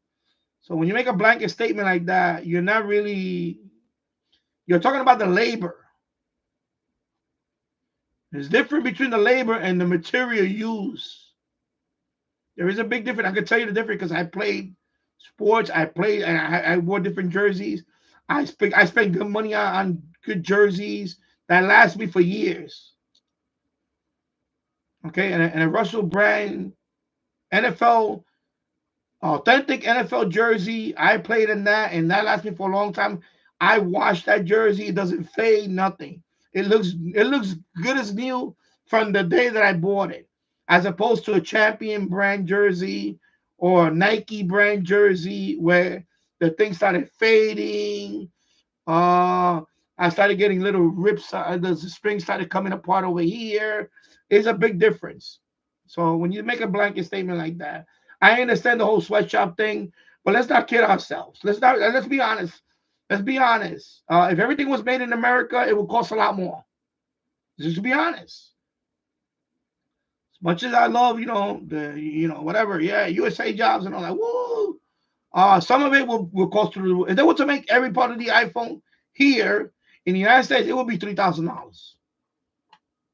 So let's not kid ourselves, about that, about labor.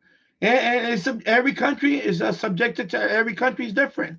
Some countries, well, that's their standard. That's it. We cannot change the world. That's why I don't want to get into the whole thing about that. But we should not be the world's policemen. Other countries, that's their standard. That's their standard. Is whatever their standard is, that's their standard. We cannot go around thinking that every country is they have 5 televisions in their house and the abundance of radios. They have 2 or 3 refrigerators or chest freezers. That's not the standard for every place in the world. So when you have people working in whatever you call a sweatshop, that's their standard. That's it. I'm just gonna say it. That's their standard. And we do business with a lot of countries that's their standard. That's it. You were to make every single thing here, it would cost, because of the union, just because of the union stuff alone and the labor laws and all that and regulation, just regulation, by the way, regulation. Your iPhone would be like a $5,000 iPhone.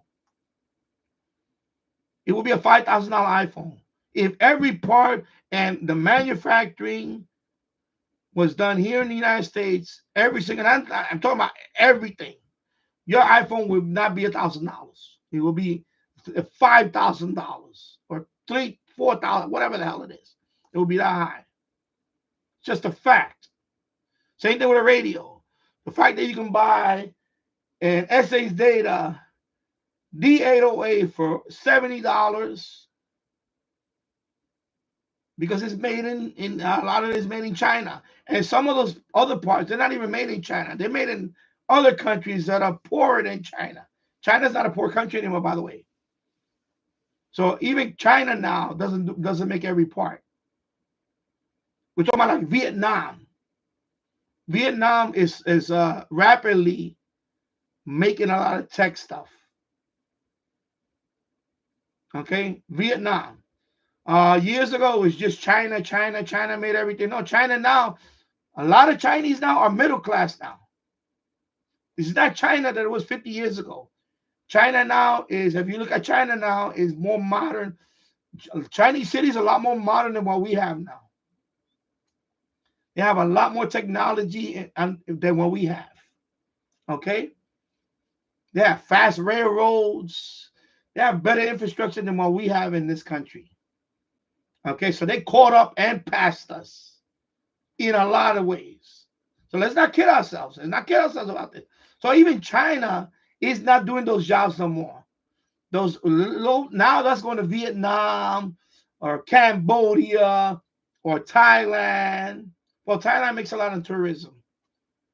But a country like Vietnam, I know now, Vietnam used to just make clothes. Now they're getting into tech. So now Vietnam is starting to make some of the chips that China doesn't want to bother with no more. And that's a fact. So I understand that whole probably, you know, when you say designer gear, it's a global thing. And if, like I said, if we were to make every single thing here, it would be ridiculously. It would be an arm and a leg. It would just be, just because, just regulation alone, it would be ridiculous. It would be, you know, everything, everything in the world, like even cars. Some parts are not made here. They're made overseas. That's it. Because the price of the car, price, for example, a Ford. Now, Ford, if every part was made in the United States, you could double the cost of that car easily. So let's not kid ourselves when we want to buy radio, and you can buy a Q-Dosing radio, or even you know, what's a good example of a cheap radio?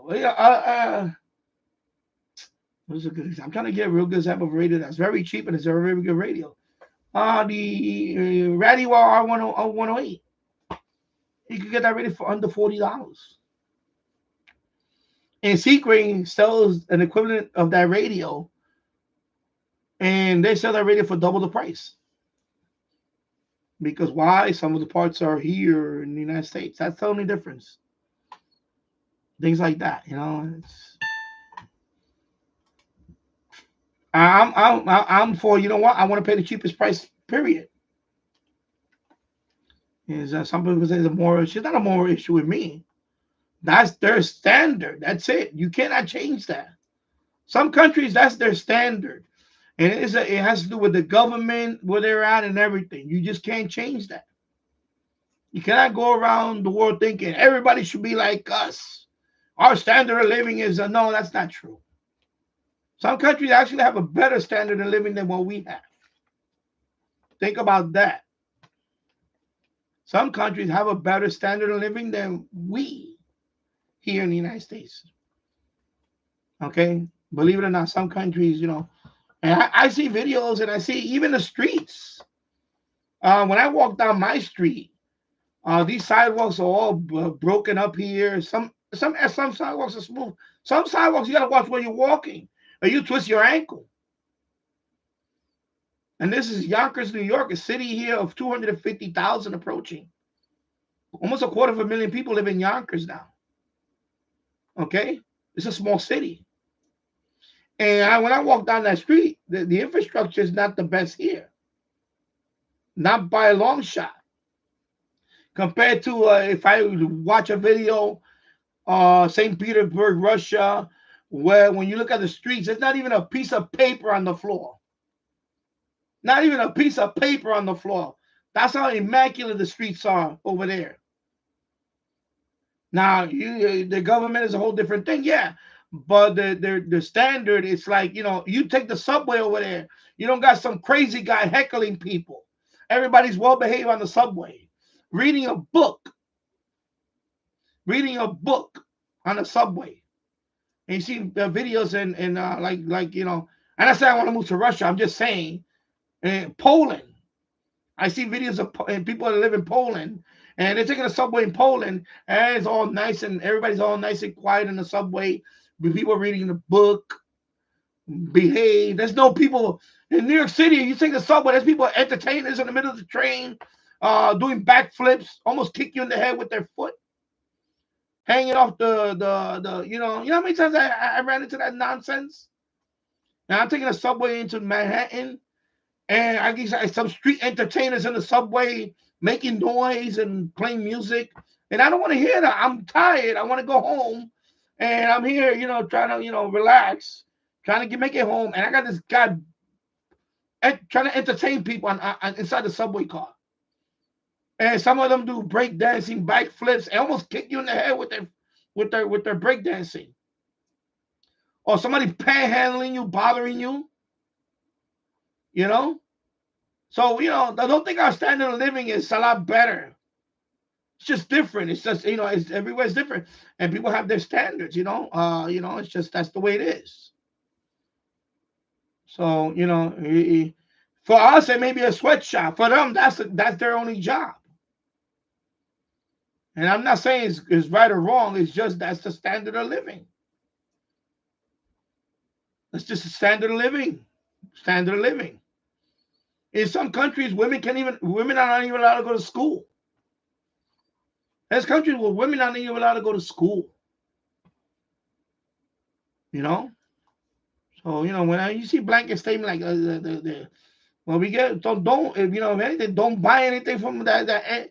You're gonna have a hard time doing that. If you look at a label and you want to buy anything that's made from the USA, you're not gonna be wearing anything much. You're gonna have a couple of pieces of clothes and that's it. Everything I'm wearing here, it has to be overseas.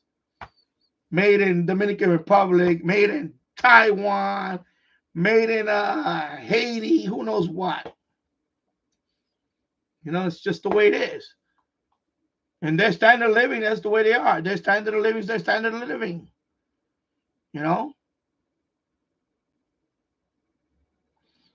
There's countries that there's countries that their main concern is just clean drinking water. All they want is clean drinking water. Or water is good enough to take a bath in or to cook.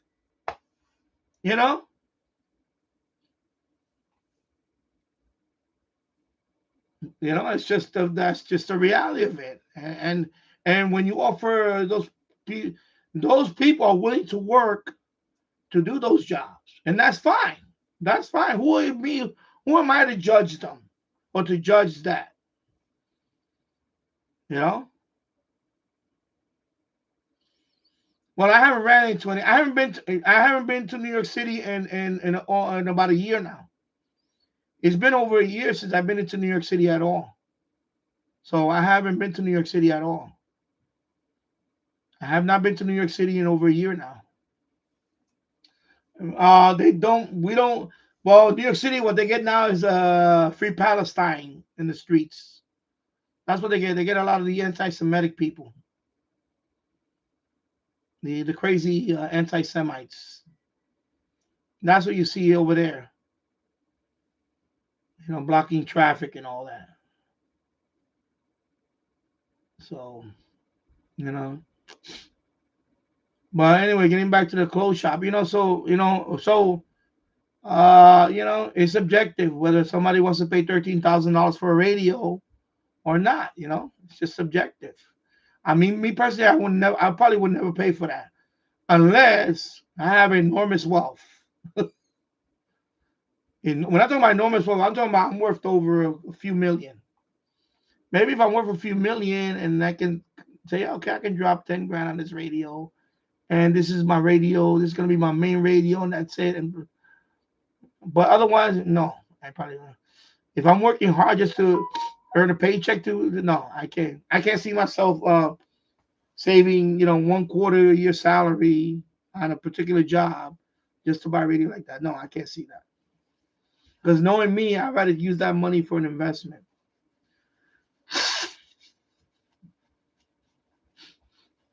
If I were to have $13,000 right now, cash right here, I would not get that radio. I would use that money. I would just get some investments.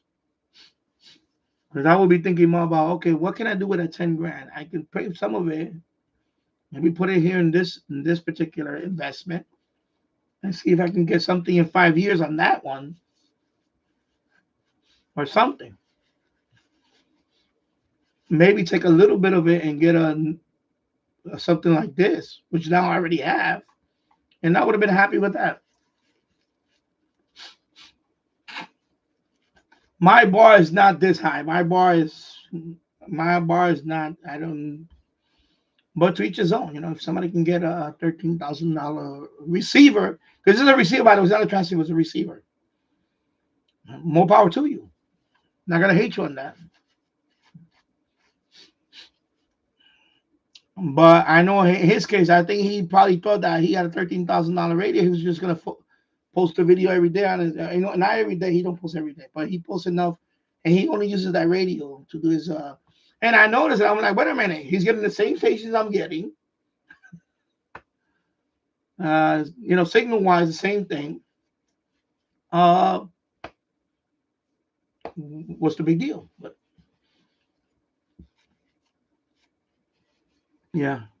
So anyway, Glenn Dassler, I have the SDR play DX and the ETA 750, and I got a new box for $59 at the pawn shop. Poor guy died and his wife pawned it. Yeah. Different gear TV, loud saxophone player when you just exactly, exactly. When you're on the subway, I'm telling you, when I see videos compared to subway traveling in other countries, is night and day. You put like a subway travel in, for example, well, not Japan. Japan, they have those super overcrowded. Not Japan. Subway travel like in Poland, right? Like Warsaw, downtown, or whatever, one of those cities in Europe. I don't know about the UK. Forget about the UK. I'm talking about like I saw one from Moscow, the subway. Everybody's reading a book. People are reading a book, or they're just sitting there quietly. Nobody's screaming out like this Neely guy. I'm gonna kill you guys in this train. No, there's none of that going on. There's nobody heckling. There's nobody heckling the passengers in there. I'm gonna kill you, MFers, whatever. There's none of that. Where that guy had to, restrain him, and unfortunately, that's what happened. But it wasn't his fault. He was trying to, hey, chill out, bro. You're not gonna do anything to anybody in this train. That's what he did. To me, he's a hero. But I ran into people like that. When I taken the subway many, many times. I remember one guy. I said this story before. I had this one guy. It was years ago. It was when I lived in the Bronx. I was taking a subway. I was going to a job interview. I was, I had my shirt and tie and everything. I was ready to go to my job interview. And this guy must have had a real bad day. Of course, he was having a meltdown. And he's standing in the middle of the train, and he's saying, I'm ready to kill an MF up in here and all that. He's like, F Giuliani was the mayor at that time, so he said F Giuliani, F the police, F whatever. And I'm ready to kill an MF up in here. I just lost my job, and I was like, okay, well, I need to get. I'm gonna go to the next car because if he comes into my space. My thinking is if he approaches my space, because he was in the middle of the car, I'm all the way at the other end. So I'm already thinking, okay, I'm about to go to the next car because I want to avoid this guy. right? I'm just trying to avoid him. I'm not trying to confront this guy. I really want to avoid him because I just want to get to my job interview. I just want to get to my job interview. I don't want, and that's it. I know my temperament. I know what's going to happen if this guy gets in my face. I'm going to cold lay this motherfucker out. Sorry. PG rating just went out the window. I'm going to lay this fucking guy out. I'm a pull back, and I'm going to hit him like nobody's fucking business. So I say, I'm going to the next car. That's what I did. I went to the next car. So he's getting in people's faces. What are you gonna do? What are you gonna like that? He's literally like that. So I went to the next car. He already knew that I went to the next car because we made eye contact. But I gave him that look like, bro, I'm not the one. You having a bad day, that's your fucking issue. That's not gonna be my issue. You understand? That's my thinking. I looked at him like, bro, I understand today's you having a bad day, but I don't give a fuck about your day. I'm just trying to get through my day. I'm sorry. I'm just trying to get to that job interview. Don't fuck with me. Don't fuck with me, or I'm gonna wind up being on the 6 o'clock news that I just fucking killed this guy right here. That's my thinking at that point. So I go to the next car. And what he does, he goes to the next car. He goes to the next car. So at this point, I'm really on alert. I'm standing down. I'm like I'm making eye contact with this guy. At this point, I'm saying, no. Now this guy's, he's asking for it. Now I'm going to fucking lay this guy out. That's my thinking. At that point, I'm full alert now. I'm like, okay, now he knows that I went to this car. And not only me, it was a couple of other people that went to the next car, including this old man. It's an older man. He was an older man. And I could have got involved in that, and I didn't want to because I just don't want a part of that. So I go to the next car. Two other people went to the next car. And then he's like, oh, you don't want to hear what I said? You got to come to this car, right? He said that. And I'm like, oh, boy, here we go. He's singling me out. He's singling me out. So I'm looking at him. I'm staring at him the whole time. At this point, he's like what do you call it? It's an aura that you have to put out there. Like, motherfucker, you know you're talking to me. I'm gonna fuck you up. That's it. You're gonna get fucking hurt. That's it. I'm gonna fucking wreck your ass up. You know what I'm saying? I got to that point. I'm looking at him like, you're talking to me now. So I think he knew right there. He sensed it that, oh, okay, I need to. Now I know I can't fuck with this guy because this guy's ready to pounce on me. So he goes to the other guy, the old man. And then the doors open. The train stopped. The doors open. The old man got off that station and he followed him out. And then the doors closed and we kept going. So he left the station. I was like, I was a sigh of relief because I was like, oh, man. Oh, thank God I didn't have to, thank God I didn't have to. Because I just wanted to go to my interview. I just wanted to go to my interview. But this guy, once I stared him, once I went to the next car, he started calling people. And I was like, oh, you went to this car. You don't want to hear what I got to say. You don't want to hear what I got to say. I said, oh, my God. I said, oh, no, he just singled me out. So that means I'm gonna have to flex. I'm gonna have to get ready to, I'm gonna have to do a number on this guy. I'm gonna have to defend myself. And then there was an old man, and he's standing in front of the old man. He said, yeah, wait here. And then the old man the doors open. Poor old man. I hope when he went to that station, he just got the police. He probably went to get the police. And he went out there with him. The doors open. He followed the old man into the platform, and I'm just looking through, and I'm like, oh boy, I just avoided, me getting to fight with this fucking nut job, with this fucking guy. He's having a bad day. I don't know what the fuck and I don't know what kind of weapon he could have. I don't know. I'm thinking about that too. I don't know if the guy could have a knife or blade, or worse, he could have a gun. I'm thinking about all that. What if this? What if that? What if I was about to get off the next stop. I got to that point when he came on that. I was about to go get off the next stop. I was just gonna get off the next stop. I was that close to getting off the next stop. But then as soon as the door opened, because I was in the middle of the car, he was on that end of the car, the other end, and the old man was there. So he kept getting on his face, and I was like, okay. I felt bad for the old man, but I'm like, well, you know what? I wish you luck, but I'm not gonna get involved. Now I could have been trying to be a good Samaritan and told the man, "Why don't you leave the guy alone?"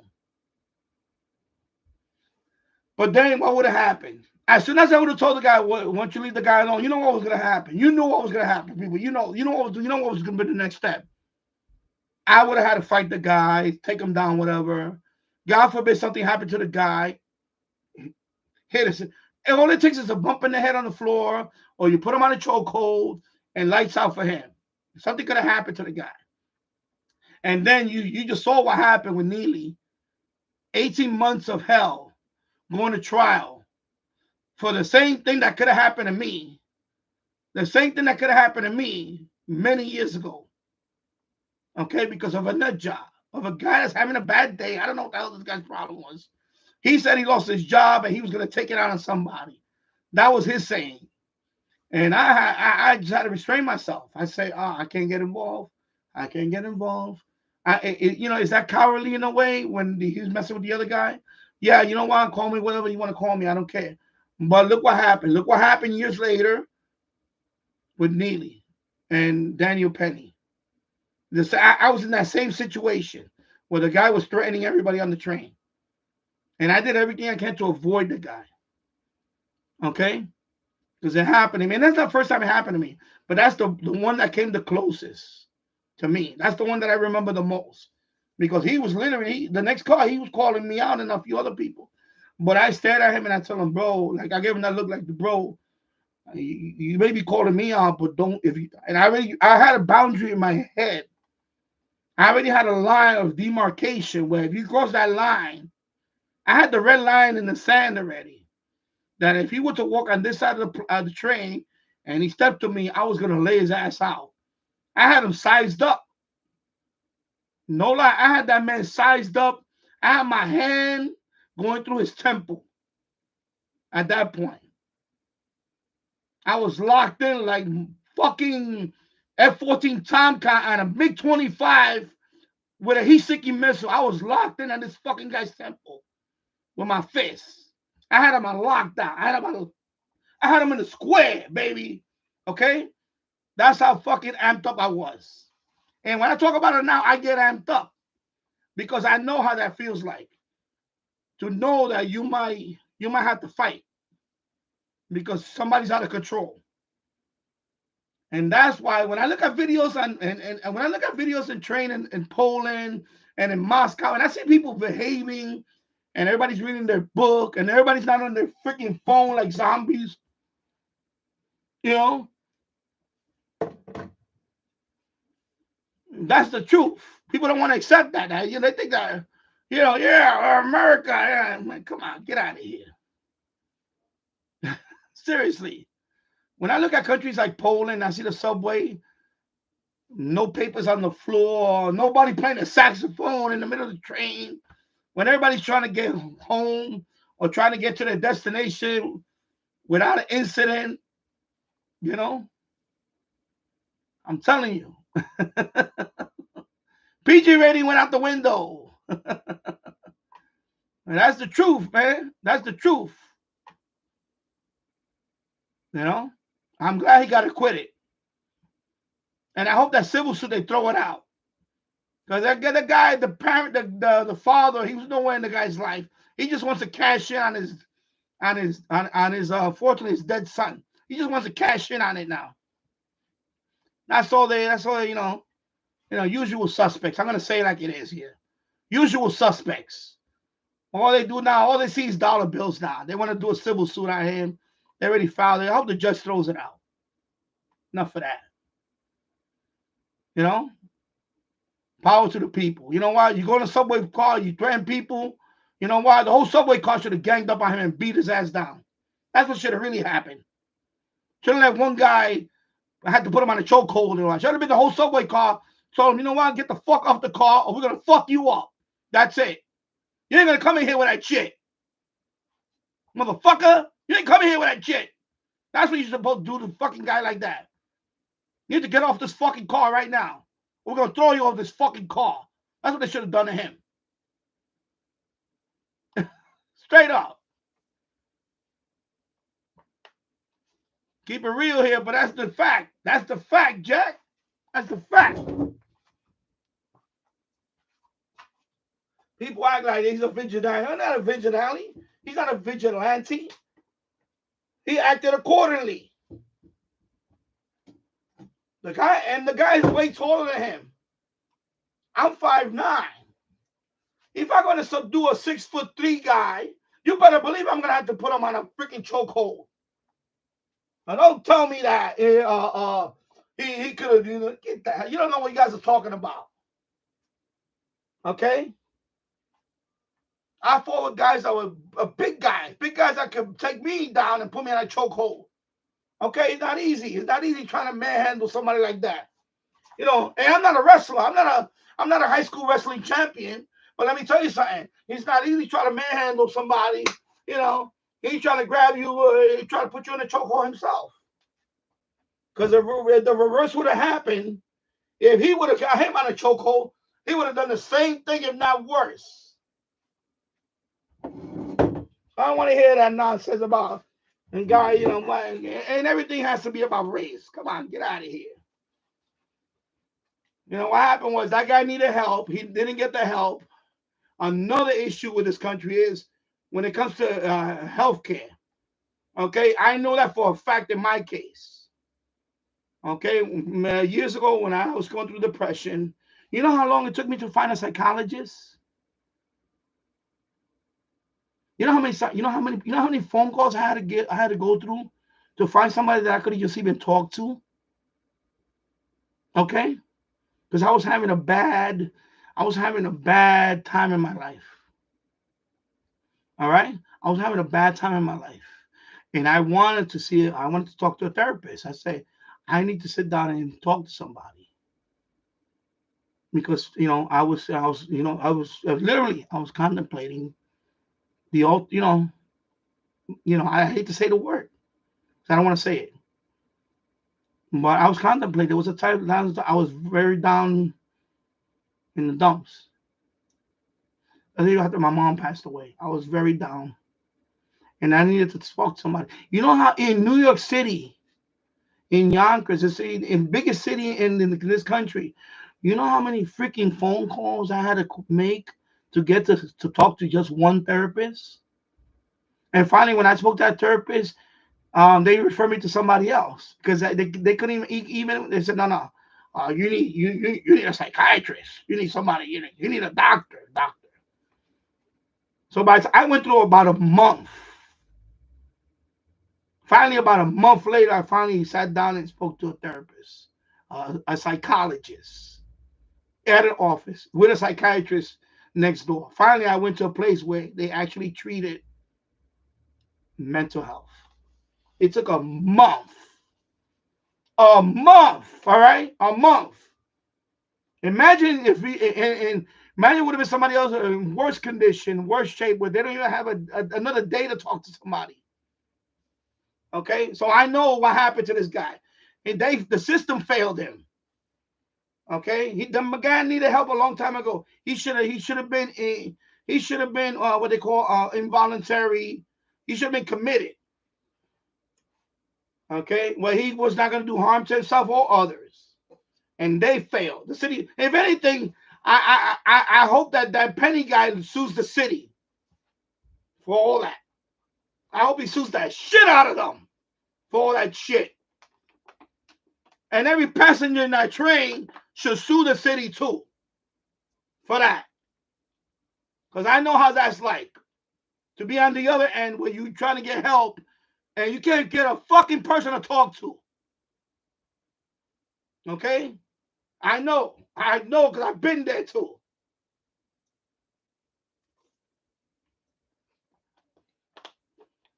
Smash that like button, people. I keep it real here. Even when I get worked up. Be right back. I'm gonna get another bottle of water.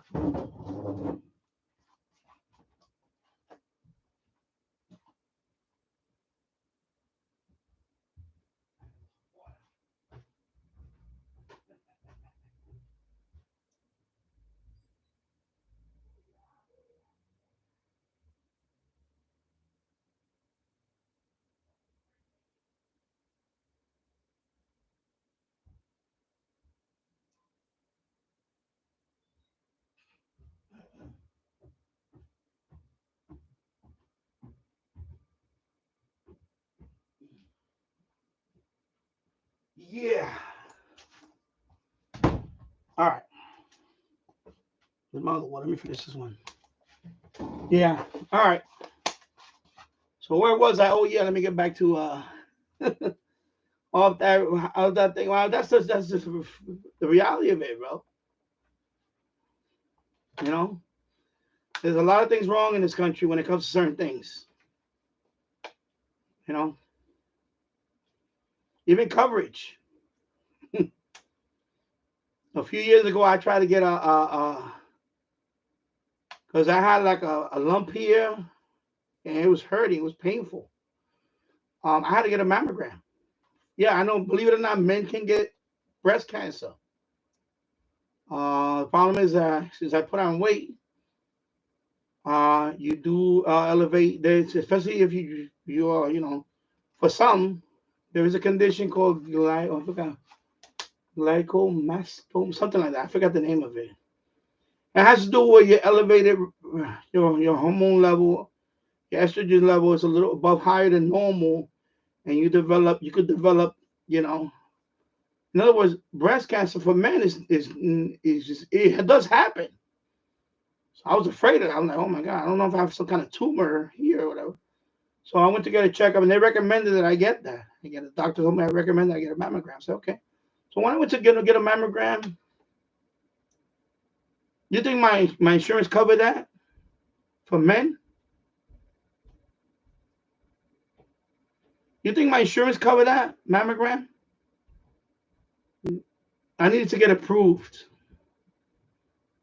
I needed to get approved. So no. Your insurance does not cover it. We're gonna have to get it approved. I said, what? My insurance does not cover that? Are you fucking kidding me? Are you kidding me that shit doesn't cover it? So I had to wait 2 more weeks. So they had to make phone call. I had to call them back and remind them. So finally, about 2 weeks later, they said, okay, you got approved. You got approved for the mammogram. Okay, so we're gonna schedule in. You come in. So I did it. I did a mammogram. I went to, and they do MR, or they do the X-ray thing. You know the whole thing. When women go through the same thing, I went through the same thing. And she told me, no, it's just it's benign. There's nothing there. Don't worry about it. You don't have there's no cancer, nothing. I was like, okay. You know, and while you're waiting for those 2 weeks, that's all you can think about. That's all you can think about. Remember, when you're waiting, you're thinking about all this crap. Thinking about, you know, your cancer. I got cancer in me, and they're taking the time to approve a procedure. So yeah, there's issues with that. There's flaws. There is flaws in the healthcare. Don't get me wrong, there is. Yeah, I'm sorry about that. You gotta love a good Danny rant. Sorry about that. Sorry. No, but I just point out stuff that does happen, and it does happen. You know, that Daniel Penny guy should have never went through this whole thing. He should have never went through this whole trial. He was just trying to get to one place to another. You know, he was just trying to get from one place to another. He just happened to be on the wrong car. And he's a stand-up guy. He's an honorable guy. He's a Marine. There's no former Marine. He's a Marine. When you're a Marine, you're a Marine for life. He's a Marine. Right? He's trying to do the right thing. He's trying to say, you know what? I'm going to step up, because he's threatening everybody on this train. and he tried to subdue him. You know, and a couple of people even had to help out. A couple of people even helped him out until the police arrived. So he's trying to do the right thing, and he got dragged through all this. You know, right now he's never going to be able to walk down the streets safely, especially when the BLM and all that are calling out for his. They're basically calling out for somebody to take him out now. So now he's never going to be safe. This guy's never going to be safe. He's never going to be safe because of this one incident. His life just altered forever because of this one incident. And I know because I went through that. I seen that. And it's not only me, many people have seen that. We seen that. We seen that. I almost had confrontations because I almost had a, you know, and I play to win, bro. I play to win. When I say I play to win, that means I don't lose.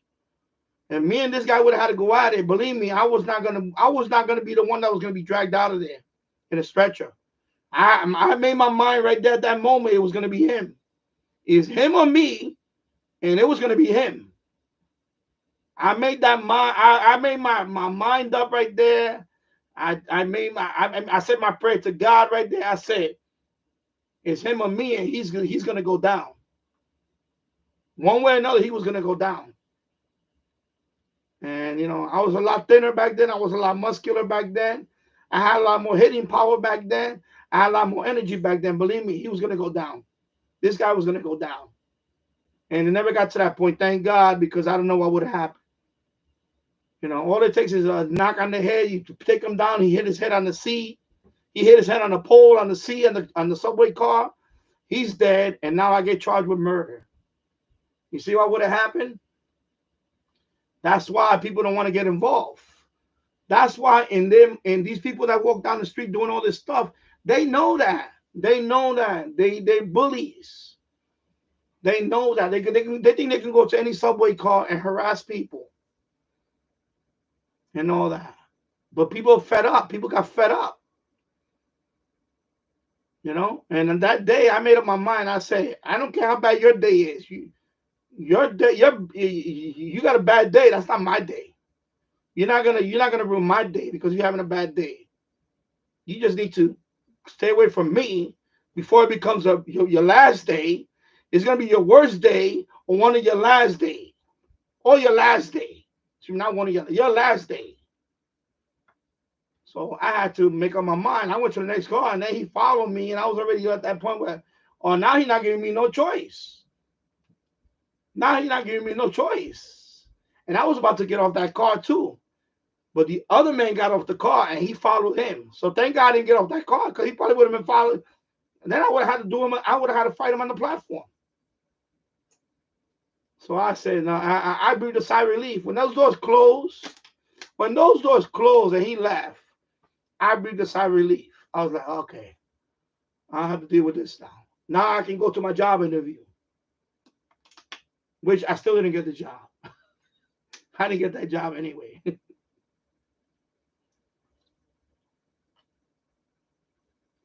So yeah, I'm sorry I got to curse, but you know what?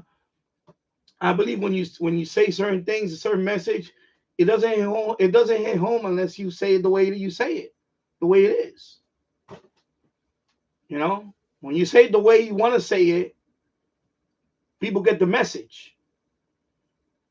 And this happens. This happens every day in every major subway. You're going to have people like that are going to harass people out there, and people are going to have to put a stop to it. Unless you're going to have a cop, unless you're going to have a police officer in every car, on every train system, every subway system in this country, especially in New York City, that's not going to stop. You're always going to have an idiot like that. I've seen many. Especially the street performers, too. There's another group of people that just bother people.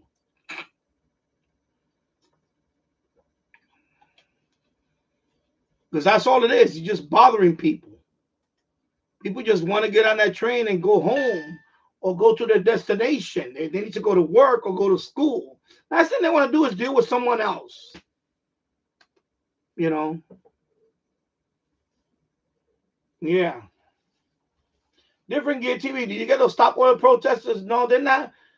There was a couple of them in the beginning of that stuff, but and they quickly realized that they can't do that in New York City. First of all, over here, actually the police will drag them out. Believe it or not, it's one of the few things they enforce here very well is shutting down highways or streets. The only biggest group that's been doing that in the last, well, since the whole October 7th massacre, terrorist attack, I'm gonna call it, was what is those people, the Free Palestine. They're the most obnoxious people. The Macy's Christmas parade. I mean, excuse me, the Thanksgiving Day parade. They actually stopped the parade. The Free Palestine people, they actually went out and tried. Momentarily, they stopped the parade. The Thanksgiving Day parade. They went out there and there was a few people, a few of them, and right away the police dragged them out of there. They all got arrested. So yeah, those are the people that really are causing the most issues now. Is the Free Palestine, the Free Palestine idiots. I don't care, people, whatever. I don't care about whatever. I just don't care. I'm sorry, when you're talking about the elimination of another country, because you know what, let me tell you something. They had their chance. I'm gonna quickly talk about this for two minutes. Palestinians had their chance to have their own state, and you know who messed it up? You know who fucked it up for them? Was Arafat. Arafat fucked it up for them. There was a recent interview with Bill Clinton. Bill Clinton actually had the deal. He had the deal. He had the deal that they were going to get the state of Palestine. And Arafat, because of his own greed, he knew that the minute they had a state of Palestine, they were going to vote him out. He just wanted to stay in power. As the PLO, PLO, whatever, PLO, what is it, PLO? Yeah, PLO. So at that time, it was Arafat. So because he wanted to keep his own power, his own grip on the Palestinian organization thing, that would have turned into the actual state of Palestine, where they would have elect their own leader. He was not going to be elected. They was probably going to elect somebody else. He reneged on the deal. So if you got anybody to blame, it was Arafat. Arafat was the one that fucked it up for you guys. Arafat was the one that fucked it up for you guys when you guys had a chance. The deal was in the making. Bill Clinton had the deal that you guys would have had your state, but you guys fucked it up with Arafat. Okay? And that's the truth. And you go look it up. Go look it up. I'm not saying that. I'm telling you, go look it up. They had it. At that time, I forgot who was the prime minister of Israel. Was it can't remember. It was not this guy. It was some. This is when Bill Clinton was president. But Arafat was the one that fucked everything up. He fucked everything up for his own, because he knew that the minute Palestine became an official state, he was not gonna be the president of New Palestine. It was gonna be somebody else. That we're gonna say, thank you, Arafat, for getting us to this point, but now we're gonna elect the first official, or president, whatever title they were gonna give that person in the newly created. But Arafat prevented that. Arafat threw a monkey wrench on there. And he never wanted that to happen, because he would have lost his grip on the PLO. And that is a fact. And you can look it up. Okay? And that's when they fucked up. They fucked up on that. They had the deal. They had the deal ready to be signed, and he backed off. Okay? Go do your research and look it up. And I knew that for years. I remember that. And they were this close. And in the recent interview with Bill Clinton, it was just a few days ago. Go look it up. He said it. He said we had the deal. We had the deal. We had everything lined up.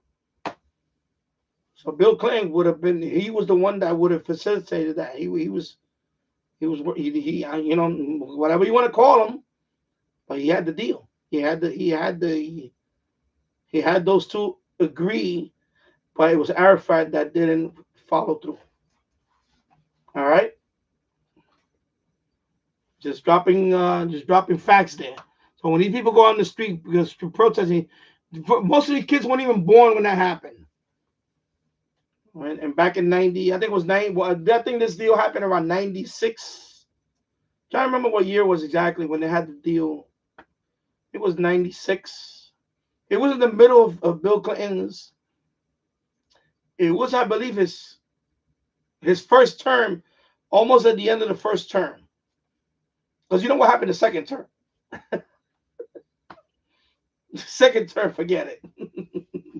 It was just Monica Lewinsky. But it was the first term. Related to the first term, I believe that's when he had that deal. He had the deal. He pretty much had the deal. It might have been even the second term, midway to the second term. It was right before the whole thing with the Monica Lewinsky blew up. But yeah, he had that deal. He had the deal. And Arafat, for his own... Remember how much he was worth when he died? He embezzled billions. I think when Arafat finally passed away, he was worth like $5 or $6 billion or something. He was a billionaire. People didn't know that about Arafat. He was a billionaire. All that money that he stole.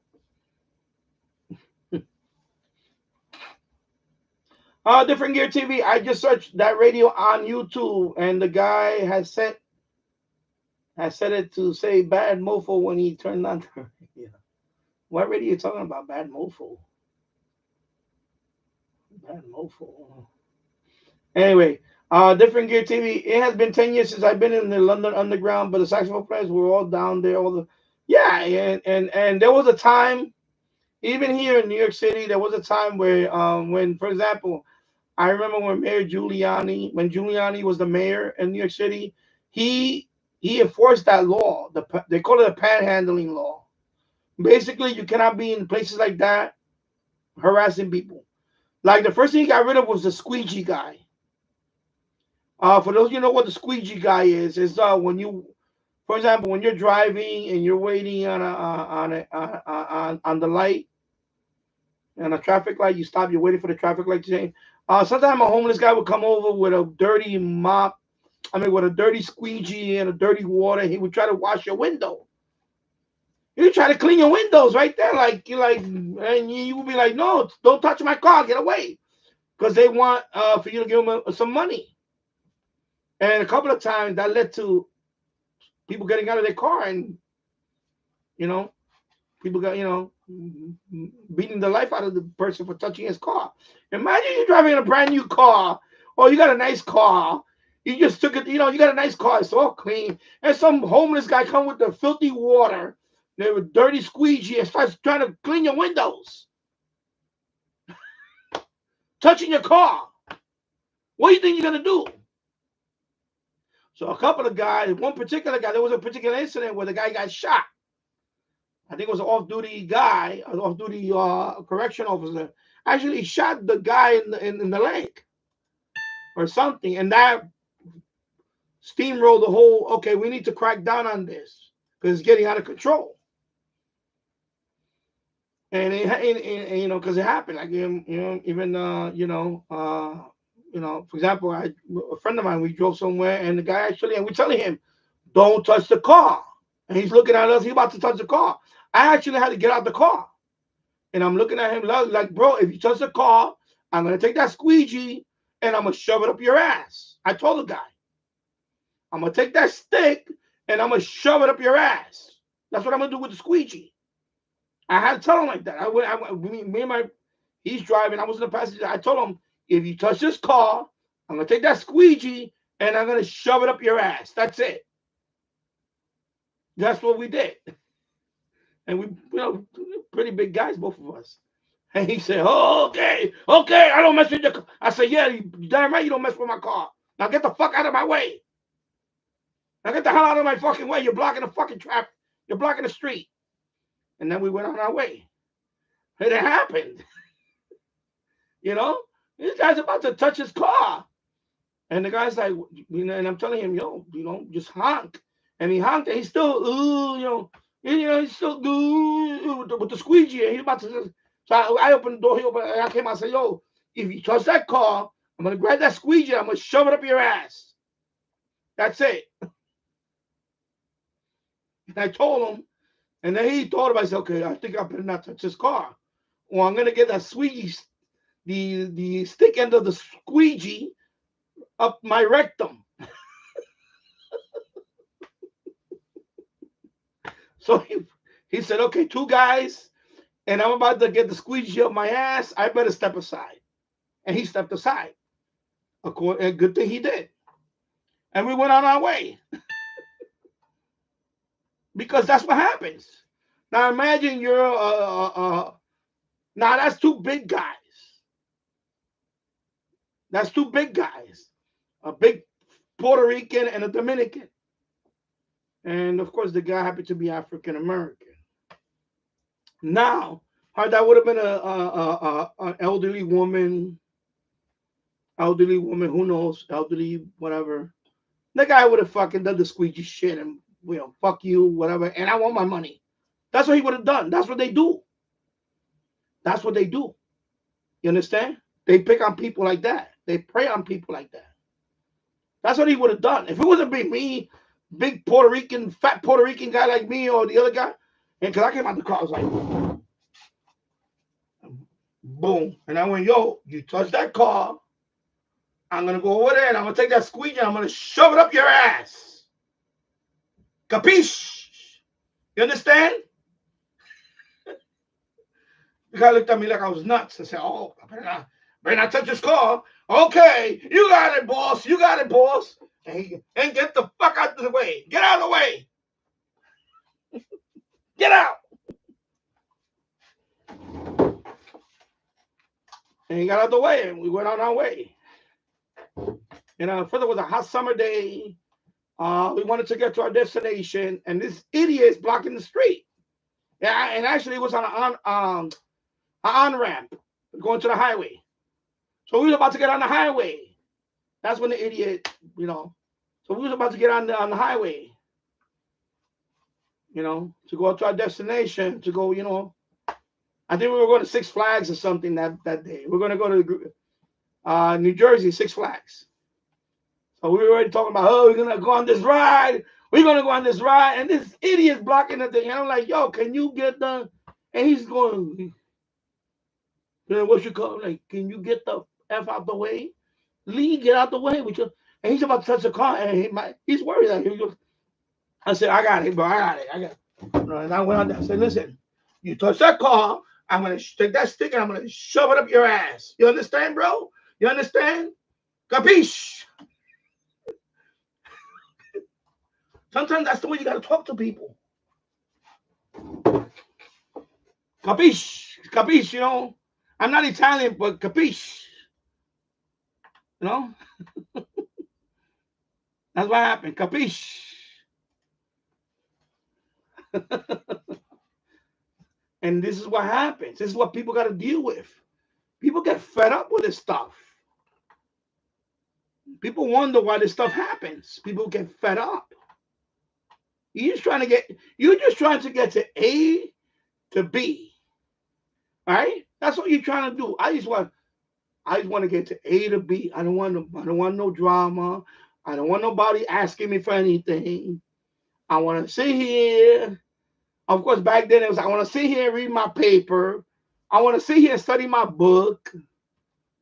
You know, I want to subway. I want to study my book. I don't want my, you know, but they always gonna have a knucklehead out there. And I always want some. You know, because that's what they are, knuckleheads. They just want to be in your life. They want to ruin they want to piss on your Cheerios. That's what we call it, right? Who pissed on your Cheerios? You know, that's that.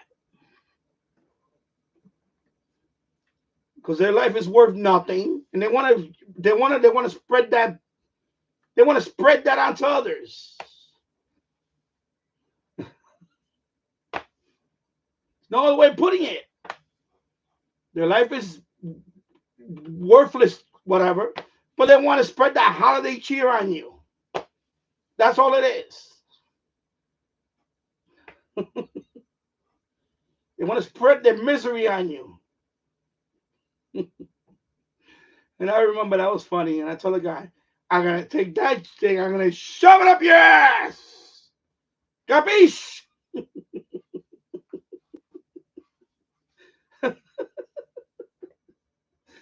Oh my God.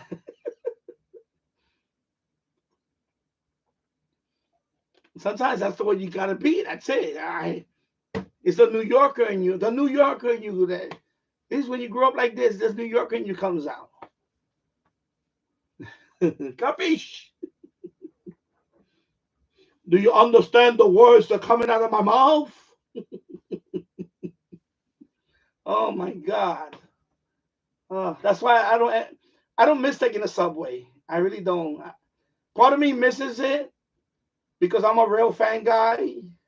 I'm a real fan guy. I have a real fan channel, Danny Real Fan. If you go check out when you go to my home page on my channel, check out Danny Real Fan. I got a couple of commuter catches here, but I want to go in the city again. I want to do subway cars, but right now I just can't right now because I can't deal with the stupidity that goes on right now. I can't deal with the stupidity because I know I'm gonna be shooting my shot. Somebody is gonna be hovering around me. And he's gonna get too close to me, and I'm gonna be like, "Yo, bro, you invading my space. What are you gonna do? What I'm gonna do? Fuck! That's what I'm gonna do to you, bro. Fuck!" And I'm gonna keep walking. Problem is now you got a lot of cameras. Back in the 90s, let me tell you. You wanna know what's a great decade to do stuff like that? Back in the 80s. When I would do one of these to somebody that deserved it, there was no cameras around. I would just go to the next station, you know, or go across the platform and get on the train. I'm done. You won't find me. That's it. Boom, disappear. Oh, but now there's cameras everywhere. So even if you knock somebody out, they got you on film knocking somebody out. So now you can't even do that. You know, because you're always gonna have those people around you. You know, they let you close to you. They want to sit on your lap when you're sitting down. Then you have to do one of these numbers. Ugh! You know, then you have to get up and leave while the guy's holding his nose, and the guy's trying to hold his nose together while you clock them. And then now, the minute you walk out the train, even on the train, there's cameras now. And people have their phones now. The minute people hear two people, you know how people are. The minute, exactly. There you go. The minute you hear two people talking, arguing, people are already recording it. Oh my God, this drama's about to go down. And then you become viral. Right? And there you go. The worst case scenario, you become viral. Here's Danny. Here's that Danny guy knocking somebody out for the world to see now. There goes your reputation when it comes to getting a job or whatever. Who knows why? Whatever. You know what I'm saying? Whatever. And because they'll spin that around. Don't make memes. Don't make memes. They'll make memes out of you, which is what, especially if they're funny, they can make memes from you. Oh my God, imagine that you become a meme. Your internet fame is becoming a meme.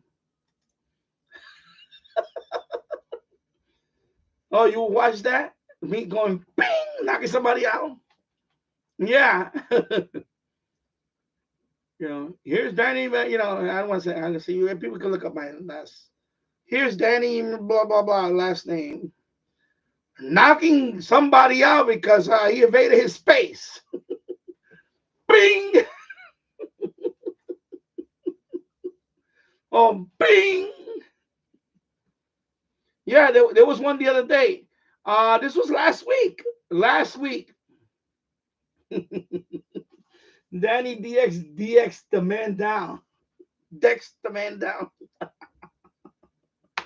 There was one last week that the African American guy was sitting this way, right? He's sitting like the window is here, there's a seat there, but then there's another seat that's perpendicular. So the guy, I guess, he's like, I'm gonna just try to describe it. Let me see. So the guy is sitting facing this way, but then they have a seat that's facing this way, right? So the guy happens to sit on this seat. Like he just sat on this seat. He's not invading his space. But then this guy starts saying, he starts chattering with him, like he's saying, "Oh, you should too close to me." He's telling the guy, "Look, I'm just sitting here." So he told the guy, "Look, I'm sitting here, chill out." So he's like, "Chill out." The guy. So the guy's looking at him like he wants to deck him. So the guy, what he does, he punches this guy. He decks him. He punches him right here. And then they were like kind of going at it. But clearly this guy started it. I don't find that to be a problem. If you're sitting on your seat and there's another seat over here, he's sitting over here, you're not invading my space because that's the seat. It's when people get too close to you, like the two seats together, and they really kind of, like literally they're sitting on your lap. That's when there's a problem. But this guy wasn't a problem.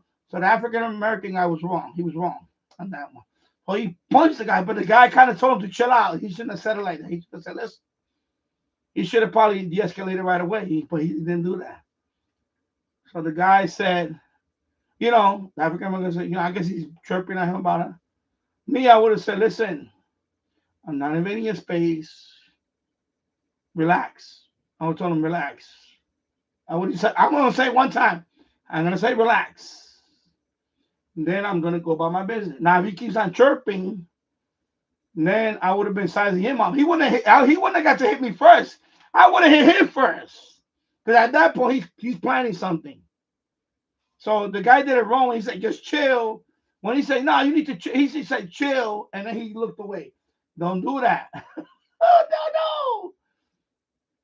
I would have told the guy to calm down. I'm not in your space. I don't want no problem. That's it.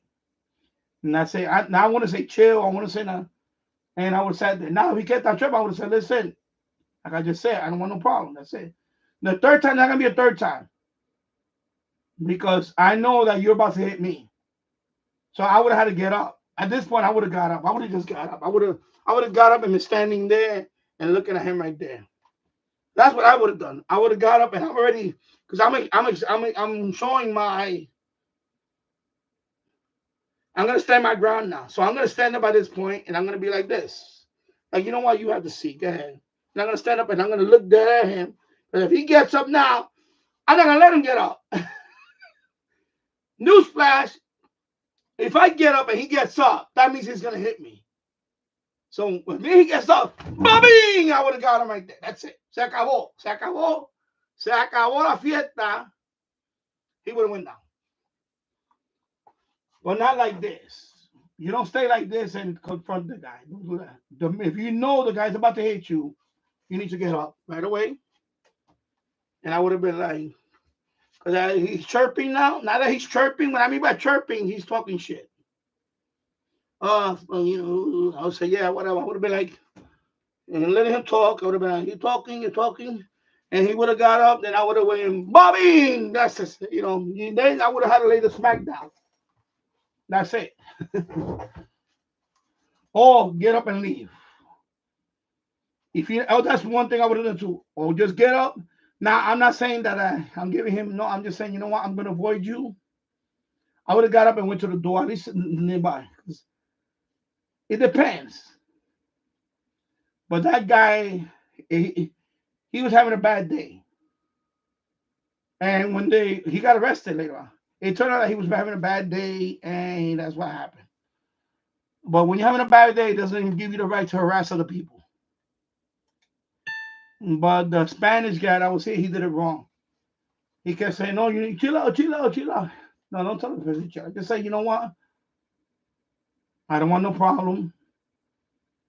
I'm not invading your space. That's it. I'm gonna sit here, and that's it. Now, if he kept talking, now you know he's not gonna let it go. He's not gonna let it go, and you better be on alert. That's what I would have got right away. Because the minute you say to chill, and he would have kept on. Because I had that happen too, by the way. The person said something to me, and I told him, listen, I don't want no issue. I don't want no problem. That's it. I told him, I'm letting him know that after I say something, if you keep on, there's going to be a problem. You escalating it now. Now you escalating it. I'm addressing your blah, blah, blah, blah. And after this point now, you're escalating it. I try to de-escalate it. When he's chirping, because I sat down, I'm going to let him know I don't have a problem. You don't have a problem. That's it. If you chirp after that, now you have the problem, and now I need to be on alert. That's what happened. But the man didn't. But he didn't. He only got a couple of scratches. But he handled it wrong. He put down his guard. He could have done worse to him. He could have, God forbid, he could have done with a knife or something. But he punched him. He just punched him over here a couple of times. And then somebody else got in and they broke it up. But he did it wrong. I would have just said, listen, that's it. I don't got a problem. You don't got a problem. That's it. I'm gonna leave it at that. That's it. And I'm letting him know that, look, I'm not gonna argue with you because I don't got time for that either. Now, if you keep on, there's gonna be a problem. That's it. Not gonna be a problem with me. Gonna be a problem with you. Now you're gonna deal with a pissed off. Now you're pissing me off. I don't want to be pissed off. So that's when the guy kept on. No, as soon as he said to chill out, 5, 4, 3, 2, 1, the guy punched him. Boom. And he started wailing at him. So he already had his set that he was gonna hit. Whoever sat on that seat, he was gonna harass them. And that's what happened. Whoever sat on that seat, next time he was gonna harass the hell out of them. Because he thought he was invading his space. So that didn't know. The guy didn't know anybody. He just sat there minding his business. And then the guy started looking at him like, what are you sitting here? And I told him, chill out. I'm sitting here. That's it. Nothing wrong with sitting next to a person. It's the way you do it. And don't be obnoxious about it. Don't be like, I have people almost knock over something that I have. Now that's being obnoxious. I had people try to sit nearby me and he almost knocked over something. But right away they apologize. Oh, I'm sorry. I'm sorry. I said, okay. Better say sorry. I had that happen to me. Somebody almost elbowed me sitting down. I'm looking at him like, yo, bro, what the hell, bro? Oh, I'm sorry. I'm like, okay. And I let it go. That's it. Because he apologized. Say, oh, I'm sorry. I had that happen. Some people bump into you by accident. People bump into you. Hey, when I go to the grocery store over here, sometimes it happens. People bump into you. Like sometimes I go in the grocery store, and especially that grocery store down there, sometimes people are drinking beer in there already on a Friday night or whatever, on a Thursday night. And they'll bump into me, and I'm like, bro, watch where you're going, bro. But I say in a subtle way, like, go, está bien, okay. And they say, oh, I'm sorry. I'm like, okay, that's good. That's it. Now, if they flex up, oh, yeah, what are you going to do? Oh, okay, well, I'm going to give you a warning, and then I'm going to knock you out. Because you're drunk, and I'm not. And I know if I hit you in the chin, you go down.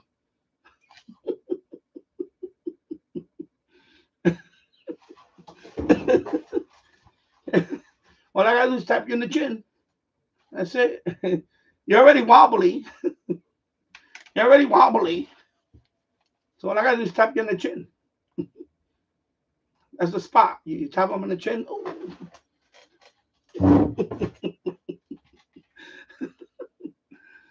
Yeah. I could write a book about that one. On dealing with drunk assholes. What's the spot you want to put them to sleep? Get them in the chin. safely on the chin. But if you go up here, oh my God, yeah. I did that to the former tenant. I remember that one. I keep saying that. I say that story a few times already. Cause he swung at me, and I swear, bing. I never seen a man turn into Jello so fast. You see a standing man, all of a sudden he turns into Jello. Laid out on the floor like Jello.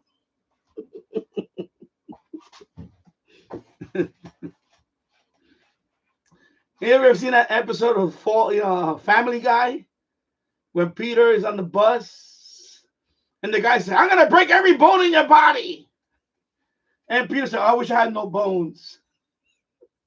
I don't know if you remember. Go look it up on YouTube.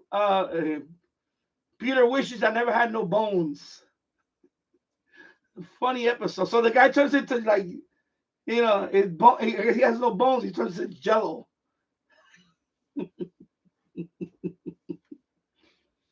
He said, I'm gonna break the guy. I guess he bumped into him on the bus or something. So Peter was like, oh boy. So it was a genie.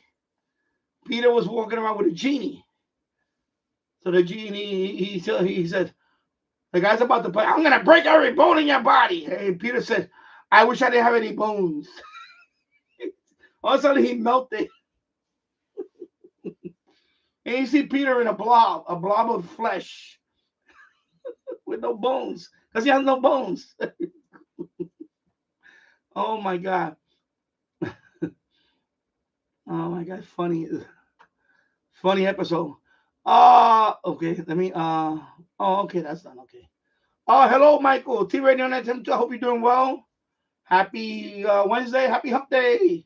And did you get your, where's mine at? Your SSB HF Plus Discovery working? Did you get yours working? My issue was the cable. The cable. Oh, okay, good. Yeah, my issue was the cable. The cable that I was using with this wasn't working. It wasn't seeing it. I switched to this cable.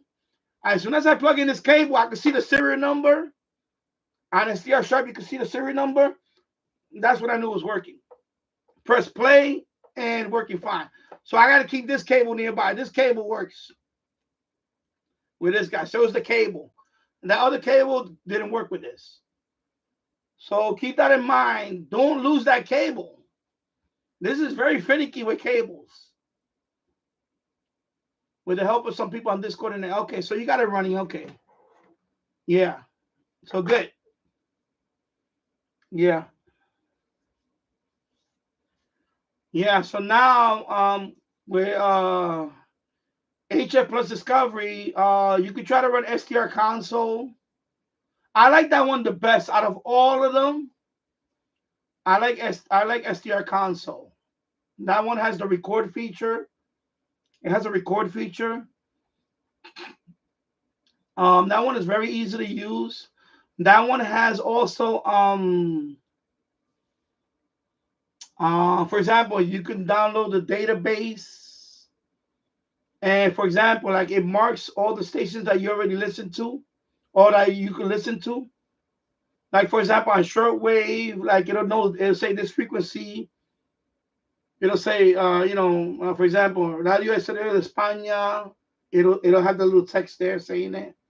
This frequency is voice of like Voice of America and things like that. So you can incorporate databases with the SDR console and all that. It's very nice. I like the way it looks too. I like the analog S meter look of it. I like that stuff. SDR console to me, out of all of them, they also have a 3D. They also have a 3D S meter, like what Yaesu has on the like what Jill's has on the Yaesu. They have that 3D waterfall type thing. They have that with SDR console. They have a 3D. No, they have that too. out of all of them, I really started using SDR console a lot. I really like that one. HD SDR is okay. It looks nice. But to me, it's too finicky. And also, the problem with HD SDR is the calibration. I always have issue with the calibration on that. So I'm not a fan of HD SDR. It does look nice. But out of all of them, I like SDR console the best out of all of them. Now SDR plus plus, I heard that one is good too. I tried it. It's pretty good, but it's missing. At the time that I was using it, it was missing a few notch filters. So that's why I didn't really, now I'm sure, I don't know if they updated it now. I'm sure they did. So SDR plus plus, another one you could look into. Yeah, it's complicated, but it's more finicky. When it works good, it works good. But honestly, I never really need it because SDR console to me is the one. SDR console works the best for me out the box. You don't need to do much on it. It has quite a bit of modes. Has a whole bunch of modes on it. You got your CW mode. You got CW. It has a lot of modes. It has CW USB. It has CW LSB. It has really specific modes. Upper sideband, lower sideband, of course. It has narrow FM, wide FM. It has another FM. I think it's called. It has like 4 different FM modes, I believe. Of course, it has the synchronous. What do they call it? Synchronous. It has that one, the synchronous. I tried SDR plus, but I couldn't. It couldn't start. Yeah, I would try. I would just play around with SDR console, especially if you plan to record. If you plan to record, also SDR console. I believe that one also has RDS. Or I think you can even do RDS on it. Oh yeah, you can. You saw that I did it when I was tuning the FM band. Remember, I was tuning the FM band on it on my. No, you don't need to. You just the same. Yeah, when you open up SDR console, it's pretty straightforward. You'll see it's pretty straightforward. That's why I like it too. It's not very easy to set up. So when you first install it, I think it's gonna ask you to install. When you install SDR console, you're gonna install C++. Like .NET, but with SDR console, I think you have to install C++. Some kind of C++ is gonna do that too. Then once you install all that. When you open up SDR console, when you go to radio or something, you just select. It's probably gonna see it right there. Every time you start SDR console, you got to select the radio. So you select, it'll be on the list. SPY HF plus Discovery. You select that and you press play. That's it. Yeah, C++. C++. It's some kind of C++ that it needs to run with it. But it works. I like it. I that's one of the few that I always tell people to try. SDR console. But I agree with you on HD SDR. It can be complicated to use. I know when I don't use it for a long time, I tend to forget, and I have to fiddle around with settings. But I get it. But to me, the problem with HD SDR is the calibration. Sometimes it's not accurate, the frequency, and you have to calibrate. I don't want to deal with all that. Although the other ones you have to calibrate too, but not as you don't have to. But SDR console for me is the best out of all of them. In terms of, I say, you can do a lot on it. Is there a way to change bands on SDR sharp? I usually just put on the frequency and that's it. Yeah, I don't recall if they have like a, I know like SDR console, you have the band button, just click on the band. SDR console has that, by the way. You can just switch bands. They have like a pull down menu, and you say, okay, you know, right here, you just they have an option where it displays it, and you just click on it and take you to, I believe, I remember SDR console. I just put in the frequency and that's it. For SDR sharp, I had to use, normally I just put the frequency. I don't ever have to do click on the band and take me to that band. No, that's a good question, but I never did that with SDR sharp. I never use SDR sharp a lot. That's the other thing. For me, I never used it a lot, because I just never. It's good. SDR sharp is good for a couple of things. One big thing about SDR sharp is there is a lot of plugins for it. A lot of plugins, free plugins. But the problem is that the other commercial ones caught up now. There was a time that SDR sharp was, and it still is, by the way, for VHF, UHF. There is a lot of good plugins for it, as opposed to, for example, SDR Play. You know, it's more proprietary. Their browser and their plugins. But the other one's caught up now. So yeah, so in terms of changing the bands, I think you just got to put in the frequency or just tune to that frequency, and that's it. There is no shortcut. If you want to go to, like, for example, 160 meter band, 80 meter band, I don't think they have like just one click, you go there. I think for that you have to set, like, you have to do like presets. But again, it goes back to you have to do it. Because I know on SDR Uno, you don't have, there are little buttons. You just click on the button and take you to that frequency. To that band, excuse me, that band. For example, if I want to go to 40 meters, boom. If I want to go to amateur bands, there are amateur bands, and then there's broadcast bands.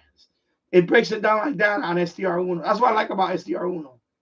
You have your broadcast, shortwave broadcast bands, and then you have your ham radio bands. So of course they're slightly different, obviously, for obvious reasons. So if you want to go on the shortwave broadcast bands, there's buttons there. You go on there and take you to the 31 meter band. You know what I'm saying? So SDR sharp doesn't have any of that. You have to just manually put the band, the frequency, and that's it. So for me, I haven't used it a lot anymore because I don't need to. I'm an SDR Uno guy. I love SDR Uno. When I'm using the HF Plus Discovery, I use it with SDR console. That's my SDR choice for that one, SDR console. I love SDR console. It's just much easier to use. There is a lot of options on it. There's a well-developed, you know. So I like the SDR console. I would use that. And that one, there is an area, I think it's a pull-down menu where you could switch bands. Actually, it's on top of the, yeah, when you go to the top of the SDR Uno, on the top of the SDR console, there's tabs. So you could set, there's tabs for like the bands. Or there's a tab and there's a pull down and you see all the bands there for different, like there's a, for the shortwave broadcast. Let me open it up, I'll show you. Let me see. Because right now I'm running, let me see if I can open it without, I can open it without the SDR hooked up. Yeah. So let me show you. So when you first open it up, in my case, I got two radios hooked up to it. When you first open it up, it's going to look like this, right? Okay, this lighting is up. Okay. So you see, in my case, I got in my case, I got the both radios set up there. You can see. So I just select the radio and press start, and that's it. Because I already got my 2 radios set up there. I don't want to keep it there for too long because but you have it here. I think when you go up here. Oh, right now, I need to close this. Okay. I think is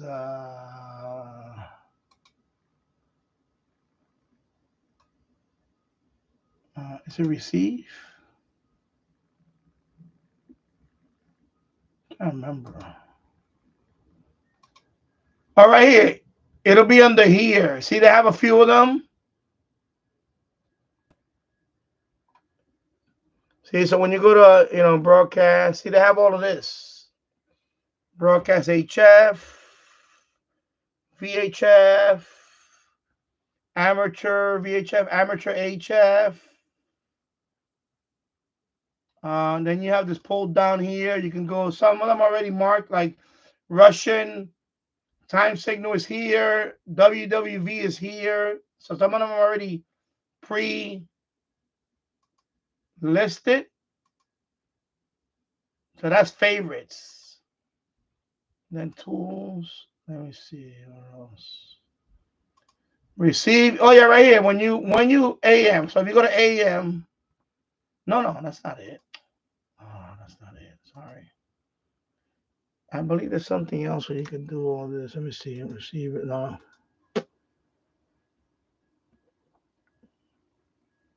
I mean, I never had to use this because I kind of put the frequency in and that's it. I believe you can set up like a area here where you can just put the band and you click on it but it's not complicated to use. It's very let me see, receive, let me see, basic. That's just a layout. Let me see, band plan. Let me see something. No, that's not it.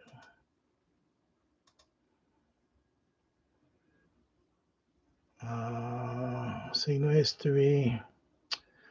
Yeah, I never really used that because I usually know what frequency I'm going to. I here at least you can set it up.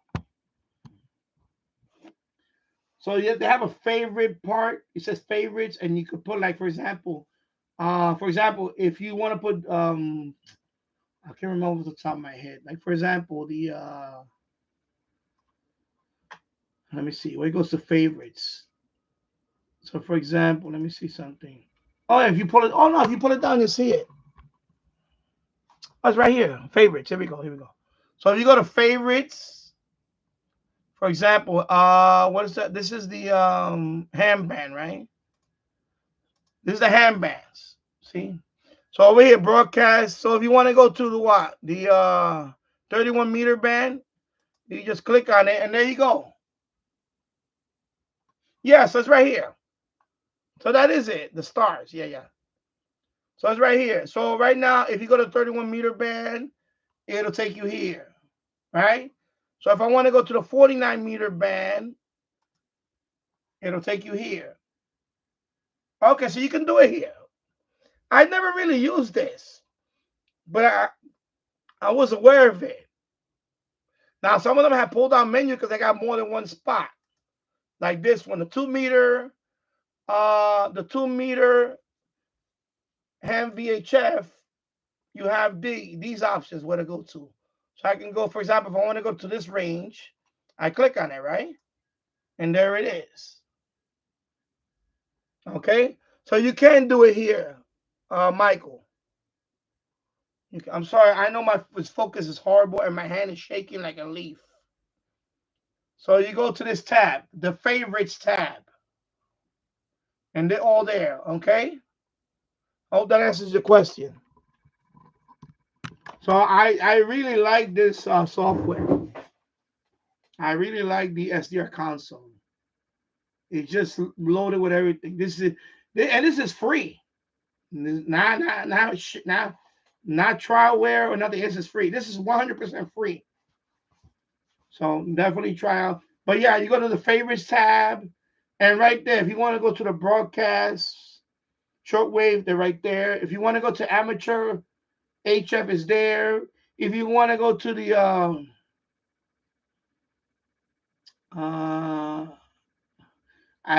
long wave is there, right? Broadcast HF right there. So if you want to go to let it focus. If you want to go to medium wave, is right there. So I guess it starts out there. So I guess it's in the middle of the band or something, But I guess it'll remember, and then long wave, that's long wave, right? 215. And if you want to go below that, here, nah. So over here on amateur HF, you can go all the way down to there. And the 630 meter band is here. And you'll see it there. It also tell you here. I know my hand is shaking like a leaf. I'm sorry. So it's like SDR sharp. You do have the thing to tell you where you at too. So yeah, so it's very, I don't use it because I know where to go. I just go, what. But if you want to go there quickly, you can do that. Yeah. So there you go. And then also the record playback is here. This is all dedicated to the recording and playback. I'm sorry, let me go here. So you have all of this record stuff. Data recording is right here. Audio recording, data recording. That's when you want to record the whole, like for example, the whole medium wave band is here. I don't know about the scheduler part. I never did the scheduling on this one. Oh, it's right there, the scheduler. So they do have a scheduler now. But yeah, I use the recording feature here. This is the playback. And that's the scheduler. Okay? So when you want to do that, leave it on, like you want to do, like, for example, maybe you want to record the top of the hour, like a couple of minutes before the top of the hour to a couple of minutes after the top of the hour. On the medium wave band, you can do it here. And then as soon as it's done, you play it back. And then you can tune it like every other. Even though you're playing it back, you can literally tune the whole band and see if you caught a station during those, So on the medium wave band, it's pretty, 2 megahertz. You can record it to 2 megahertz. So you get, 2 megahertz, pretty much you get the whole medium wave band. Now on FM, 2 megahertz is not going to get you much. It's going to get you 1 or 2 stations, maybe 3 stations. And remember, it's a lot. FM band is a lot wider than the medium wave band by a lot. So, and also the audio quality, so it's a bigger file. So we're talking about gigabytes, a few minutes, as opposed to when you're recording the medium wave band. When you record the medium wave band, even if it's 5 minutes of medium wave band, of the whole medium wave band, maybe 1 gigabyte. 1 gigabyte, or it depends, As opposed to FM, it's just gobbles up. So remember, the higher bit rate, the audio is higher, the bandwidth, everything. So that's why for medium wave DXing, for FM DXing, it's more difficult. You got to pick one frequency, and hopefully there you can, and you only can do it a little bit at a time. Maybe a couple of minutes here and then. With the medium wave, I recorded like 5-10 minutes. I forgot I let it play, and then I go back and Another thing is you gotta have storage. When you start recording, you gotta have storage. At least, yeah. Well, you're gonna have to. You're not gonna have a choice. You're gonna have to pick at least one frequency, and because there's only a 2 megabyte window around there, so you gotta pick the frequency that and you can't do it for too long. Maybe because it adds up fast. Believe me, 5 minutes of FM is a lot more storage than 5 minutes on medium wave. Even though medium wave, you have the whole band. Medium wave is the whole band. That means all those stations, you got to record it. On FM, you might get one or two stations only. But 5 minutes of that is like, I'm telling you, I 3 or 4 gigabyte, you just as fast. But and medium wave, 1 gigabyte, maybe almost 5 minutes long or more. I think even up to 7, 8 minutes, 10 minutes. I forgot. The WAV file, because it puts it on a WAV file. But it's not a standard WAV file that you can just put it. So when you open it here, you see all the waterfall and everything, and you can just click on it and tune it like you're playing back. When you play it back, you see it, and you can pause it, and So that's why I think you should try it out on medium wave first.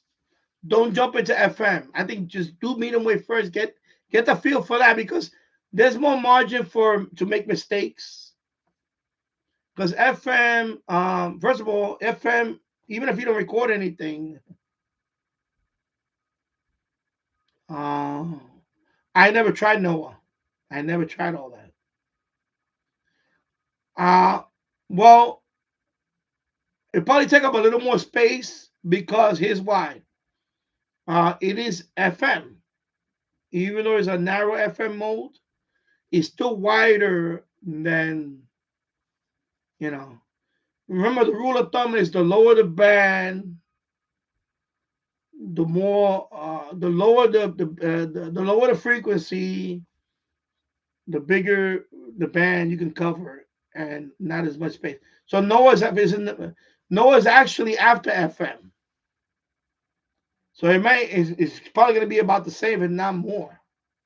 Although it's not FM stereo. Remember, it's not FM stereo.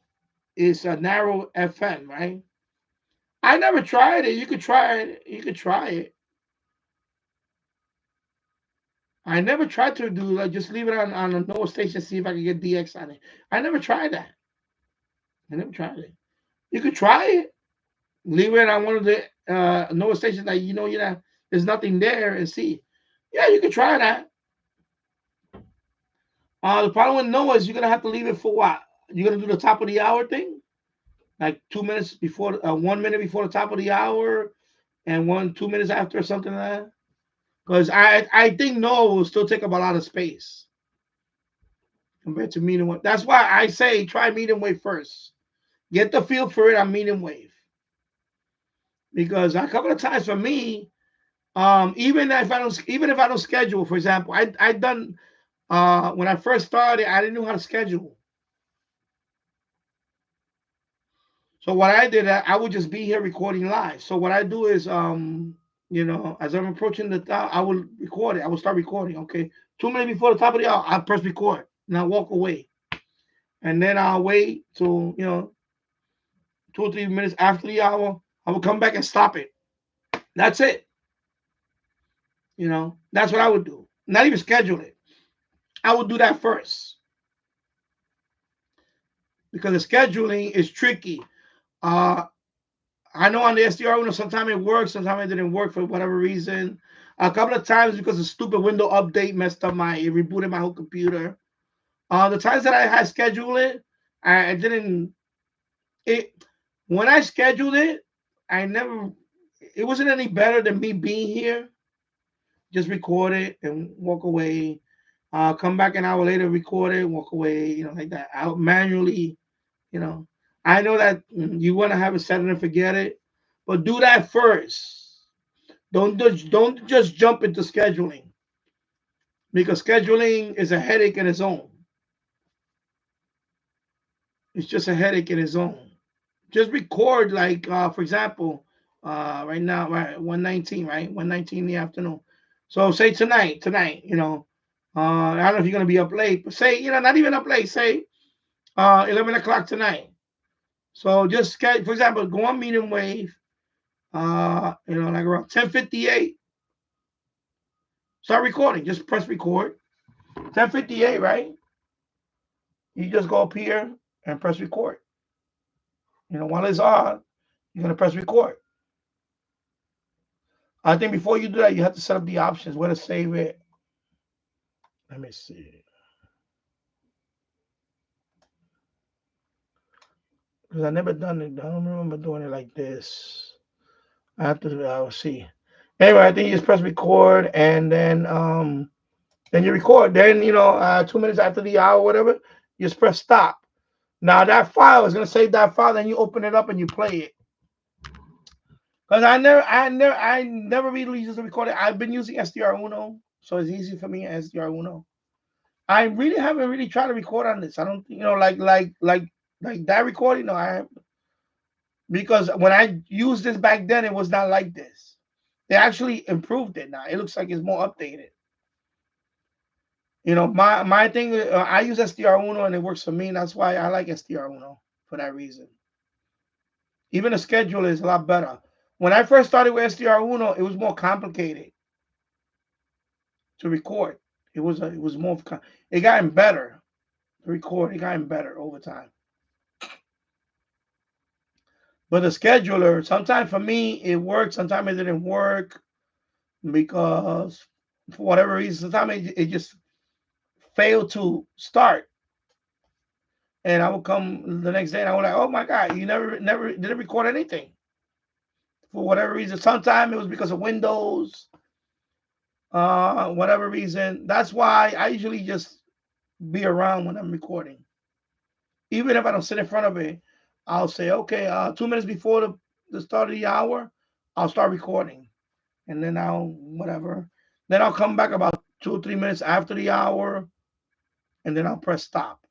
And then I'll go into the file and start going through it. That's usually the way I do it. I don't use the schedule as much because I just don't like to leave my computer on all the time, all night. I don't do that as much as I used to. So I would try that first. Because if you jump into scheduler, you're going to go crazy. You're going to go crazy. I'm telling you right now. If you don't listen to me, that's fine. I'm going to tell you right now, if you go straight to scheduler, start with a simple recording of the medium wave band. And then, and then do the, because FM is going to, the storage space is going to go fast. Especially if you don't have, and I'm talking about, this computer had a terabyte. No, not this one. The one upstairs that I have. That one has recordings on it. I fill up a terabyte hard drive in a matter of a lot of just recordings on medium wave and some FM within a few weeks. Just let it pile up. And I wound up filling up the drive. And I said, oh my God. And now I have to go through them and listen to it. So that's time you got to take too. I got recordings up there that I haven't heard. I got a whole bunch of them. I got about a terabyte and change of files that I have never went through. So I felt like I wasted my time instead of just, I don't want to, even if I listen, I pick up something there now, they do have it does have a timestamp on it, like what date. But I don't want to sit up there and listen to them now. I just don't have time. So you got to be careful with that too. You leave it on every night, you record, yeah, but now you got to sit there and go through each one. And that's where, oh my God, what did I get myself into? I would just do that. Just sit there and record it. And yeah, you listen to that station right there, but as soon as you press stop, now you can play it back, but listen to what else was on the rest of the band. See what I'm saying? So, and then you go in the band scope and you see, okay, while I was listening over here, this station popped up here. And that's how most of my catches were like that. I was here listening to it, but I was recording it, and then As soon as the top of the hour is over, I'll play it back and I'll stay tuning at the recorded band and I'll say, oh, look, I did pick up something over here. And then that piece, I'll bring up my OBS up and I'll record that playback. And that's what I do. I mean, if I have to make videos on this, it'll probably do well. Maybe I should make a video on this stuff. But the scheduler part is, a lot of people think that the scheduler part is easy. It's finicky. It's finicky. And even if you do the scheduler part, you know, even if you schedule so many recordings, before you know it, you're going to have a whole bunch of recordings that you're going to have to sit down and go through. You see what I'm saying? That's where I'm at. I have a whole bunch of recordings upstairs from a year ago. Some even older. And I still haven't sat down through those. And I'm sure I got a whole bunch of catches in there. You know, got a whole bunch of catches in there. You know, so yeah. I'll be right back. Let me go upstairs for a minute. I'll be right back.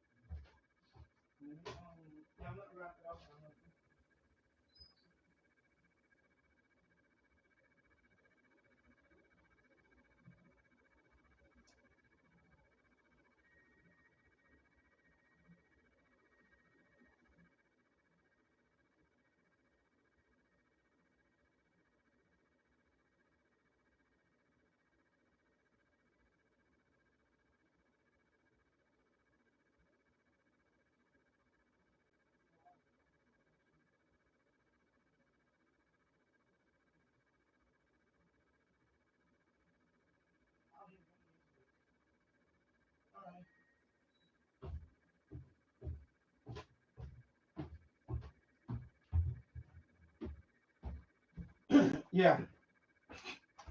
All right. I mean, that'll be interesting if you do that with the Noah band. I mean, that would be kind of interesting, to be honest. I never thought about that, you know, to use to record the Noah band. Excuse me, sorry. Yeah. And of course, this one, yeah, you can do the Noah band with this one. I think it's up to 300 megahertz. I think it's up to 300 or 200. I forgot. I think it's 300. 300, yeah. So, yeah, do some weather DX. Weather band DXing. Yeah, that would be interesting. But medium wave, you can record the whole band in one file. You have the whole band all the way from the bottom of the band all the way to the top of the band. And it doesn't take up a lot of space. But when you get to the FM band, and I don't know about the Noah band, but the FM band, the space is a lot more. It's much more space. Shortwave, I never really tried recording a shortwave. You know, like with I usually shortwave. I just tune the band and I just use OBS. You know, just to but recording like to get a medium wave DX. Yeah, that's for me. That's the only time I really use the record feature on this for medium wave DX. FMDX, I tried it, and I haven't had enough success on it. So yeah, you might. I mean, try. You could try it. You know, of course, try it. Yeah, you could try it. Yeah. Yeah, I know. Yeah, 160. Yeah, 162.4. You could try it. I mean, you know, you might. Yeah, you try it. I just never occurred. It never occurred to me to try it. Of course, for that also you have to hope that you have to wait till conditions are favorable. So that too, of course. You know. It's just for me. I don't have the patience for that stuff. I try. I try. You know, I try with FM. I'm more of a medium wave. You know, I'll leave it on medium wave, and I'm here nearby. I could be listening on this radio, and I'll just say, you know what, record this while I'm here. The scheduler, like I said, I've done it. You know, hit and miss on me a few times. And I'm not talking about this one. I'm talking about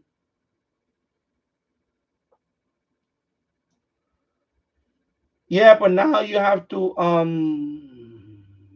it will be cool to record the passes on weather satellites. It's just the problem is in my case. I know in my case it's storage. It's just storage. It's just all that stuff adds up to storage. For example, this computer right now is only 500 gigabytes. I have an SSD there that's 500 gigabytes, and that's it. And that one, just making videos, just the videos, because I use this one for my YouTube videos. Just to put my videos there, it fills it up. I had to move that. I had to do a lot of maintenance every so often. I had to take all those videos and move it to another drive. And I have another drive, and there's a terabyte, but that one is a mechanical drive. So I just moved them over. Or I use an external SD card. I have an SD card that's a terabyte also, and I move it to another storage spot, permanent one.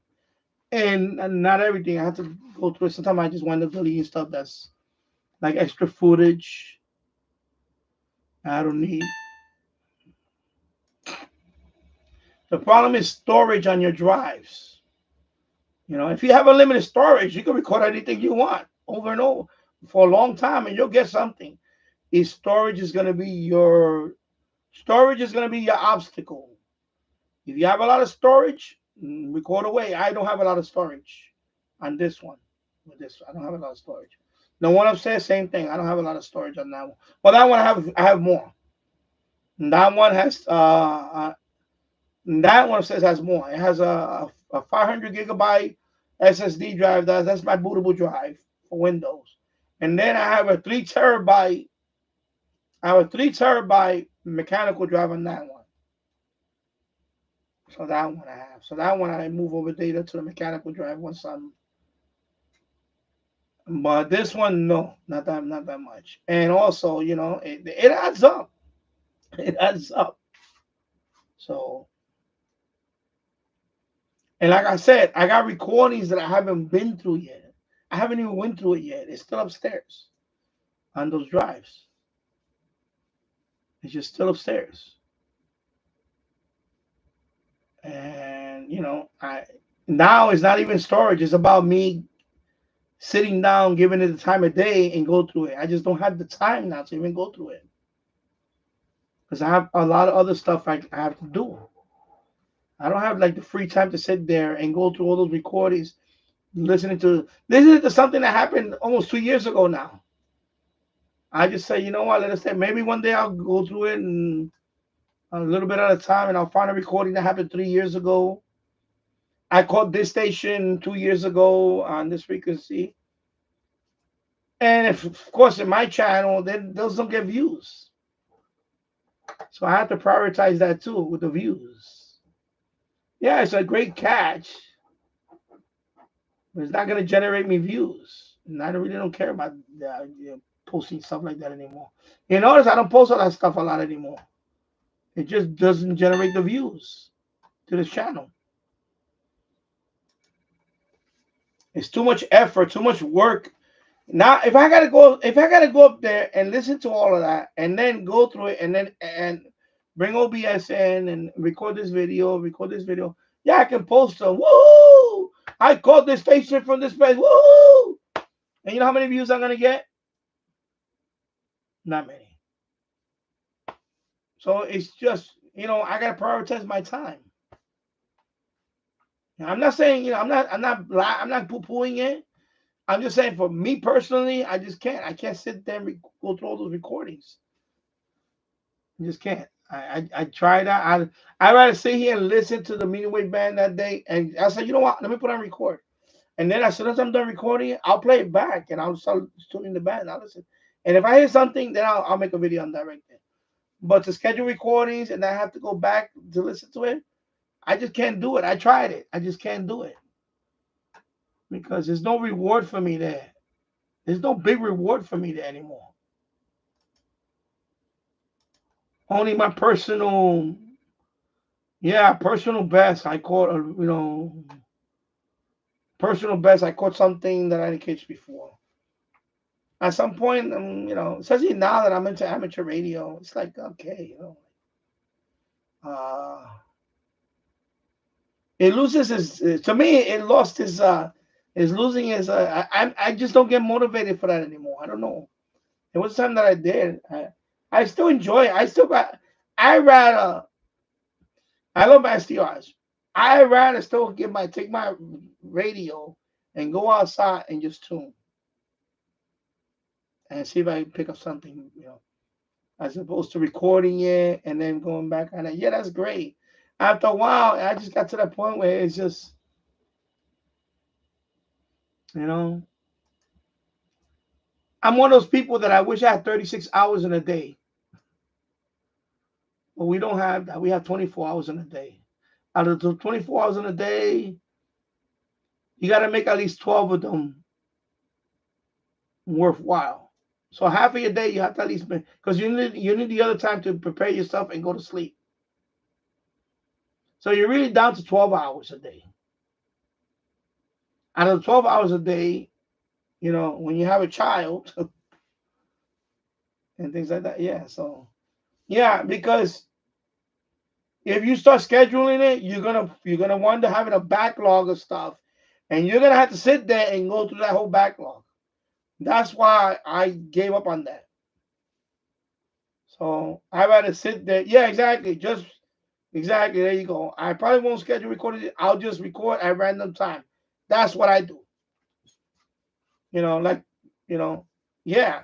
exactly. Exactly. You have other things to do.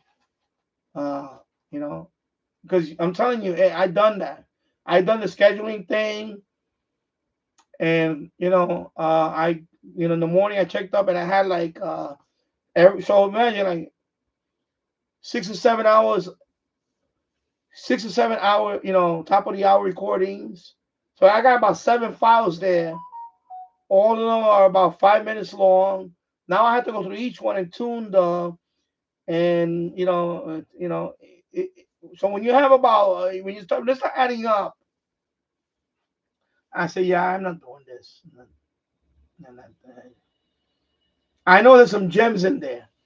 I know in there's some gems, but when it's less busy and I want to do that one day, I'll go through there. Maybe I'll do it real time. Maybe I'll do a live stream just doing that. Maybe that could be material for a live stream.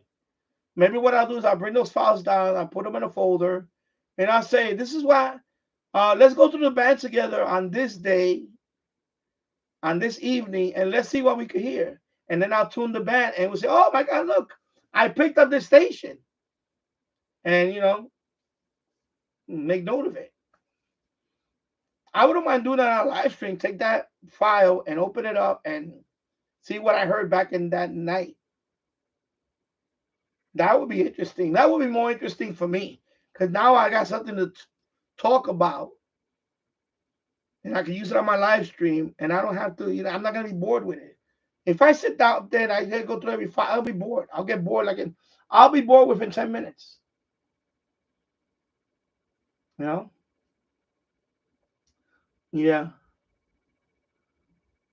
Yeah, James Farley. If you want to, you could try that. You weather satellites.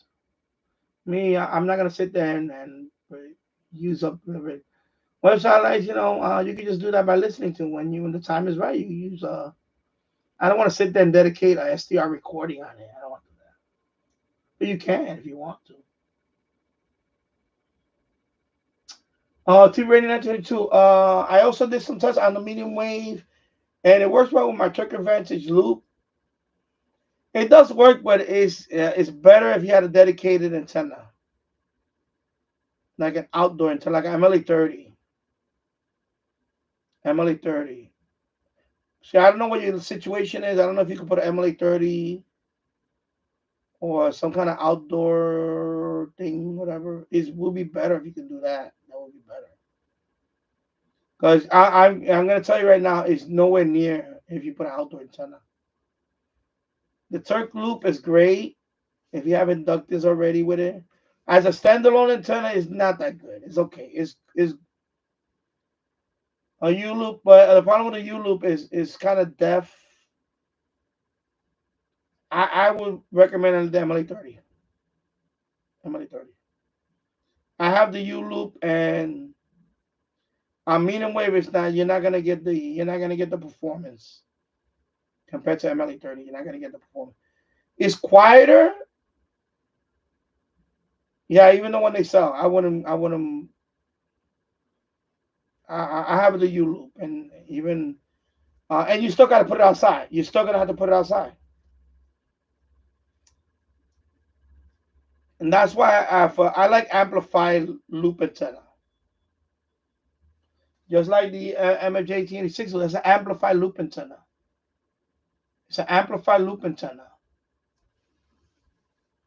So a medium wave signal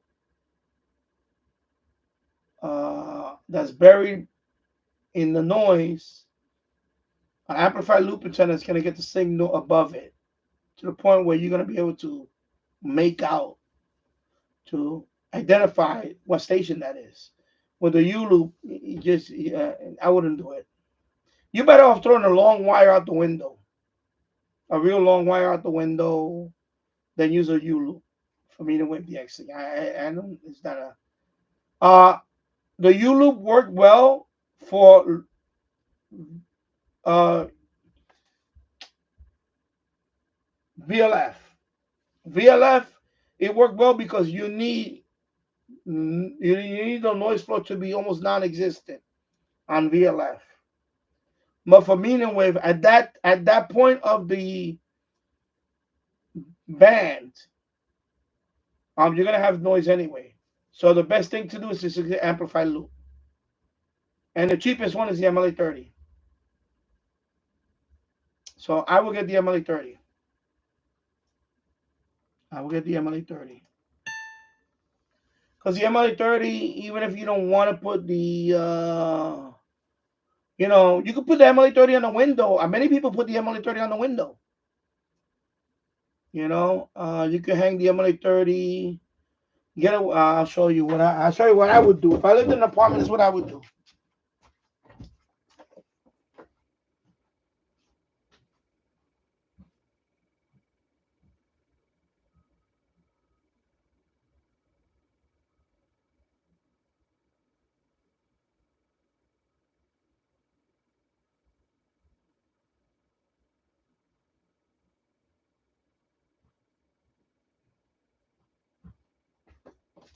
MLA30.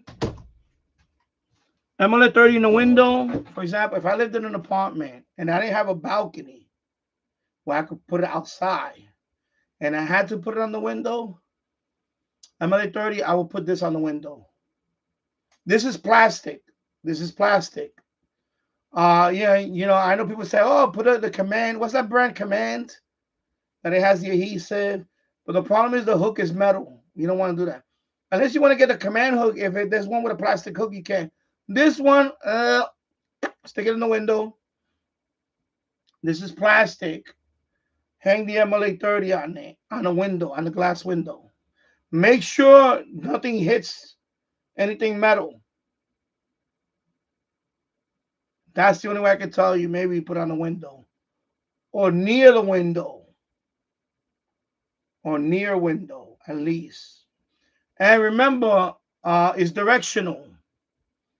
MLA30 is directional, so you might have to put on a tripod. Not out the noise. And my situation with the MLA30, right? MLA30, right? For example, MLA30, MLA30, north to south, right? When I got my MLA30 this way, north to south, it works better. It's less noise. If I point the MLA30 like this, now I'm getting noise from the street. So you might have to, even if it's inside your house, you might have to rotate it to a point where that's all you're going to be able to get, because you're going to have noise from wherever. You're going to have to put in a fixed. So even putting it in the window might not be good enough, because you can't rotate it when it's in the window. You might have to have it nearby the window, and you rotate it to where the noise is at the lowest. It's not the signal. You want to minimize the noise first. You want the noise floor to be down where the signals are going to be above it. So that's why I will go with an amplified loop antenna like the MLA30. Or, well, in this case, price range is a little higher in this one. MLA30, I would do that. Don't waste it. You're going to waste your money on the U loop. I'm going to tell you that right now. And U loop is $29 and change. What is it? $24, $25? Just pay another, right around $40. Get the MLA30. MLA30, you're going to be happy with it. You don't have to modify it. It already comes with the wire. You're gonna have to plug in the USB for the, of course, the. I don't have one here. Do I have one? I don't have one. I don't have one down here. MLA30, you're gonna be happy with it, and you know what? It'll work. Because it's an amplified loop. Even the weakest signal is gonna sound better.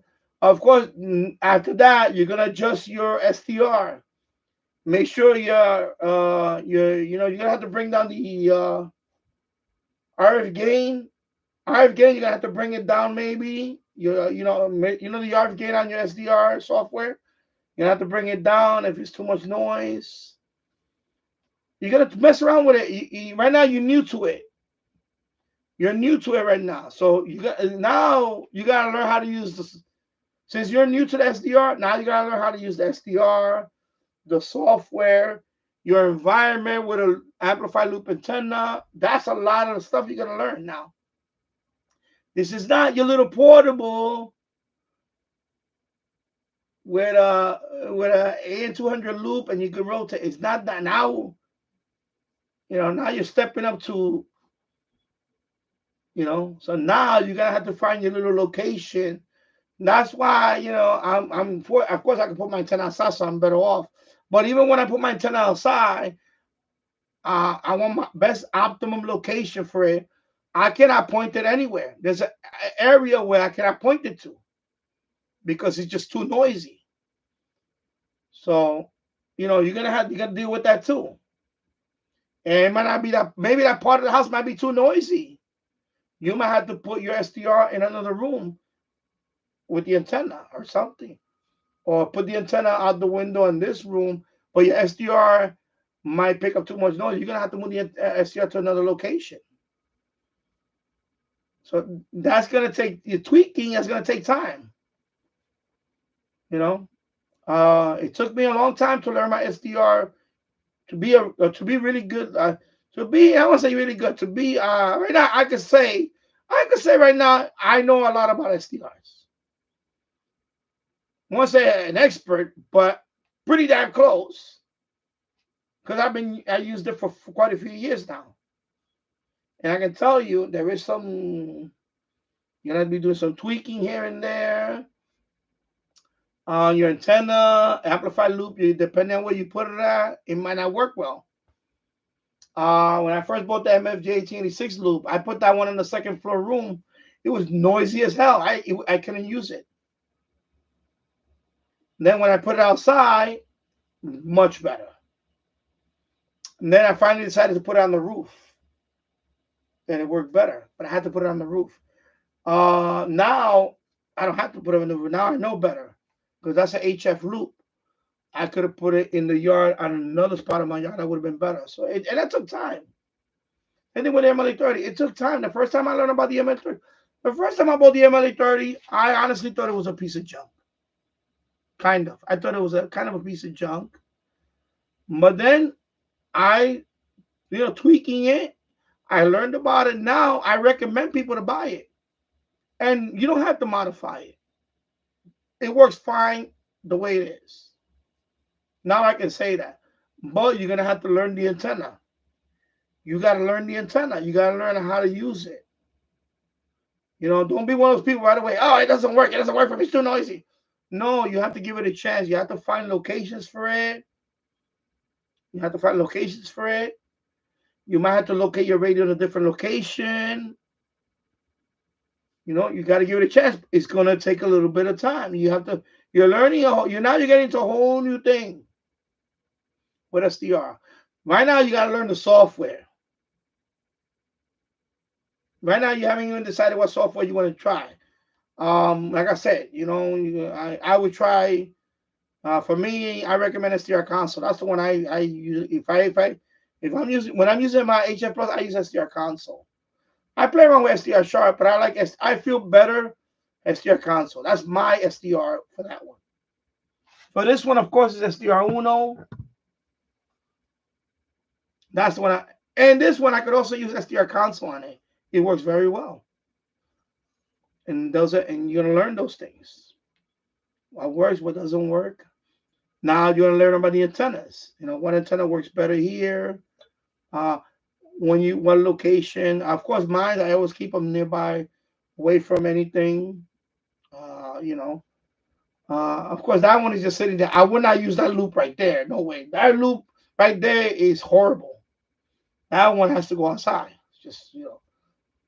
So you might have to figure out how to put the MLA30 maybe out the window or something, or put it on a stand near the window, and you're gonna have to tweak it. You know. But a U loop indoors, you're wasting your money. You're wasting your money. I'm gonna be honest. That's my opinion. You don't have to take my opinion on it, obviously, but that's my opinion. Even the Airspire one, you're gonna get the MLA30. You're gonna know right away what part of the house is noisy as hell, and what part you need to move the MLA30 out of. You'll know. The problem with the U loop is very deaf. U loop works well if you got no type of noise at all. If you live in the middle of the boondocks and you got very little bit of noise, then the U loop is okay. But I'm a big fan of amplified loop antennas. I tried them all. Well, I never tried a Wellbrook, but I could imagine a Wellbrook. I tried them. I tried the mini whip. That's another people. Oh, why you gonna just get the mini whip? Stick it out the window. I tried it.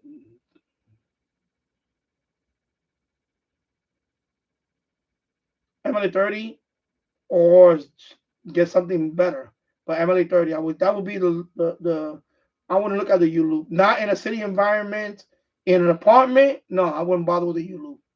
You're just gonna waste your money. The U loop worked better for me here because I have a backyard. I have some space between me and my neighbors. It kind of worked okay, but it was deaf on. It worked well on long wave, but on medium wave it started going deaf. It started going deaf. Unless the stations were very powerful stations, it was going deaf. It was not a DXer. Not for me. It was not a DXer. Not a DXer. And I made it clear when I bought that antenna, the U loop. I bought it because I wanted to hear VLF on it, and I succeeded on it. But that's it. My expectation of the U loop for me for long wave was exceeded because I got to hear WWVB, and I heard it on this one and on the HF Plus. I heard it on both, and I got both recordings to prove it. And that's it. That was my expectation. That was it. I tried it on medium wave. It's not even above average. It's not even. I should have said not even. It's barely average at best in my location. And then, of course, shortwave is kind of deaf on shortwave, and some, you know, my NFED does way better on shortwave and all. And of course, this and the MLA30 is just much better, much better. And by the way, their brand is no different than the clone brand. It's no different. It's just a name stamped on it. And by the way, the SSB is not even meant to be outdoors. You know, when you buy the SSB, you have to seal it with tape and on, because now it's not really made for outdoors. But problem is, if you live in an apartment, remember when you live in an apartment, you're dealing with a lot of more other factors. Oh, maybe you could try that. I don't own that antenna. I don't need it. I'm very happy with my antennas. But uh, if you try it, maybe you could try that antenna GA amplified. But now you're talking about I don't know how much the price is on that. MLA30 is still cheaper. So that's the problem. The MLA30 is still cheaper. People use the MLA30 indoors. It's just that you have to pick a spot and you're gonna have to, you know. Uh, Also, the MLA30, you can open it up and tweak the gain. You can also do it on software, lower down the RF gain if you're getting a lot of noise. So you can do that with the MLA30. You can tweak the. You don't want too much gain on it. You can lower it. You can do that.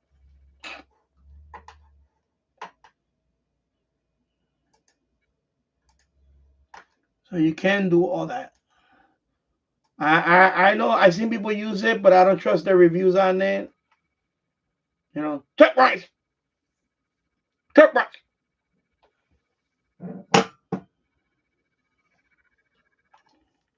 I see people use that GA 800 tech price, and I don't trust their reviews. I'm sorry, I'm just gonna be honest with you. I just don't trust tech price. I don't trust their reviews.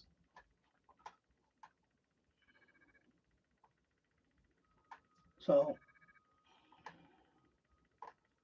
yeah, that's why you apartment people, apartment dwellers, they have a whole set of other issues. That unfortunately, that's the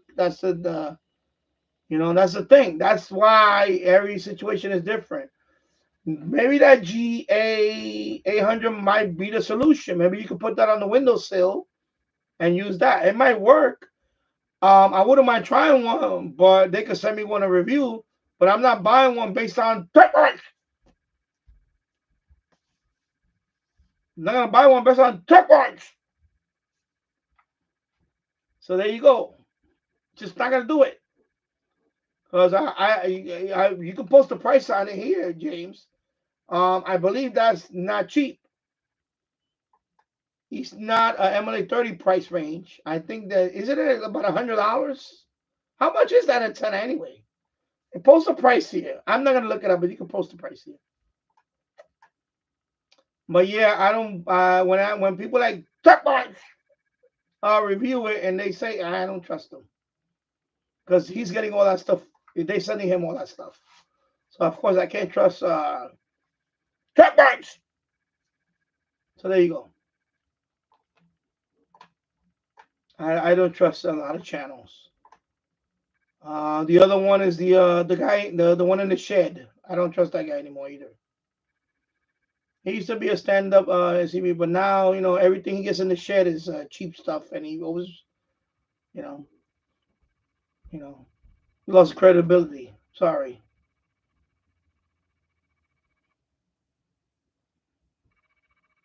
So you know that's why I don't trust any of those reviews. I don't trust, and my hard-earned dollar, I'm not gonna throw it away on something like gimmicky. Like this eight ATS radios, all these ATS radios, they're gimmicky. To me, they're all gimmicky. They're just gimmicky. Either save up the money and get a freaking bona fide major manufacturer radio. I don't understand people that buy all these gimmicky radios. It's just you guys must really love torturing yourselves. Like just get a mate. Look at yeah. 125? Yeah, forget about it. No. Forget about it. I got my end fed.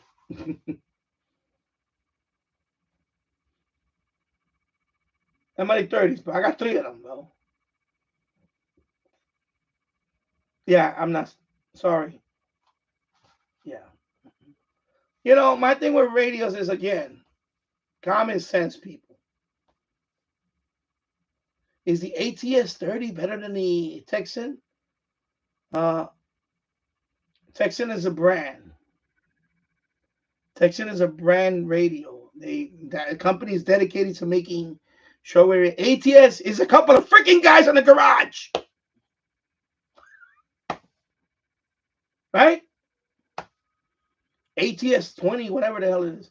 These are just a couple of people in the freaking garage making freaking whatever these type of radios are.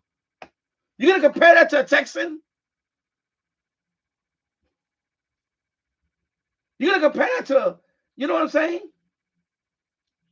Yeah, don't even ask me about that donut antenna nonsense, please. Donut antenna. You break. You're gonna trust, you know, MLA30 selling, they probably sold 1 million antennas already to the donut antenna. I'm gonna tell you, MLA30 plus. There's no argument.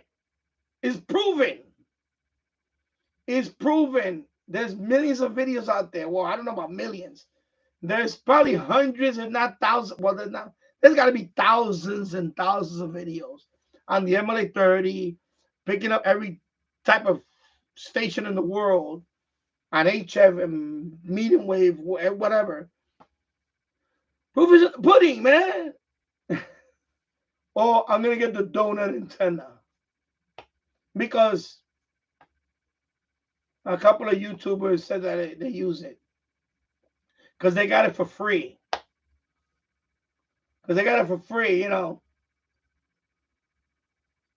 Come on, man. Oh, okay. It was a joke. All right, good. Yeah.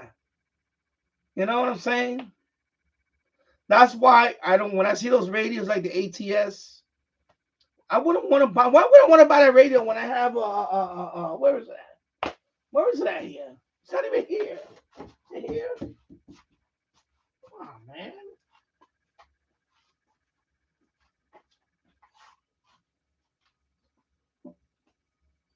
ATS 20. ATS 20. When I got a radio like this, bro.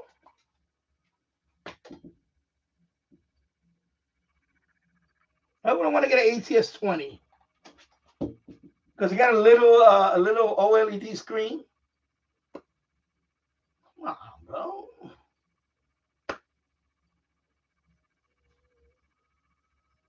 You know?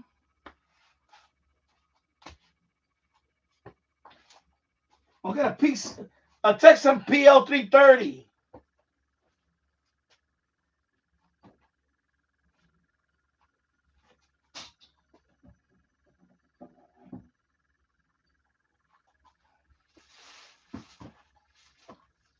Texan PL330. You're gonna enjoy that radio. You're gonna enjoy that radio a lot more. You're gonna hear more stations on that radio than the ATS 25, whatever. And you gotta shove firmware every so often on there. Come on, man. That's why when I see those radios, they're gimmicky. They're gimmicky to me. I don't care what anybody says, they're gimmicky. The X286, there you go. Get that and you good. Get that and you good. You're good. I know don't stop. People stop wasting your money on these gimmicky radios. They're gimmicky. Oh, it has a little OLED display on it. Whoopee. Come on. Some people are just straight up dumb. They fall for anything. Straight up dumb. Fall for this gimmicky stuff. They're gimmicky. That's what they are, they're gimmicky. Just like the Mahler hit. That's a gimmicky radio. It's a gimmicky radio. This still blows it away. Why? Because it has a built-in display on there. And you can do a touchscreen on there. And you want to see the display here? Big freaking deal, man. It's still an RTL SDR in there. It's not even this SDR. This SDR is not in there. They're still using the RTL SDR in there with a display. That's all it is. It's gimmicky. He's not gonna outperform this. No, he's not. Come on. He's not gonna outperform this. So stop listening to those people. You know. The new Mala hit. Oh my God, it's the new Mala hit. The new Mala hit. Oh my God.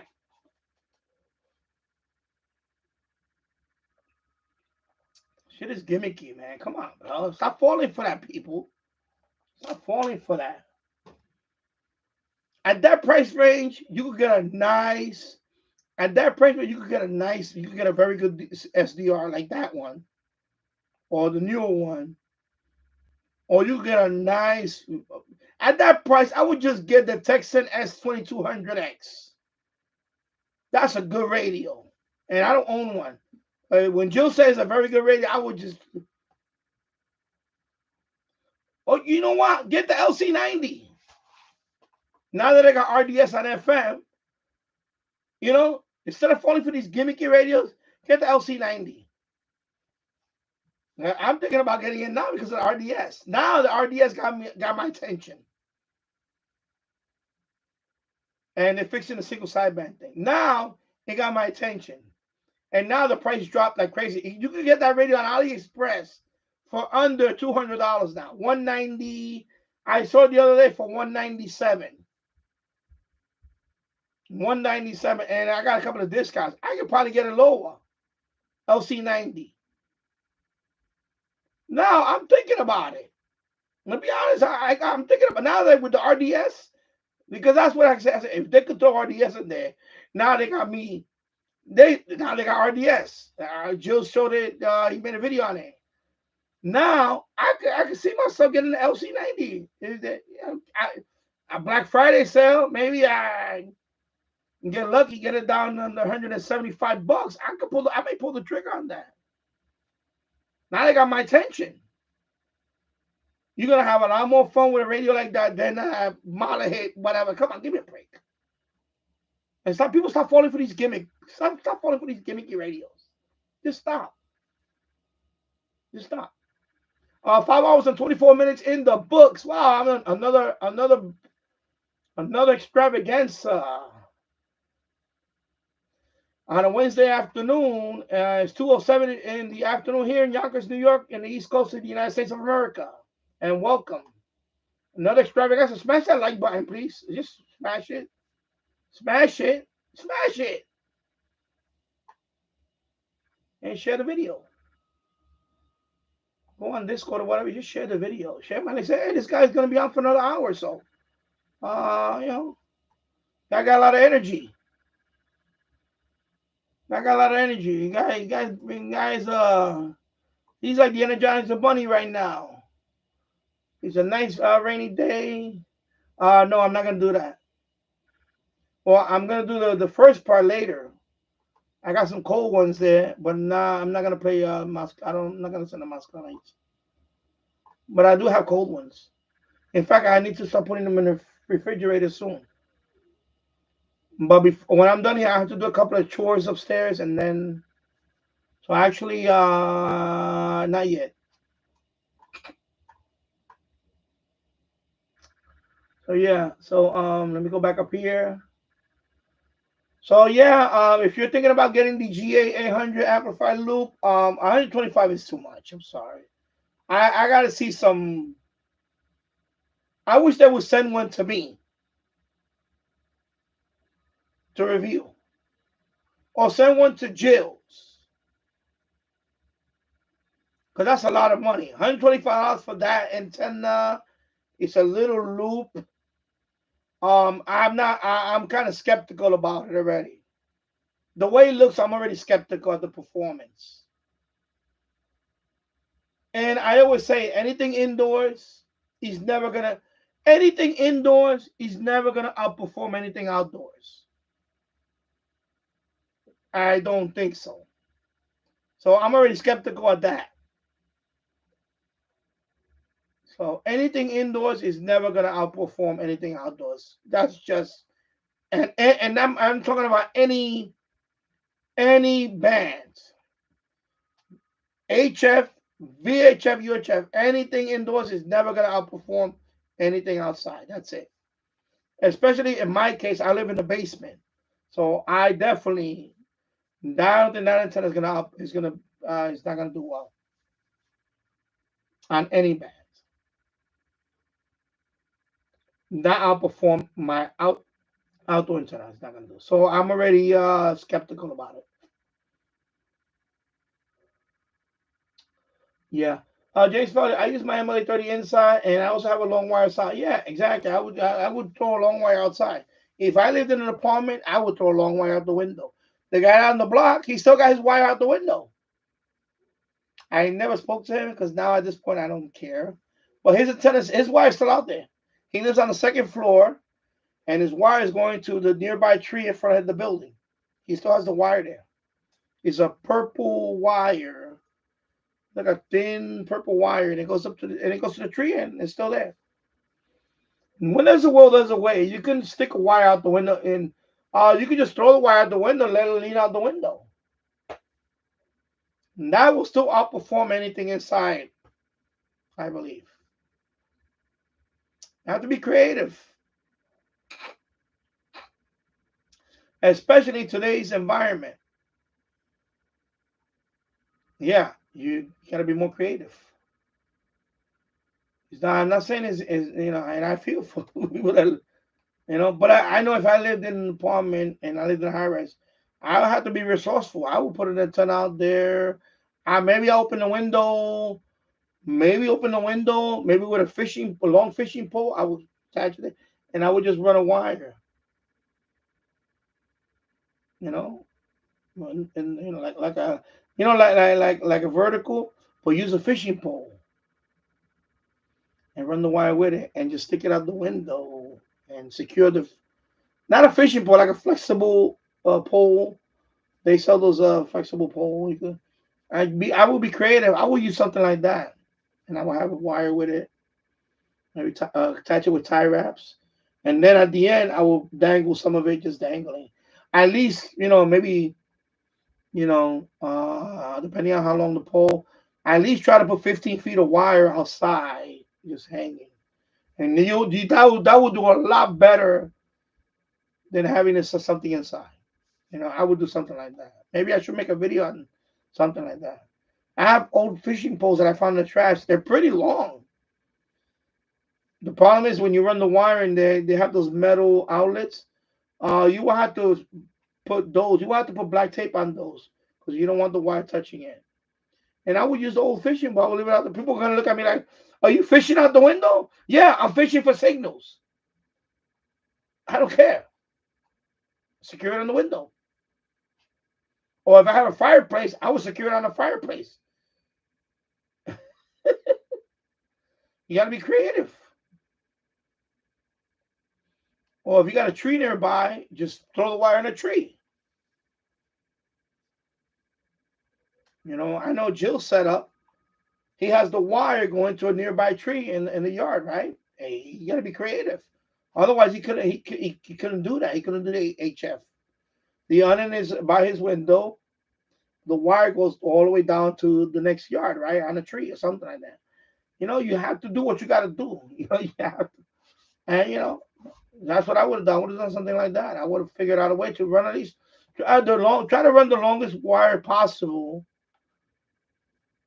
either a nearby tree. If the tree was right there out the window, I would just throw a wire in the tree and let it dangle on the tree like that, and then hook it up to an onion, or Novalex sells a little balun. You could use that, but you don't need that. You could use something else. You can buy a balun for under $20. I have several of them. You throw the wire, and then the wire you connect to it, and then you have the SO239 connected. You hook it up to your SDR. That's it.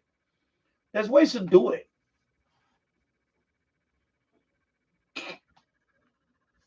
Especially if you got a cool neighbor next door, that they'll be like, okay, no, don't bother me. You shouldn't bother anybody. when you throw stuff out that as long as it don't bother anybody, who the hell cares, you know? If I live and now if I had a balcony, I would do the fishing thing. Hook up a fishing pole, a long one, and I would just throw wire up there. And then at the end of the wire, let the wire dangle out like a flag. Let the wire dangle into the winds. And that's it. That's a long wire right there. I would do it. I don't care. But I would try to pick a flexible pole for that. There's ways to do it. But there's a will, there's a way. All right, take care, Michael. And you have a good day. And thank you for stopping by. You know, I know when you live in an apartment, it's a lot more challenges. But there's ways. I mean, my neighbor down the block, the guy down the block, he has an antenna right out the window. He lives on the second floor, senior housing. He has a wire right to the nearby antenna. People, it's a real thin wire. You can see it. Like I noticed it. And a couple of people have noticed it. I saw this one time that people were looking at it and they were sitting in front of the building. But nobody bothered him about it. It's still there. So I know that guy is probably a shortwave listener, or he might be an old radio operator guy, but he definitely has an antenna wire, and it's a long wire. It's like 25 feet of wire. It's at least 25 feet of wire. Well, probably a little, maybe, yeah, about 25 feet, maybe a little out the window, 25 feet going into the tree. More, that's 25, maybe 27 something. And it's right there resting. It's resting on a branch on a tree. And the wire droops right into his window. So I'm sure he's listening. He's picking up good signals with that little wire. It's a very thin wire. It's a very thin wire, very thin. You can barely see it. It's it looks like one of those wires from a headphones. Those thin wires. Very thin. Probably it looks like an old phone wire, but it's purple. So it might be an old wire from something. It's definitely stranded wire. Because it's just drooping there. It's very flexible. And that's what he's using. Well, I don't know if it's a woman. I'm going to assume it's a male. Not to, people don't get offended by that when I say it. Yeah. James, the only problem with the MLA30 radiates noise on how many long wire. Well, that can happen anywhere. The MLA30, you might have to put in a location in the place where it's just the lowest possible noise. That's it. In my case, the MLA30, in this house, they're in the back, toward the backyard.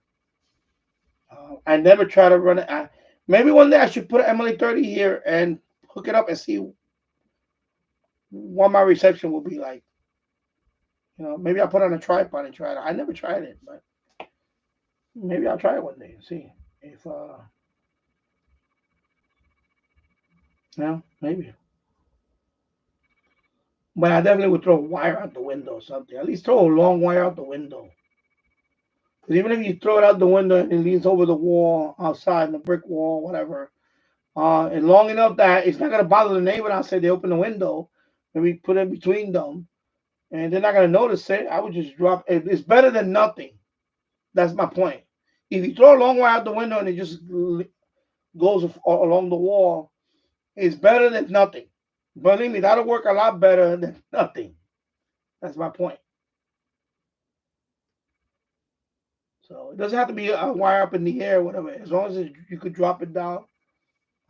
Say you live on the 5th floor, you open the window, you just drop the wire and let it go down into the lower floor. As long as it's not going over their window and they don't see it, they don't care.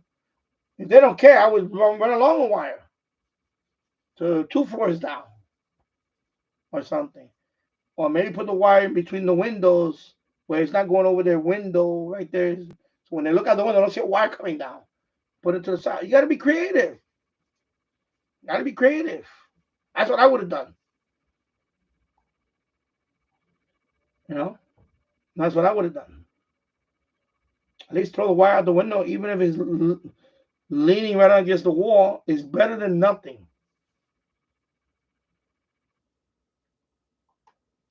So, because it's going to be still that wire leaning out the window, even if it's running through the wall, outside the wall. It's going to be leaning against the wall. It's still going to be better than having something inside. I pretty much think so.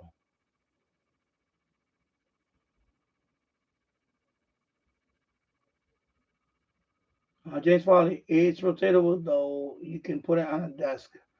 Yeah, I know, but I don't trust the. It's just to me it's a small loop. It's indoor. It looks like it looks like it's too good to be true. You understand?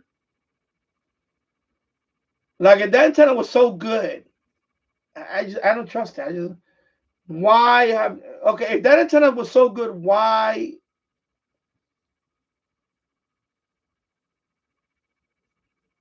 Well, I should have said that because first of all, I'm not gonna buy. I'm not paying that price for that. If somebody want to send me that antenna, please send me that antenna. I would like to try it. I'm not paying out of my pocket to buy that antenna. I'm sorry. I'm not gonna be stuck with a paperweight. Or if people want to donate for me to buy that antenna, yeah, donate. Go ahead.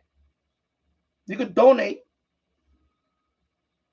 I'll call it the G800 fund. But I'm not, and I'll keep notes on. If people put a super chat on this and this for the G800, okay, then because I'll say okay, that $10 is for this. I'm not gonna mix it with the other money that's coming for the rest of the ads. So if I get enough super chat donations over the next couple of months or so, and you gotta write it in the super chat. This is for the G800. Okay, now I'm gonna allocate that for the G800. That's it. But I think that antenna is gonna be a piece of junk because I haven't seen a major channel that, like for example, a major shortwave channel or medium wave DX that says, "Oh my God, this antenna is awesome." No, I have not seen that performance on that antenna. I've seen a couple of I'm gonna call them high profile channels because because they got numbers, because they got 50,000, 80, whatever, they got the big numbers compared to me, and they get the free stuff, and they say they like the antenna. That's it. They're not gonna say that it's the best antenna ever. They're not gonna say it. They're not gonna say it outperforms the well broke. They're not gonna say it outperforms the MLA 30. If I hear that, then maybe you got my attention. But I just see people use it, and you understand a lot of people don't want to admit they're wrong when they get a piece of junk. Some people say they try to justify the purchase. Me, I told you when I bought that Mala hit, the original one, right away I told you I didn't like it. It was a piece of junk, and I stand by it to this day. And that Mala hit was 230 something dollars. I remember it was over $200. Waste of money. It's a paperweight right now. It's right there. It's a paperweight. It's right there. Paperweight. Mala hit right there. It's a paperweight. Okay. I'm not gonna be embarrassed by it. Oh, I mean, no. I had a feeling that when I bought it right away, I said I made a mistake buying this radio, and I'm gonna point it out to people because I don't want people to waste their money on this piece of junk. It's a gimmicky radio. It's a gimmicky radio. Even when they came out with the new one, they have the new one. The Mala hit is still a gimmicky radio. You better just get a proven SDR like this one. This is proven. This is proven to be a great SDR by channels like Oxford Shortwave Log. He knows what he's talking about when it comes to medium wave DXing and all that. He knows his shortwave. And Jills, when they say this is a good SDR, I believe them. And I use this radio. I can tell you this is a great SDR. Because I tested it over the years. It's a great SDR. I used it over the years. So real world stuff. Now somebody that just received it, and because he has 100,000 followers, with his fancy intro. You're going to take his word as gospel. Come on, folks. Come on, you guys know better than that. Come on, you guys know better than that. Just stop it. And that's the problem. And people keep falling for garbage, junk like that, gimmicky nonsense like this. This is a gimmicky piece of junk. Okay? Stop falling for that, people. Just stop. I know it's hard to accept when you buy something. I know it's embarrassing when you buy something and it turns out to be a piece of junk, and you have to look at have your significant other and say, "Well, how about that radio? I thought it was the best thing since sliced bread," and you got to sit there and eat it. You say, "Honey, you're right. It was a piece of junk." Sometimes you got to cut your losses. I cut my losses with that. I had to cut my losses.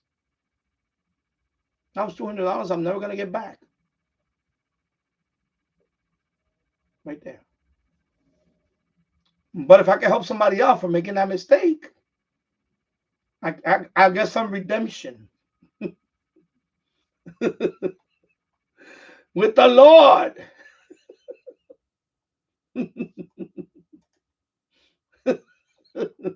I'll get some redemption with the Lord.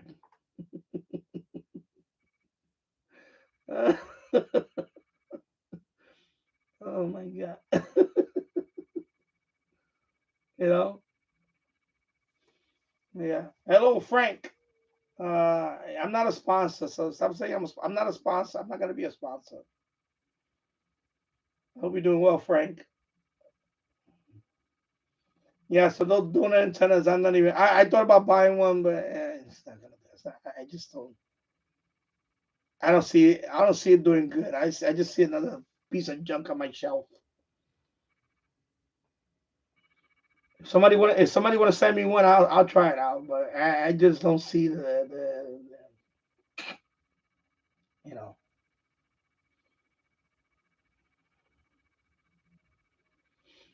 Yeah, yeah, Frank. The MLA 30 plus is a good antenna. It is a good antenna.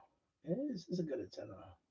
When I first got my first one, I thought it was just a mediocre antenna, but it's pretty good. It's pretty good. You have to learn the antenna. You have to learn this you know its strengths and its weaknesses. Depend on your location. It's a lot of factors. You just gotta.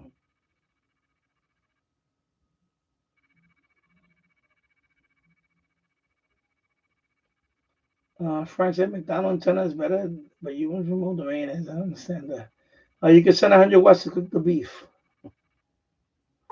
Oh, let me see what man. Yeah, I haven't been transmitting for a while. There you go. Yes, a lot of people on FT8 now. Wow, a lot of Americans. Wow, look at that. Wow.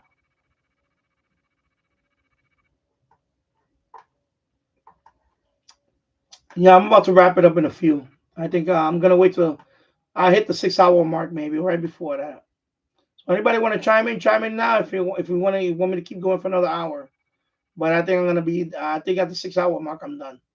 I think that's a lot right there already. 5 hours and 45 minutes in the books, and I still see the same amount of likes that I saw earlier. So people are not smashing the like button or something. But hey, it is what it is. Yeah. Yeah, that's a good idea. Yeah. I use an old pool skimmer extendable. Yeah, you see, there you go. You got to be creative. So yeah, I'm not gonna get drunk and listen to Moscow Nights. Yeah, he does that very well. I am gonna get drunk later though. I have some beer. I have some cold. It's not cold. I need to put it in the refrigerator. But I have to do a couple of errands before I do that. And that's why I started my stream early, so I can finish around this time. And then I still have a couple of hours that I have to do. Right now, my son, he's sleeping right now. He's sleeping in the room and the lights are off. So that's why I'm still going because I don't want to wake him up right now. I want him to relax today. He's been having a toothache the last couple of days. My wife is, we were trying to get a dentist. It goes back to healthcare. See, just to find a dentist, especially with her plan. You see, this is what I'm talking. This is what I'm talking about healthcare. So when people say nothing wrong with healthcare, yeah, there's a lot. There's a lot wrong with healthcare in this country. I'm not condoning what the guy did. I'm not saying that. I'm just saying that there is issues with healthcare in this country. That's for sure.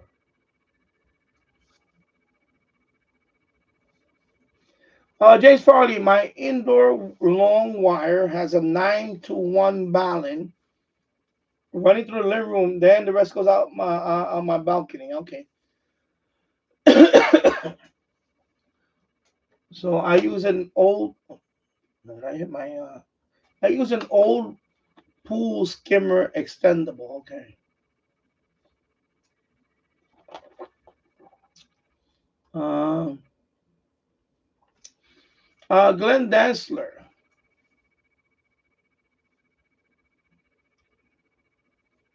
Yeah, maybe I should make a video on how what radio sucks, but I think I already talked about it enough on my live streams.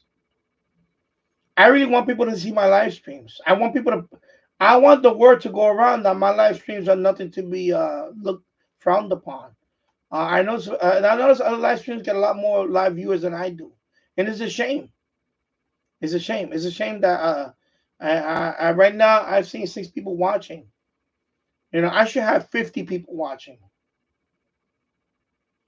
but people rather watch boring, uh, you know, boring, corny ass, you know, talk because they want to be in their safe space. That's fine.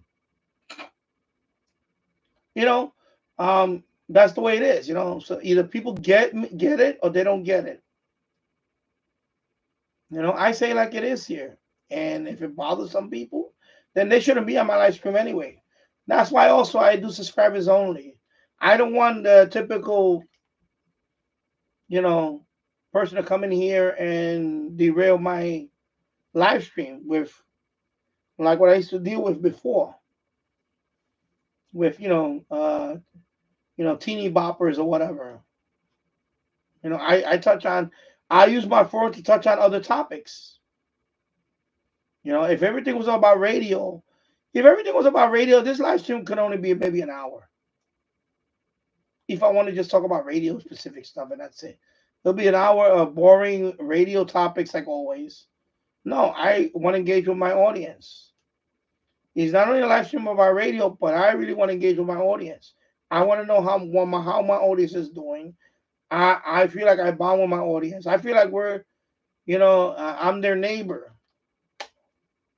I'm their friend. You understand? That's why I do the live stream. I don't do the live stream just to talk about radio. It would be very boring. Wait, how can I be on here for 5 hours and change and just talk about radio? It would be very boring.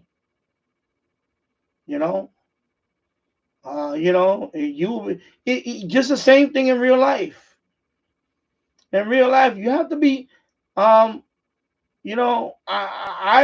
consider myself to be a well-rounded person.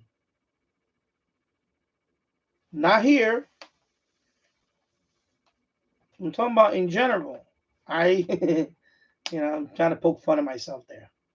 I think I'm a well-rounded person in terms of current events, history, science, and and not only radio, but things in general. I like to engage with people that are well-rounded. I talk to people. We all know people all the time that some people are not well-rounded people. They're one-trick pony. One-trick pony type people. They only can talk, and they're very good at one particular topic, and that's all they talk about. But when you want to talk about anything about them, anything else other than their one-trick pony stuff, they're clueless. For example, when I talked about Daniel Penny, about that experience that he went through, I went through similar experience where I almost ended up like Daniel Penny. That's just something that I can talk about in this forum. Without this forum, I can't talk about that.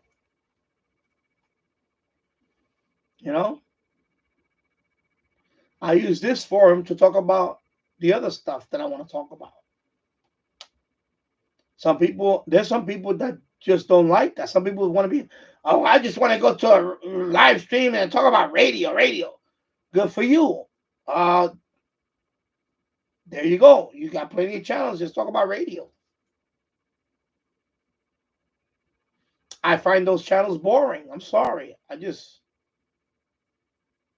You know, exactly. Where else can you hear about cinder blocks and mortar? And I did that as a teenager. I was a teenager, and I had to make some money. And my oldest brother, he had a contract, and he was like, "Well, you want to make some money? You're gonna work with me for a day. I need you to be my cement mixer. I'll help you out, but I need an extra pair of hands to mix the cement and help me patch up this wall or whatever." So I learned masonry because of him. I didn't go to no school. There was no YouTube back then. You learn by doing. Knuckles were all scratched up and whatever. My hands were dry. It was a hot day. Of course, I got probably a little bit of sunburn. Built some muscle that day. I learned hard work. Valuable lesson. I didn't sit in front of a computer or a tablet. You know, that's a skill that you learn for your rest of your life. Now it's in my head now. I can, if I need to mix mortar, I can do it by hand. I have an electric cement mixer now in the garage. But if I didn't have that, I had to do it by hand. I've done it by hand. You know, with a shovel, A shovel, put water with a garden hose and mix it up and get it to the consistency that you want.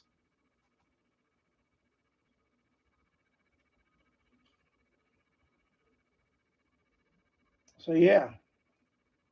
Glenn Nassler, I modified both my MLA30, as you suggested, with the choke and BNC connector, and with an updated coax. Very happy. Thank you.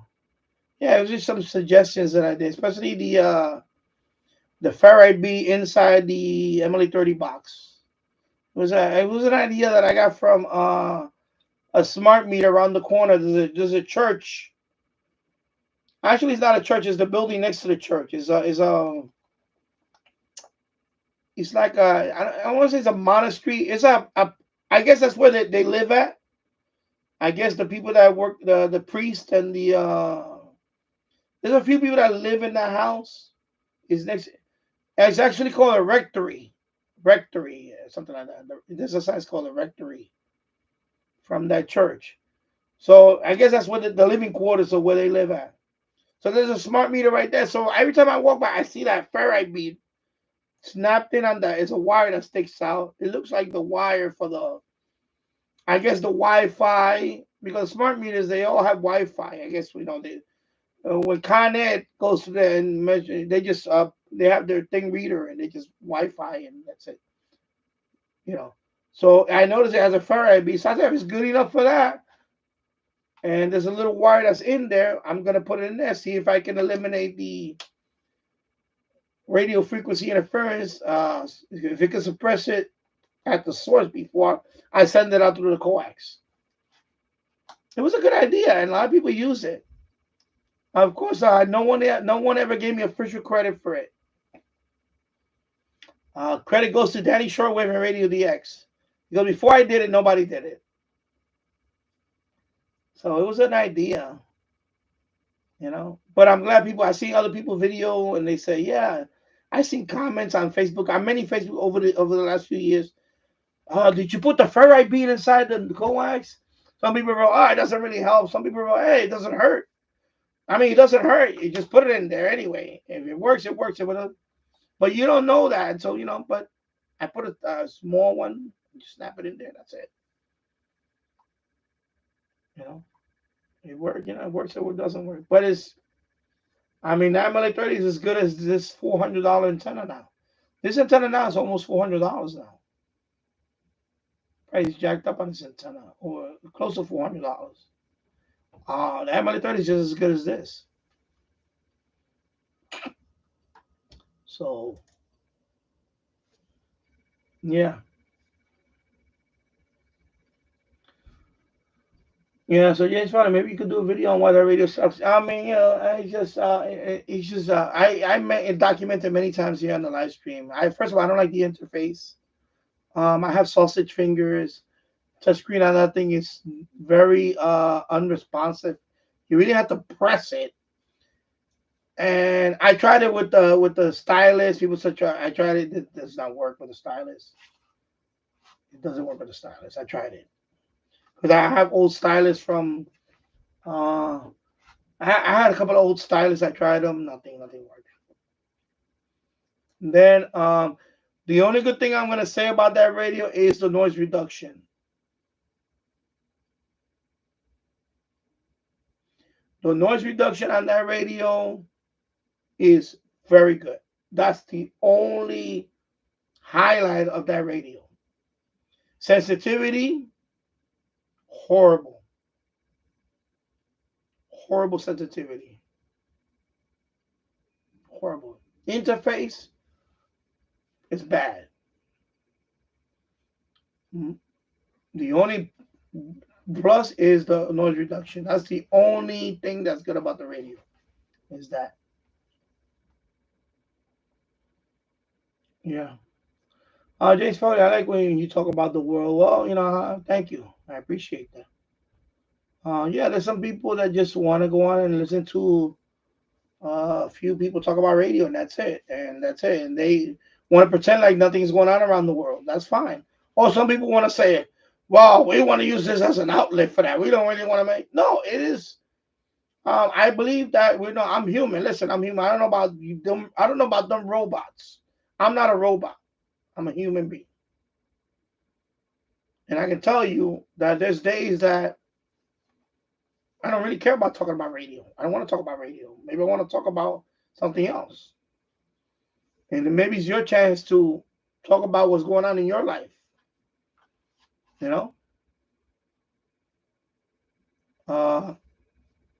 I talked about earlier about Oxford shortwave log, Clint, and right now he announced that he has a lung infection and he's not going to be doing any videos anytime soon.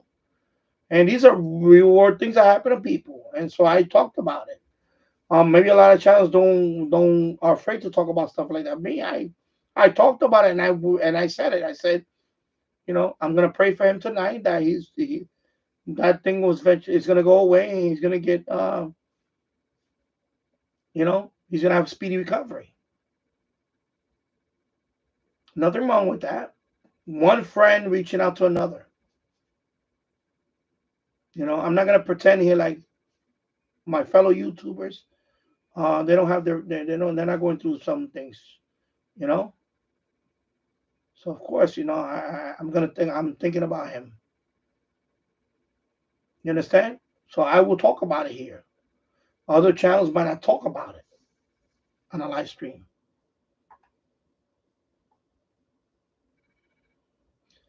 Oh, so you got to get ready for the dentist. Okay, great show. Thank you. I'm gonna sign off now. 6 o'clock. 6 hours in the books, and I'm done for today. And you're right on the spot, Glenn. Yeah. So anyway, yeah. So good luck on your appointment. And James Foley, where else you can hear us in the blocks and more exactly. So anyway, everybody, thank you for watching, and I'll see you on the next one. Have a good day, and have a great rest of this day, Wednesday. Happy Hump Day. And I'll see you guys soon. Take care. Good night, good evening, good afternoon.